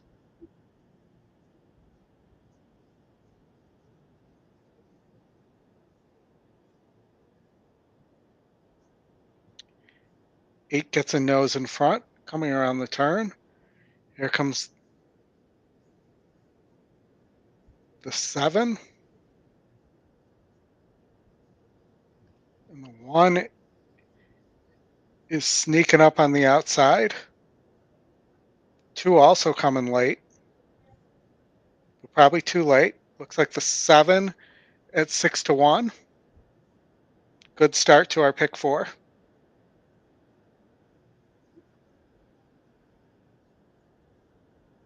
Frosted Grace, 4-1 on the morning line, floated up to 7-1. 6-1, I'm sorry. So a little boom there. Let's keep it going. And we got Aqueduct Race 9 coming up next on the card. So we have a little bit of time here. Aqueduct Race 9. The 1 horse is a E long shot top SOR qualifier. I really thought this was a 3-horse race between the 1, 10, and 11. Your 11's your lukewarm favorite right now. You're getting 7-1 on the 1.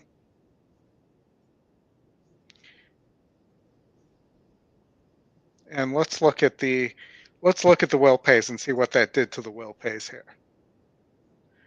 So in the pick 4, the will pays are pretty solid.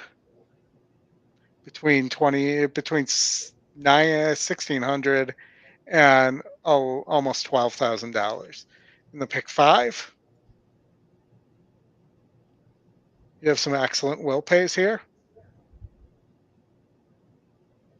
And if you had the 13 and the 13 wins, it's $107,000. And then I'm guessing we're mostly carryovers on the pick 6. Well, no good with the 4. Nope. But a boom for the start of my pick 4 with the 7 winning there.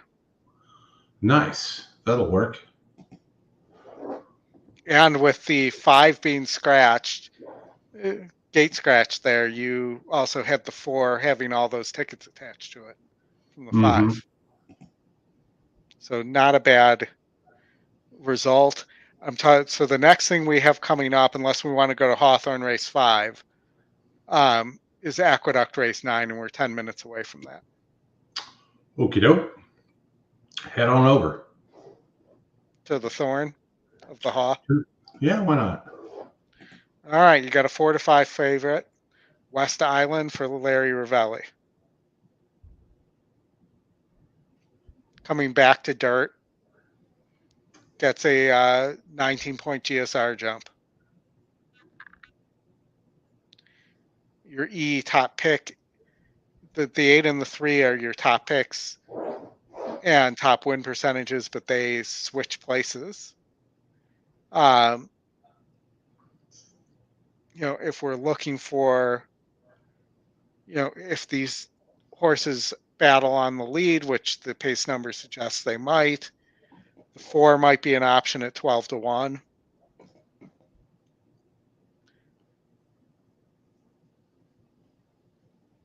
As a suggestion, but has never really shown much against this level of horses. The 1 might also be an option.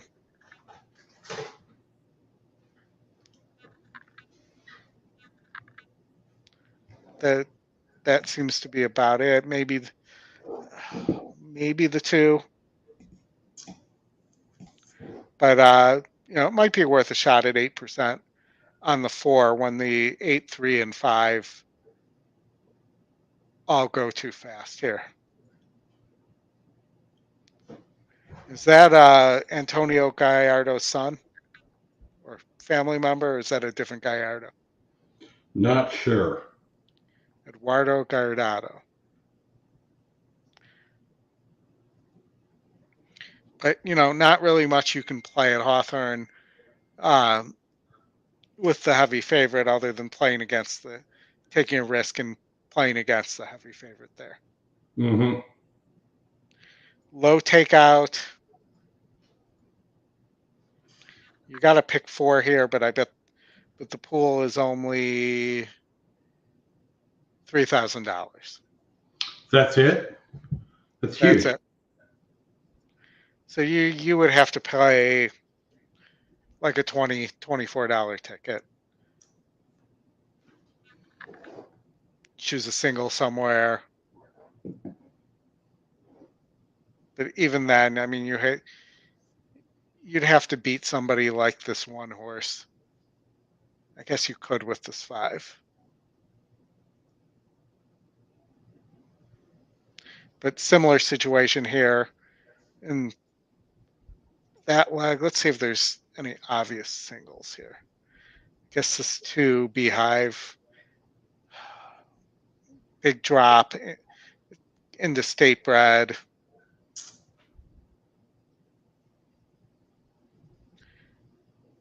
You also have a Ravelli firster there.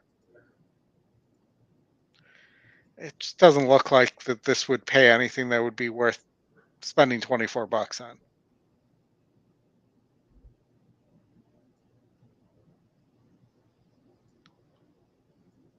So let's see. I guess if you play it this way and it hits, it's about all I can come up with. But until these pools start getting larger, it's hard. It's very difficult to play Hawthorne. Yeah. And a multi-race wager like that. I agree. All right. So about 2 minutes from there, 6 minutes from Aqueduct. Talked about Aqueduct while you were gone. I really think it's the 10, 11, and the 1 here. The 1 is the E long shot top SOR qualifier at 6-1. Had an E morning line angle 2. It's kind of floating up a little bit. And your favorites, the 10 and 11, are kind of lukewarm.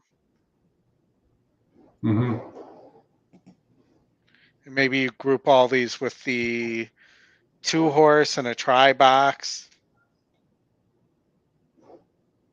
I'm just looking to see if there's anything else from a...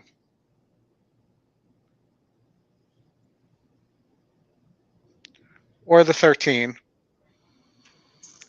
might have a chance to finish third. I guess you're getting a better price on the 13 though.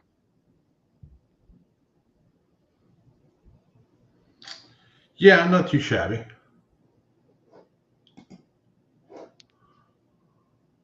So I'm suggesting 1, 11, 1, 10, 11, 13 try box.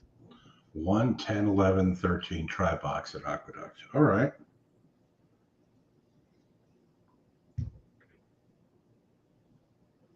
We are floating up on the 1 into win bet territory there.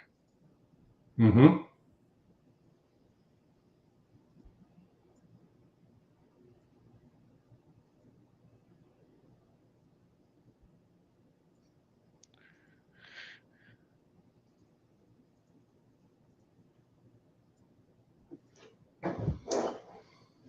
All right, let's see what we can get done here.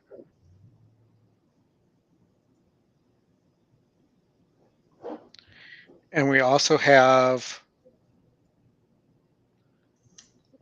we got 9 minutes to Gulfstream. Did you come up with your double there? I'm working on it. I need something to close out the card here.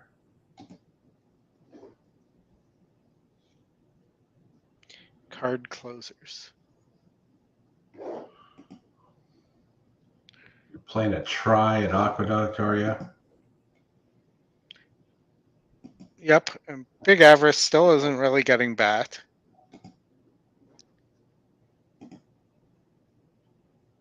Getting 10-1 on my 6 horse, 55-1 on my 10 horse.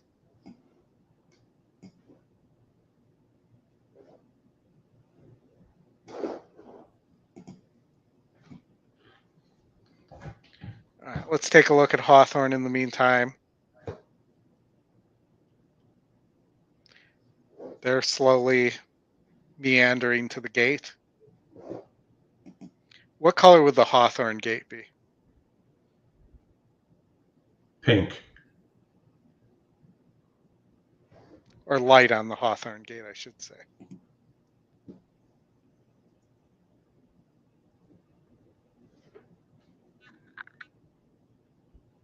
All right, got a few more minutes before the next race at Gulfstream. We got live racing at Aqueduct coming up in 2 minutes.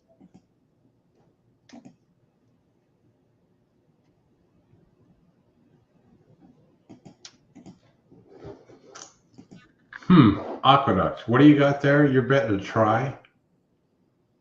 Try. Yes. The 1, 10, 11, 13. I like the 110 in a box, exacta box.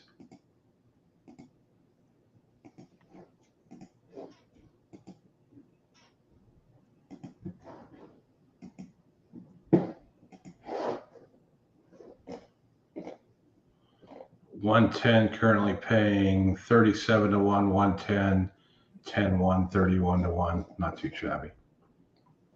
Take some of that. All right.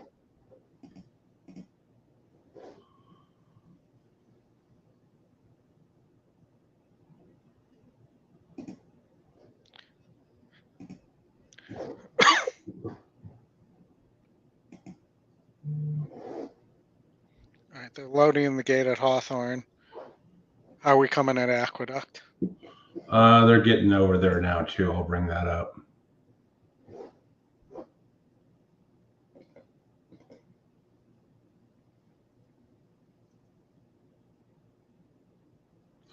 Grandma likes a 3 for a price at Aqueduct. I like the 110 box.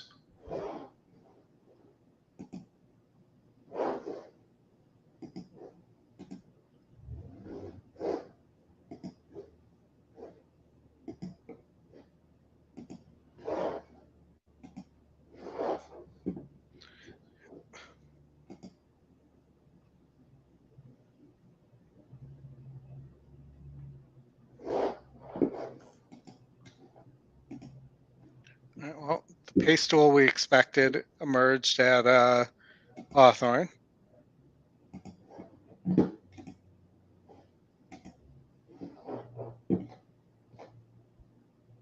Five was able to rate.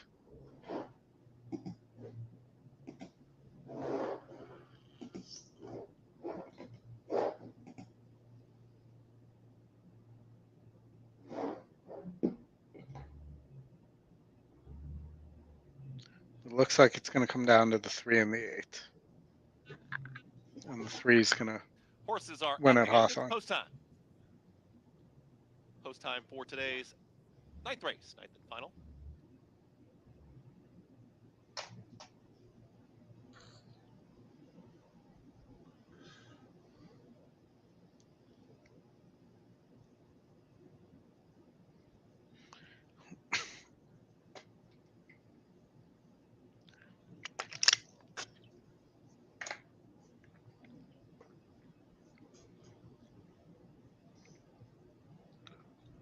Scott, were those batteries being used in the shockers, or were those the ones that the people in the stands were throwing at the jockeys?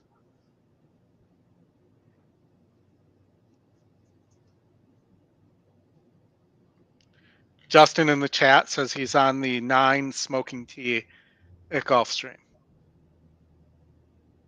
Yeah, I like that horse too.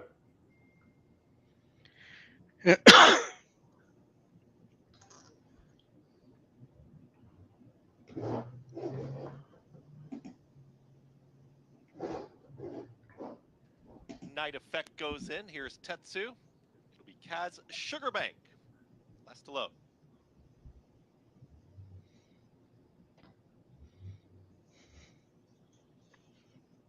Kaz Sugarbank.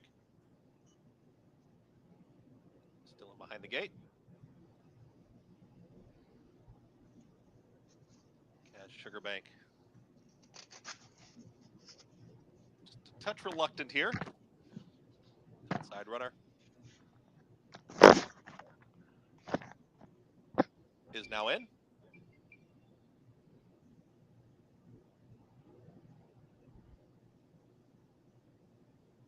Still see the assistant starter right there at the front of the gate. Now in. All set.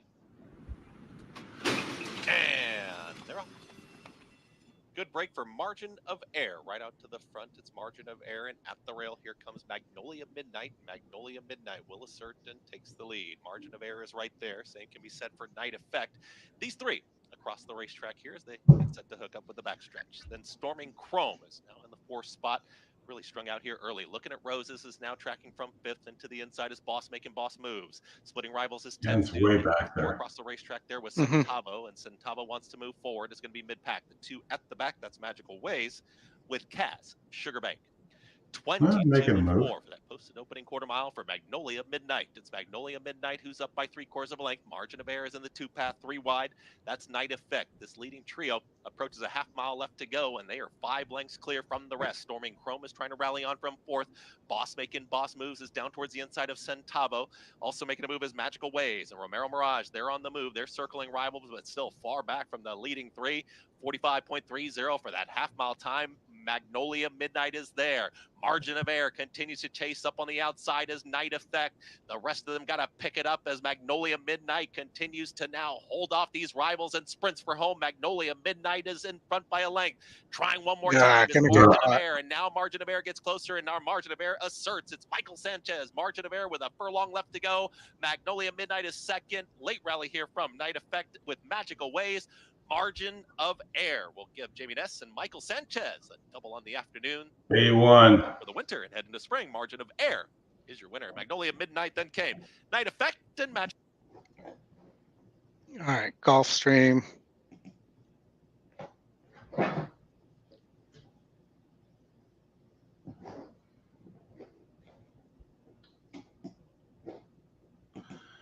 Gulfstream Park Race 13.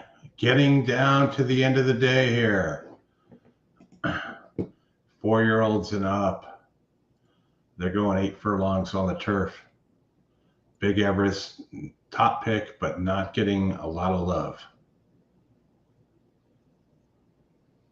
Who do you like here, Oldie? I've already gone on record. My top pick is the 6, Quality G. Quality G. Back-to-back winners here, stepping up to stakes competition. Soars in line with the last race.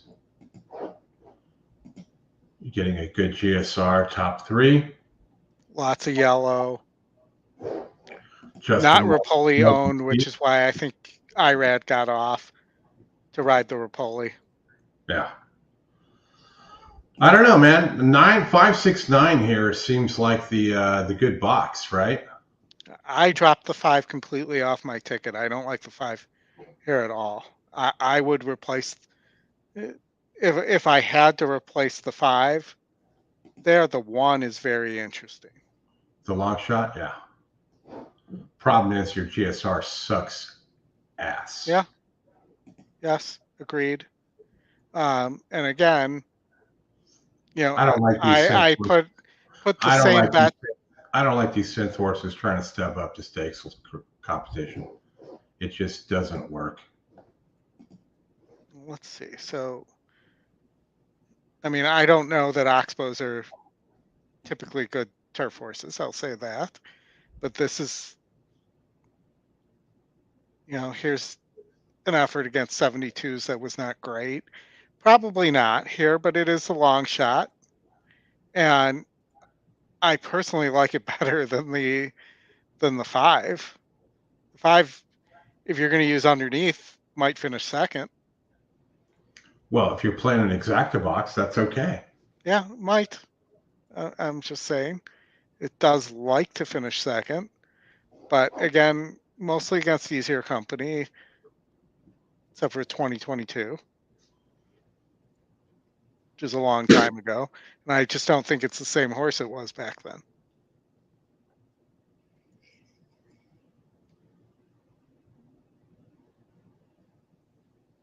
$569. That's my exacta box, and I'm sticking to it.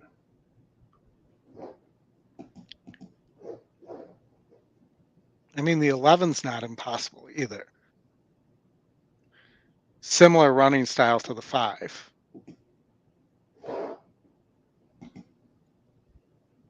In that it never quite gets there.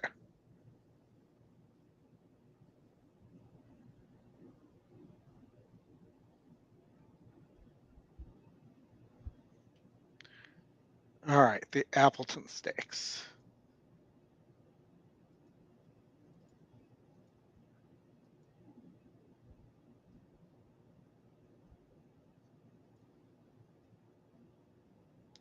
Let's go Appleton.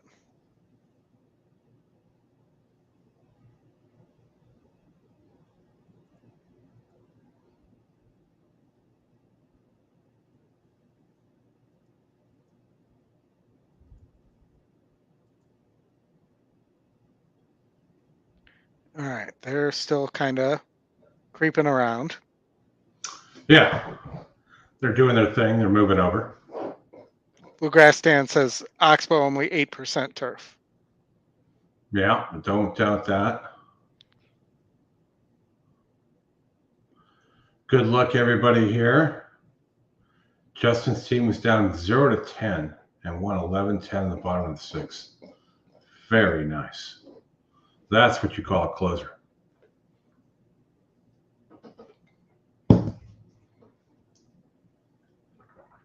That's tough. Horses on the turf and approaching the starting gate. 1 minute.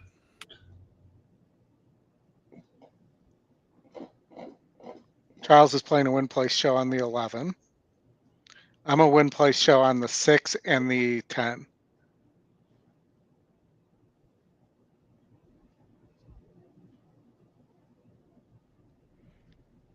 Speaking of, as you called them.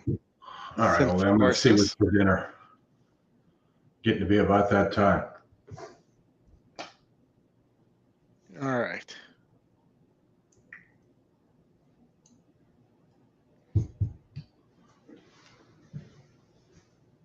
Approaching the gate.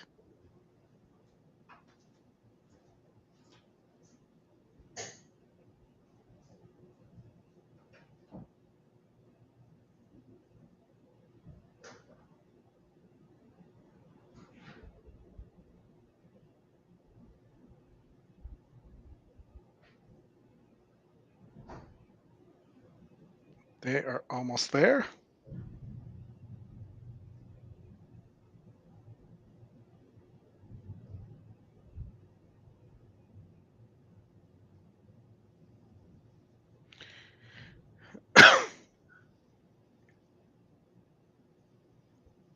Ice Chocolate, I believe, still your favorite at 2-1.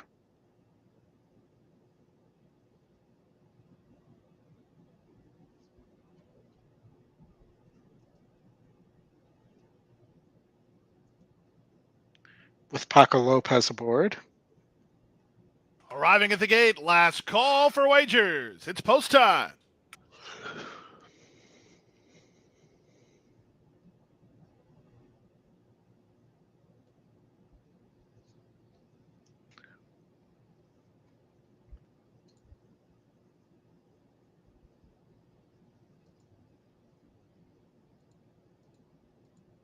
Moving into the gate now for race number 13, the 72nd running of the Appleton Stakes. 2-1 favorite, Ice Chocolate. Paco Lopez riding for trainer Mark Cassie. Long shot title forces going forward. Never Surprised is ready. From the outside, Churchtown to complete the line. They're in the gate. And they're off in the 72nd Appleton. Was a level beginning. Soon after the break, Never Surprised went after Big Everest for the lead. These two race on. Away in third, Ice Chocolate, who's garden situated early for Paco. Away in fourth, it's Title Forces, followed fifth by a ducking over Smokin' Tea. He got over nicely as well. Churchtown is next, two in front of Saratoga Flash with Quality G. Second last is Skyro. The early trailer is County Final. And the run around the first turn, it's Big Everest on top for jockey Joel Rosario. They're a length and a quarter, Never Surprised second, Ice Chocolate third. Title Forces is there fourth, Smokin' Tea at the rail fifth. Covered up and racing now into sixth is Churchtown, a length in front of Saratoga Flash, then Quality G. At the back are Skyro and County Final. They make their way to the half-mile part of the contest. Big Everest has been in front from the outset and still leads by half a length over Never Surprised in second. The half was 47-1. Out in the clear goes Title Forces, locked in toward the rail, Ice Chocolate. Smokin' Tea's had a sweet trip, but now needs to find some place to get out. From the outside, it's Churchtown, another two back to Saratoga Flash. Then comes Quality G. Out the back, County Final and Skyro as they make their way now to the top of the stretch. They stack and pack up front. From the four wide side, Churchtown, three wide, Title Forces, two path, Never Surprised, crying for racetrack, both Ice Chocolate and Smokin' Tea. Up the wood at Saratoga Flash. Who do you like here? Ice Chocolate didn't get through. Quality G storming home on the stand side. Smokin' Tea still trying to muscle into the clear. Here it comes late. Smokin' Tea launching. Smokin' Tea got up. Good call, Justin. Smokin' Tea might have got up over Saratoga Flash, who was right alongside in 130. It was not Saratoga. I think the 10 finished. 10 or the 6 might have finished second. We'll see.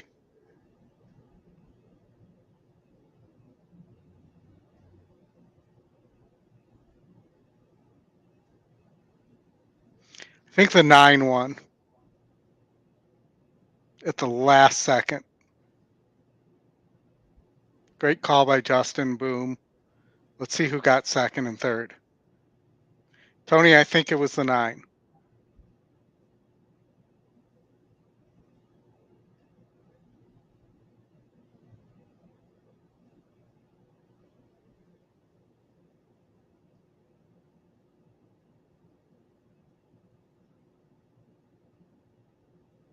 I think it was 9-2-10, but I'm not positive because I can't.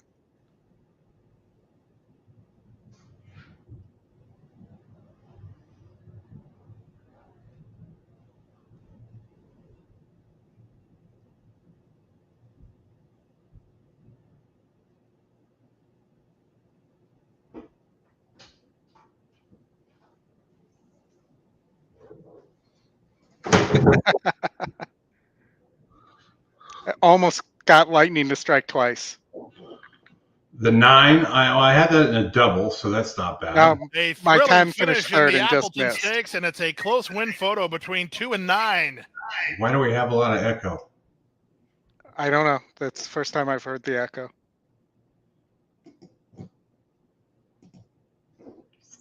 It was a great finish.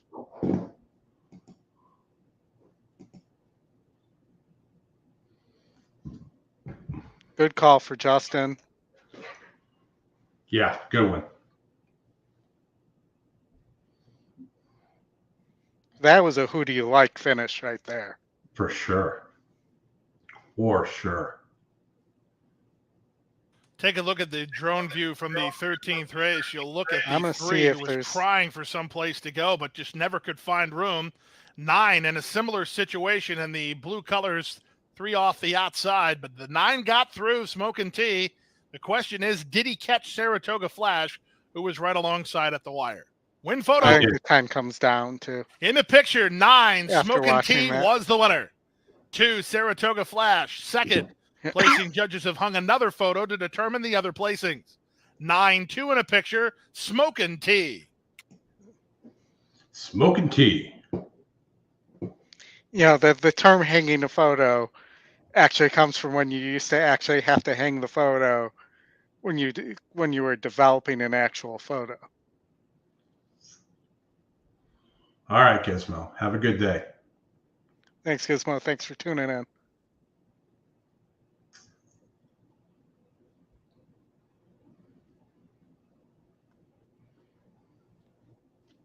He's so over this channel. I don't know why. Yeah, aren't we all?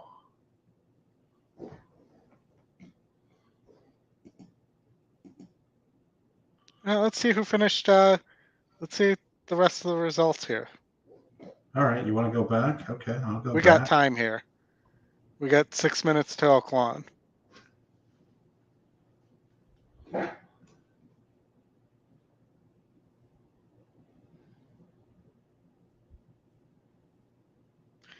Tony, what are you alive to?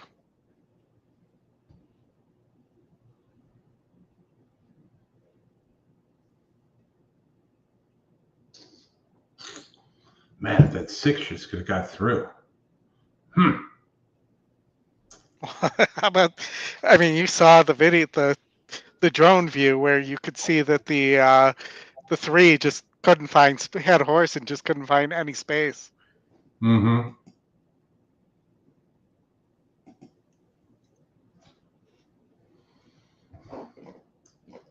All right, what is my 9-9 double paying?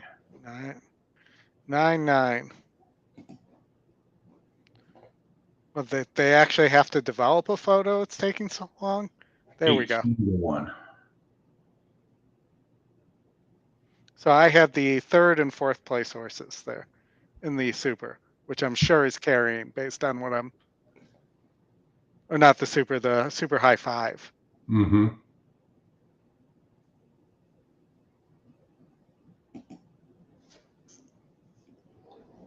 So you got the 2, 9, and 10 in the last, Tony?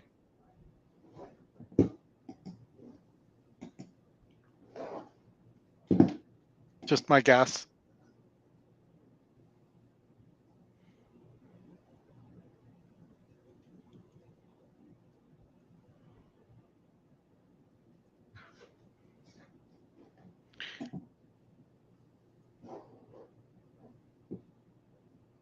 Just looking at Oaklawn, Tony asked about a pick 4.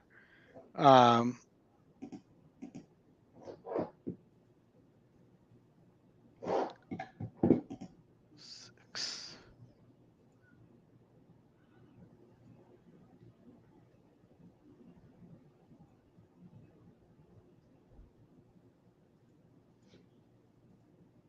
And if you wanted to try to get past here, you could use Muth here too.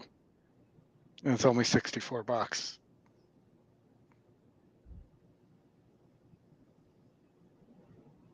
Not that that's recommended behavior, but I know a lot of people like Mystic Dan.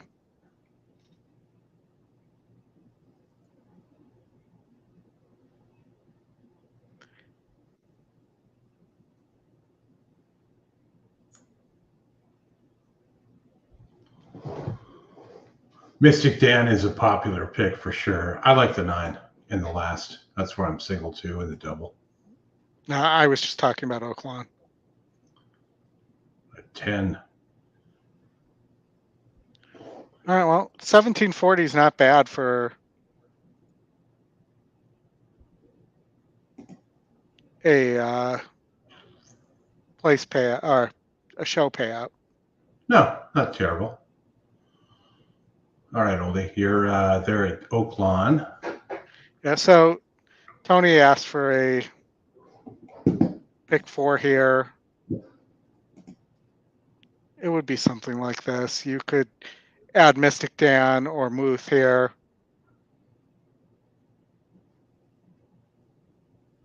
And still have a reasonable, based on the pool, pick 4. Sure. I mean, who do you like in the 10th at the lawn? The 10th at the lawn. You know, the 6 is a solid favorite for Steve and his ass, Musen. But I like the 8 for Peter Miller. Okay. Top pick. Yes, that would be my top pick. There's lots of good horses here. The 4, Mucho Macho Girl. The 7, the long shot. I mean, there are options.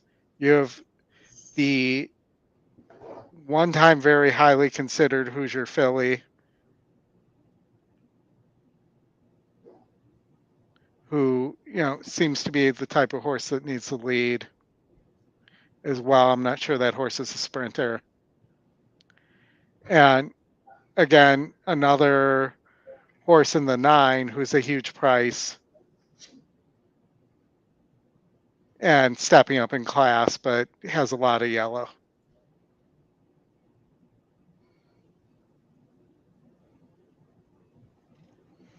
All right, so we're almost post-word at Oaklawn.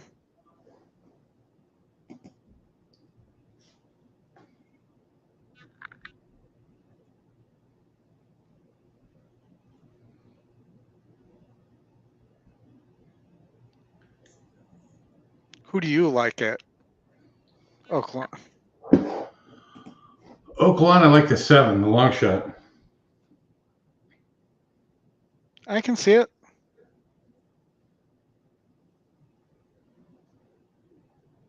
For sure.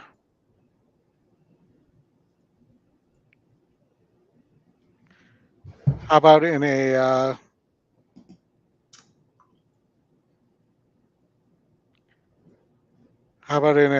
what do you like as a double here?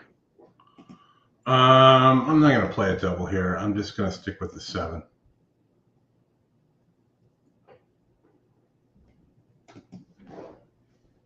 Okay.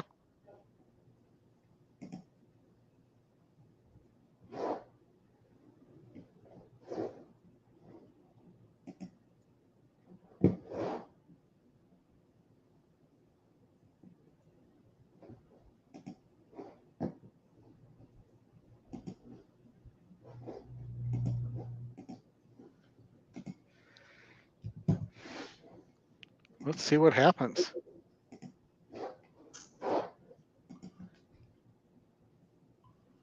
Six furlongs, $250,000 stakes race.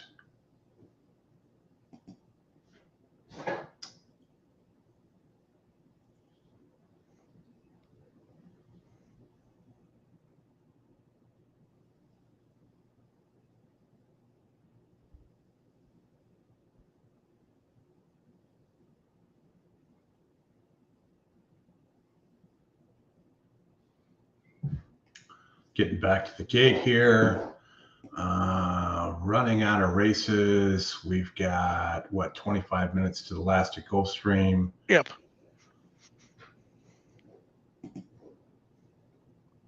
But we're moving right along, as the saying goes. Yes, we are. Coming to the end of our day. We'll be back with you tomorrow. Oldie, did we get links for tomorrow yet? Brian said he's on it, but I've not seen them come through yet. All right.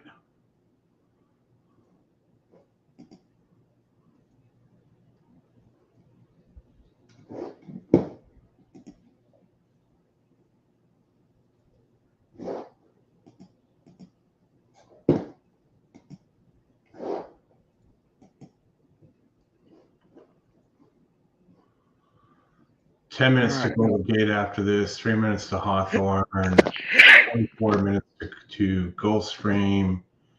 Take a quick peek over there. Fierceness is certainly taking all the money. Hades at 2-1. Conquest Warrior at 5-2.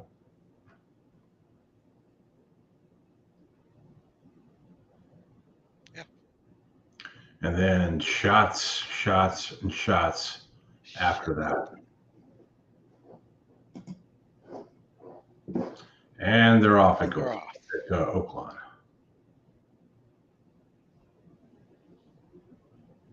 The Peter Miller horse gets the lead for a second. My 7 is way back there. That's no good. Well, it's the pace duel emerging. It might not be bad. It might not be, but you don't want to be that far back at Oaklawn for sure. You're going to have to catch up at some point. Mm-hmm.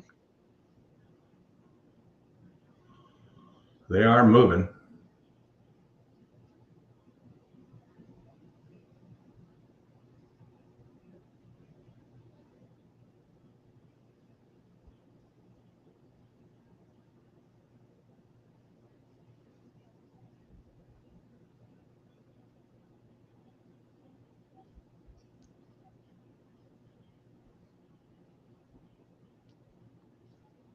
Seven's coming. I don't think he'll get there in time. Nor do I think I'm going to be alive in the next leg because the 9 just got up there. Mm-hmm. At 27-1. That was the horse I was talking about, too, that I mentioned. Yeah, 7 wins the And gallop. I forgot to bet it. That was the horse moving up in class. But that was pretty interesting there. Yeah, 7 just was too far back and shouldn't have. Well, I guess isn't typically that far back, but is usually pretty far back. Yeah, but you got to get out of the gate there. I mean, Yeah. that's just, you've got to improve. You can't be that far back, right? 5 didn't run a lick.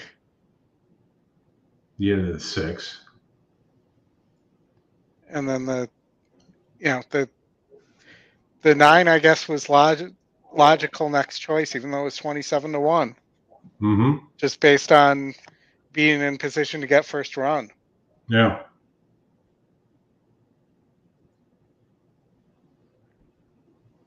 All right, Hawthorne.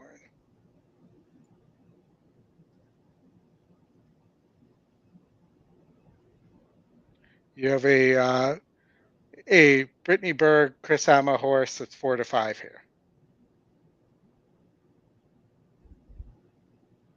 And again, doesn't matter what the takeout is when the fields aren't playable. Yeah. Big winner on the 9 there. That's a huge price. Yep. Are you looking at Hawthorne? Yeah. Still shaking my head that I forgot to place a win play show on that 9. Hawthorne, I guess if you're going to take a shot, it's on the Hugh Rodriguez 7 at 13-1. Yeah, the money back. Yeah. I mean, even the 4 isn't a bad option. No, not bad. But this one didn't run good on synthetic at Gulfstream. It was claimed. This is first time dirt. Yep, first time dirt. Gets the GSR bump.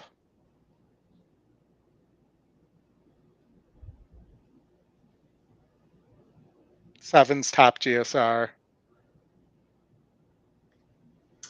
Let's do a 1-4. Back to cold here.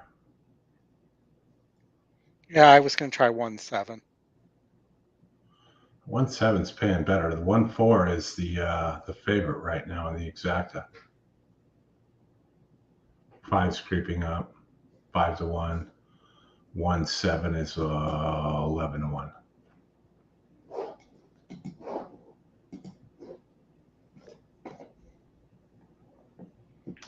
All right, let's see what happens here. We got 5 minutes to Golden Gate and then 19 to the last race of the day.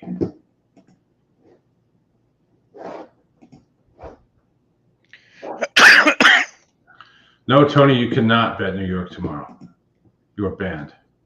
Not only can you not bet New York tomorrow, you can't bet in New York tomorrow. No, you can't even log in. But you can go to the casino.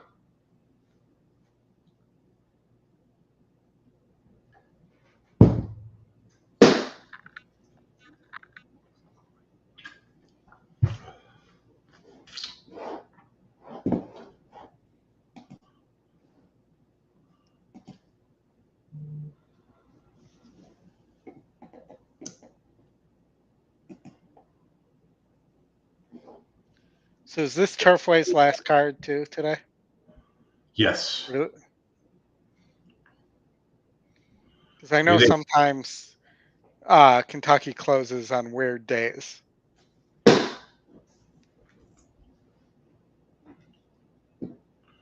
No, it's the last one today. Okay. You got Turfway started the pick 4 here. Race 2. Pass. I looked at it for a second, but got a 1-5 horse at Golden Gate. Winner of 1, 2, 3, 4, 5 in a row.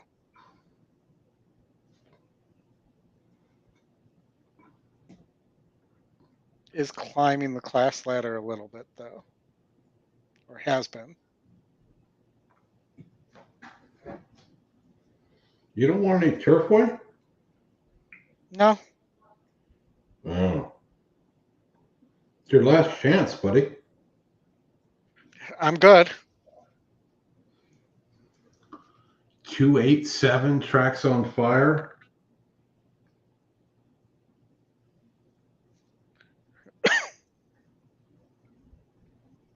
All right.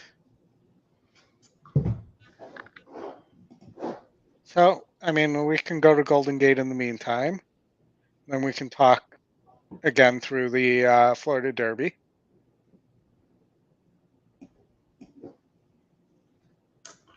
I'm on the 9. That's my double. We'll make or break the day.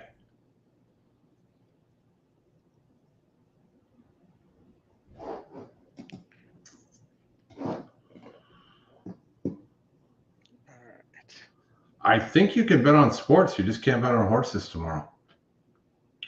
Pick 6 carryover mandatory bluegrass, Dan. Yes, 233,000. I could probably put together a $500 ticket that would go 4 of 6. Almost certain of that.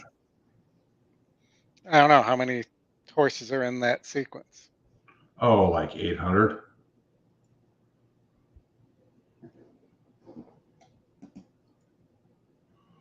So if somebody upsets Imperial Hornet here,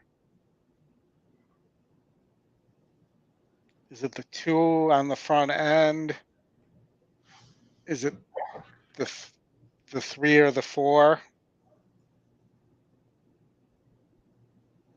I mean, to me, it looks like it would be the 4.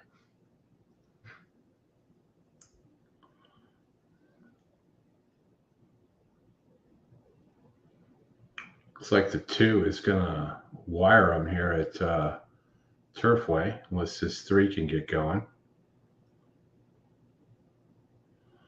Possibly the 8.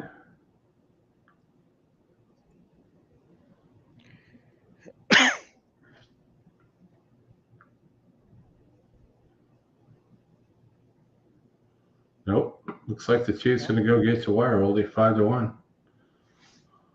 It's a nice price. Yeah, and that was your top pick there at Turfway. The 2. All right, can we pull up Golden Gate? We can.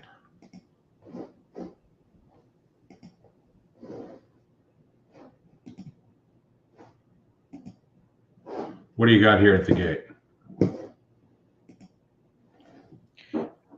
As I said, you have a solid favorite winner 5 in a row on the 5.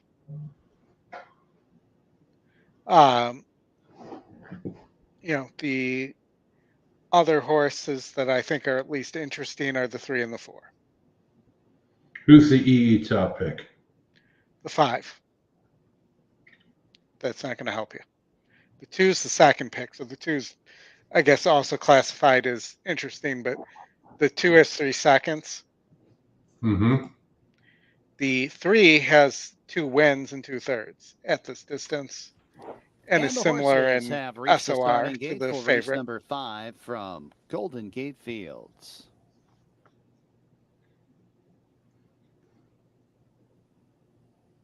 Got a field of 6 to go, 6 furlongs. Big favorite 3 to 5, number 5, Imperial Hornet. Riding a 5-race win streak into this contest. No strong second choice, loading up for race number 5. Implicitly going up. Imperial Hornet. Cowboy Kisses and Hey Juan. Hey Juan. Hey Juan. Yes, Bay Area Music Lens, California residents can bet on these races. But you cannot bet on sports legally, correct? And they're all in the gate. And they're off. Looks like a great start. Cowboy Kisses, Hey Juan. These 2 peel out for the front end. In third, A Man of My Stature, Imperial Hornet off the pace. In fourth, to the outside of Implicitly. And My Dominator's at the fence at the tail of the field, about 6.5 lengths off the lead. It's Hey Juan on top. The lead's about 2 lengths over Cowboy Kisses. In pursuit in second. A Man of My Stature towards the inside third. The favorite, Imperial Hornets, in fourth and 5 lengths off the lead. My Dominator is out of last and towards the rail. Implicitly is at the tail of the field. The first quarter mile, 22.06. Hey Juan trying to spurt away from the field. Man of My Stature is in second. Cowboy Kisses outside third. My Dominator's in fourth. Imperial Hornet is in second last and in a lot of traffic. Implicitly goes wide of the tail of the field as they reach the top of the stretch. Hey Juan 1. The lead's only 3 I wouldn't lengths. bet on Animal that. Stature, Imperial Hornet. My Dominator's at the fence, and here comes implicitly on the grandstand side. Imperial Hornet, though, bursting to the front. Implicitly is on the outside second. In deep stretch, Imperial Hornet. The win streak's now 6. Implicitly second. A man of my stature third. I just Maybe can't my wait to get Dominator rid of fourth over Cowboy These races Kisses. are just terrible. Well, no, it wasn't that race was terrible. That horse just was better. He looked It's a terrible race. It's terrible. It's top of the peak claimers. These things are all the the way same. to win. It's just Imperial Hornet. I didn't They're bet the just race moving at all. that to Pleasanton, so 1-2 favorite extends the winning streak to 6. all right. 1-2 favorite extends the winning streak to 6.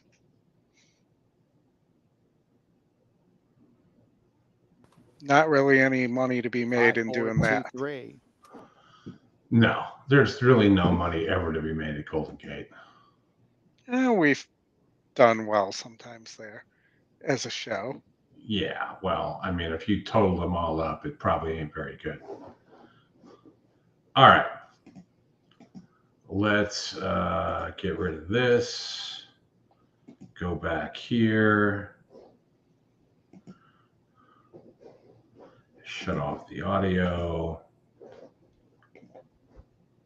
All right, it's done. 10 minutes, Oldie.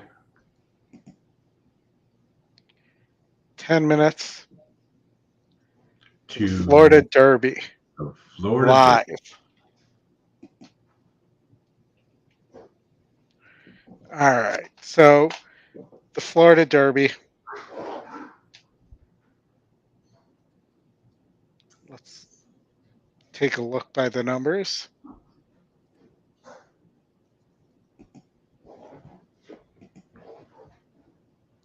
Here we go. So Fierceness is the favorite as expected. Hades is getting bet more than people thought. Conquest Warrior getting 9-2, so the same price.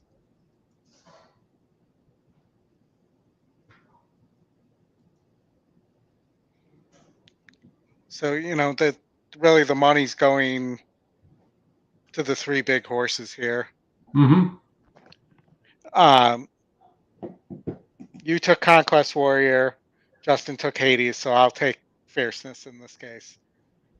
Just so that we all have one. I probably prefer Hades, but I do think that Grand Mo the First is not impossible at 25-1, and would use that in exactas and tries with the big 3. Ladambro too. Off that big effort.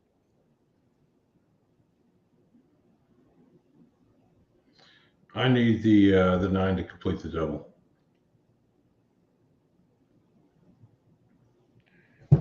I'm souping up the 4 here for a win place show, just in case. Grand Mo the First, Uncle Mo. Victor is Barbosa with Michel and his Jaramillo. Yes. It's the pirate himself.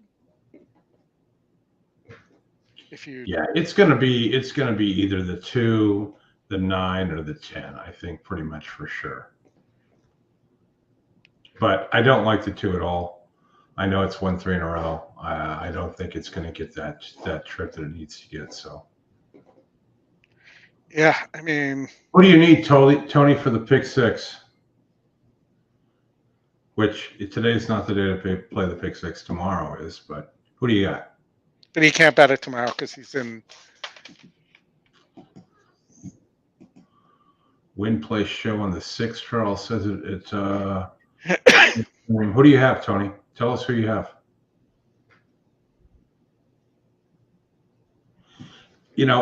Ollie, you bring up a good point. Is that there should be advanced wagering today for tomorrow? Yeah, they should have thought that through for sure. Mm-hmm. especially when Gulfstream's going to do the mandatory like this, right? Yeah. So let's pull up the stream for Gulfstream in the meantime. Sure. Take a look at the horses. You want to stream Not on TV stream? saying for a win candidate, but if you're playing something underneath, oh, this horse does look mighty good.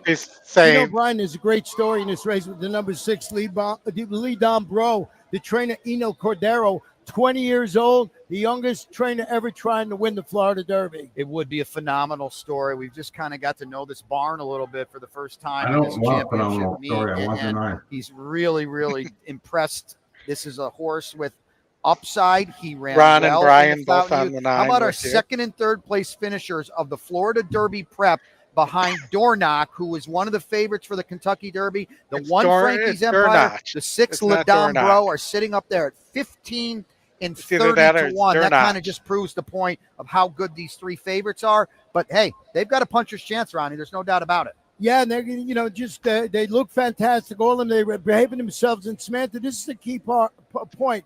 These are 3-year-olds. These are young horses. To do this taxing 9 furlong distance, you have to be ready at a certain time of the year. You do, and you don't want them peaking too early either. You don't want them over the top for a race like this, especially if your goal in mind is pointing for the first Saturday in May. What a field here for the 2024 You have to have enough points to make it Florida into Derby. the Kentucky Derby, and many of these trainers would settle for the $1 million purse of the Florida Derby and a hat. We call that the Fletcher.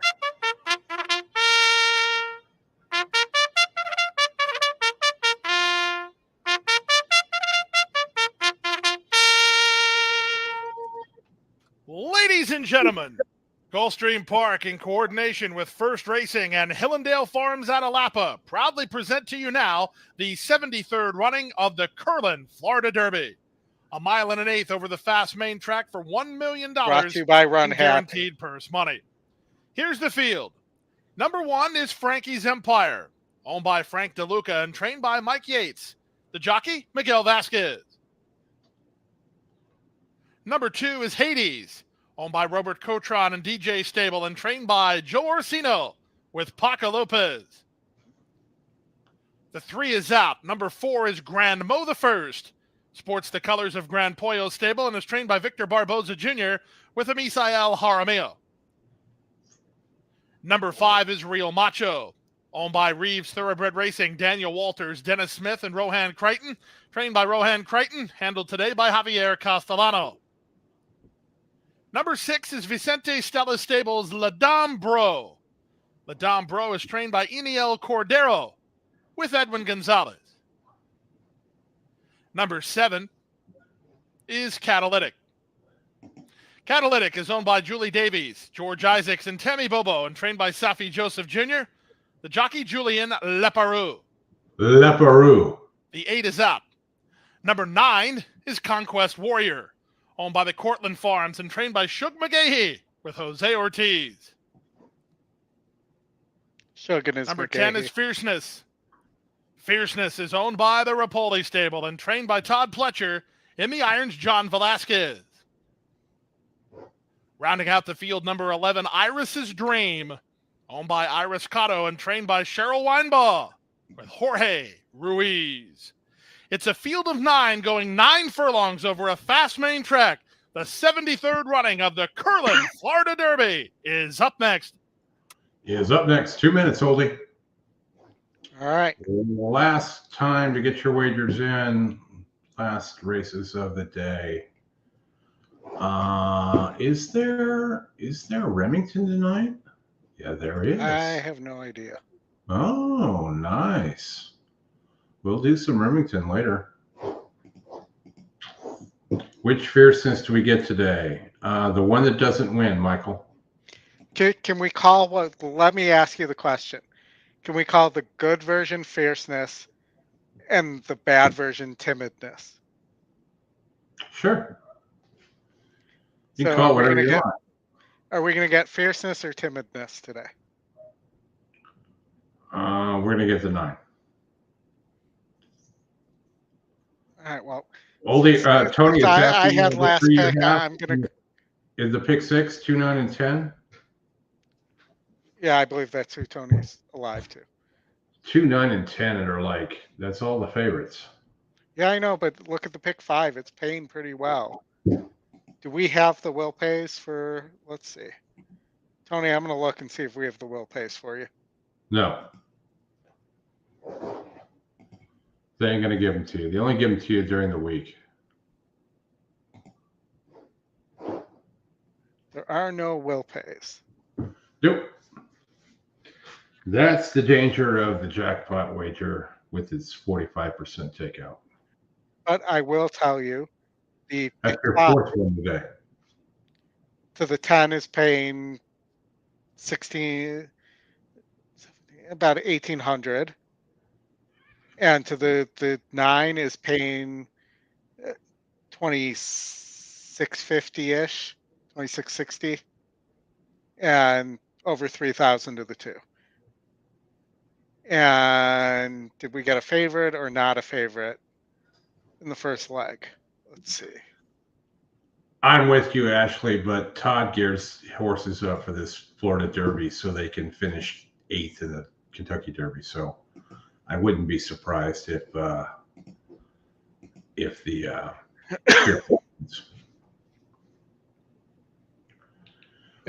what year?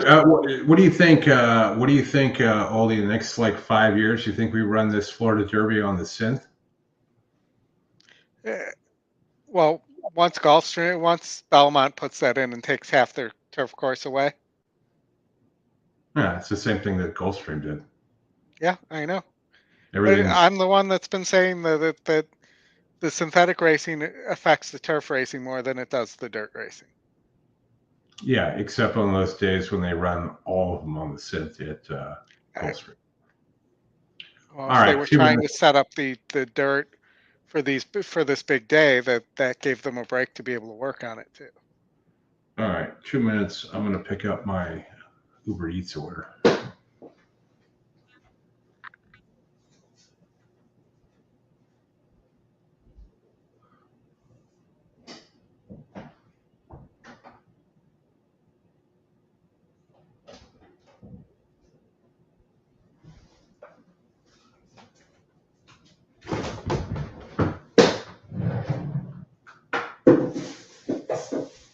All right, we're nearing the gate.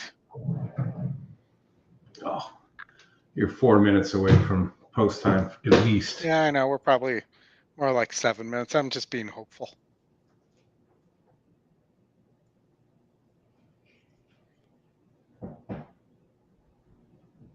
As I should be.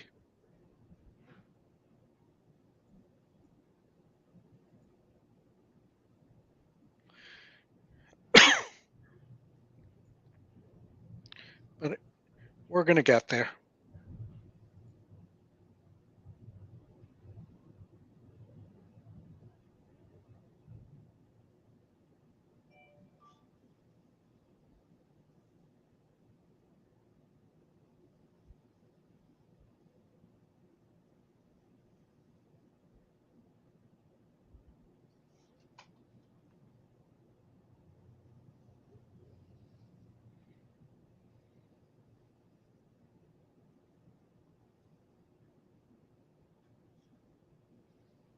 Ladies and gentlemen, let's meet the jockeys riding in this year's Florida Derby.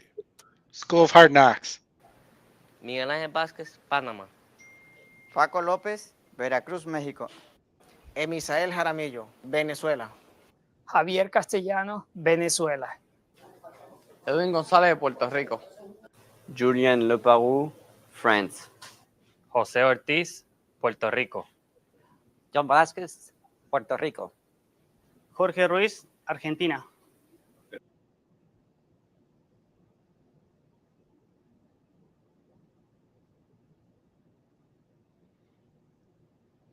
Ladies and gentlemen, don't forget, you're all invited back to join us again tomorrow for Easter racing.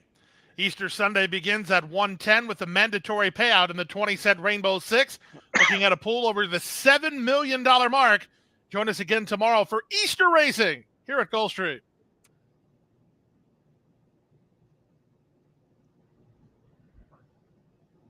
Easter Racing. We will be here live and have the Pick 6 live tomorrow. So please join us. We'll have the mandatory payout. There's not much racing tomorrow because of Easter. We are starting, and I knew I should have this, but let me give you the time we will be starting on the stream.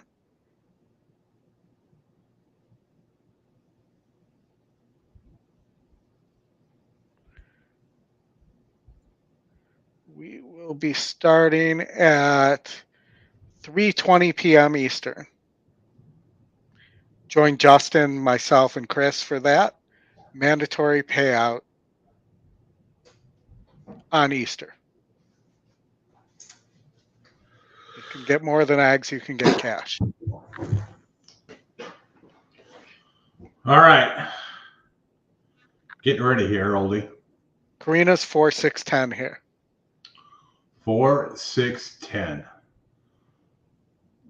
That will be a hell of a hit. Thank you, Bluegrass Dan. We appreciate you. Yeah, we do. We appreciate you guys tuning in. The horses are approaching the starting gate. 1 minute. See us tomorrow at 3:15-ish Eastern time. I don't think this Pick 6 pool is going down today, so we'll have a carryover for tomorrow. It is possible. We can't see the will pays, but if, let's say, the 11 one here, that could be uncovered.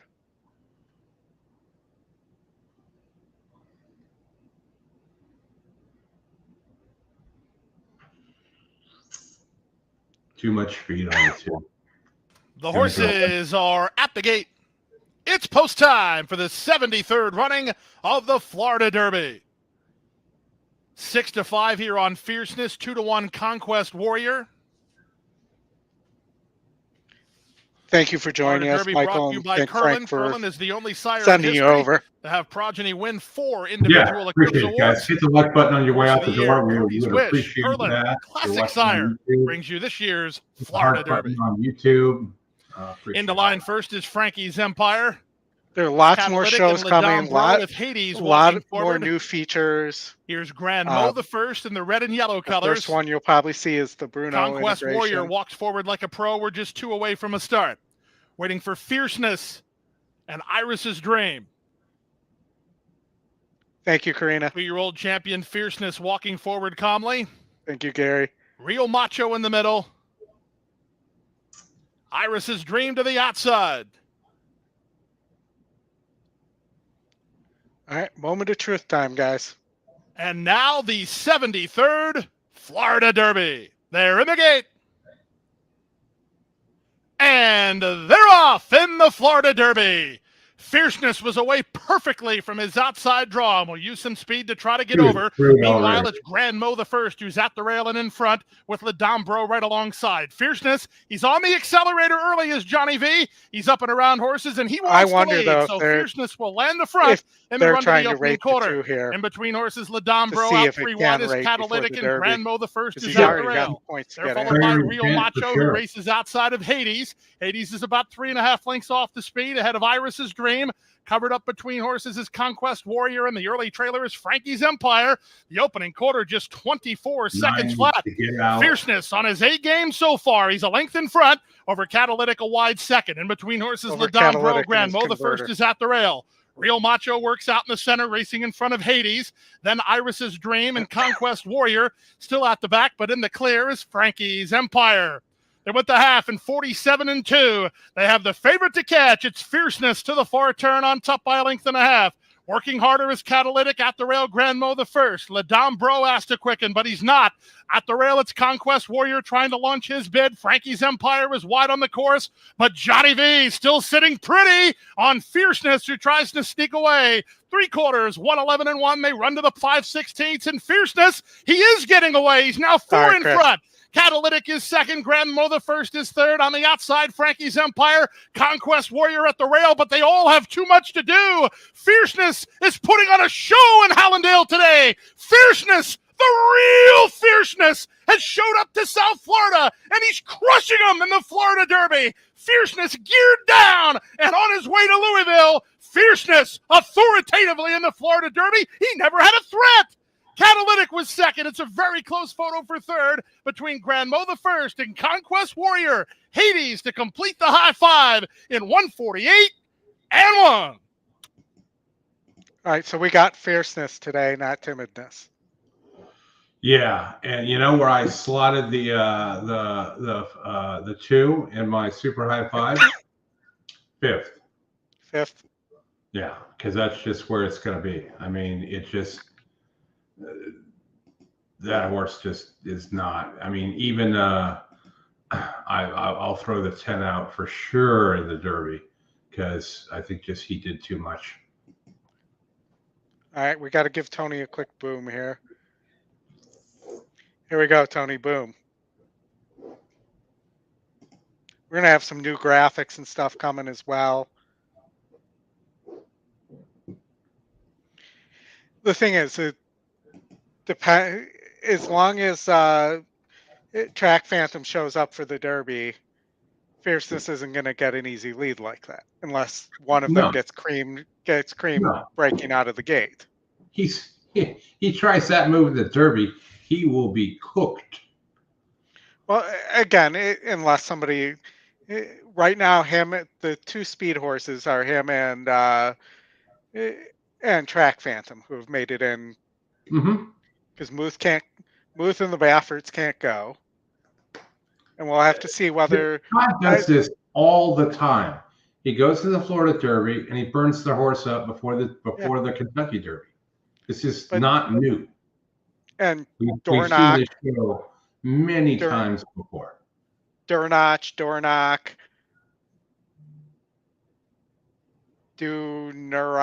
well, however you pronounce that horse's name. Dornoch. That horse has speed too. Yeah.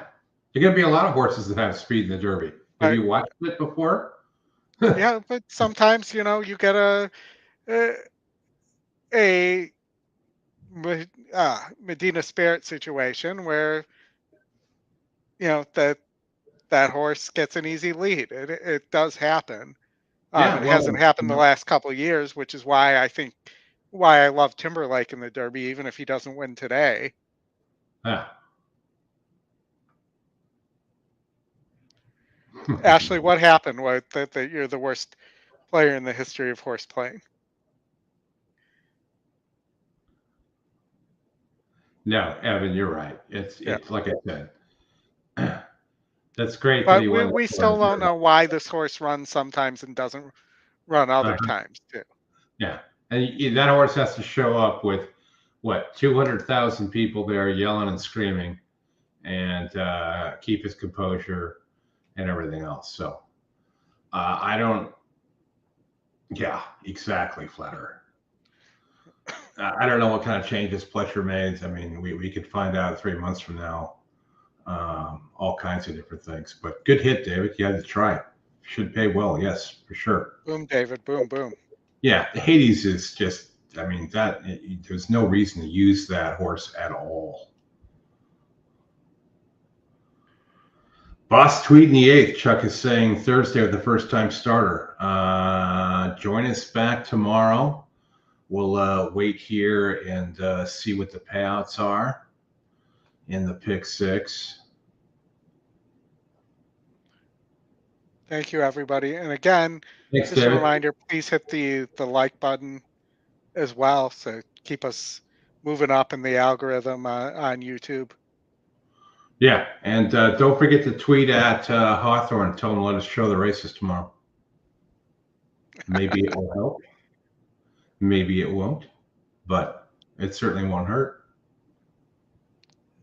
It can't hurt, that's for sure. Or as I say, call your congressman. Yeah.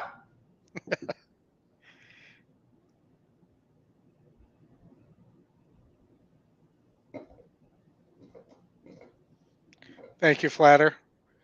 Really, we really appreciate all the new viewers and everybody who has kind of made us a part of their Saturday. So thank you very much, everybody. Yeah. We enjoy doing this. We're waiting to get payouts here. 48.22.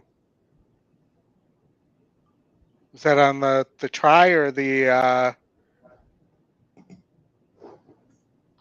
Well, it can't be 22 because they do not have penny breakage.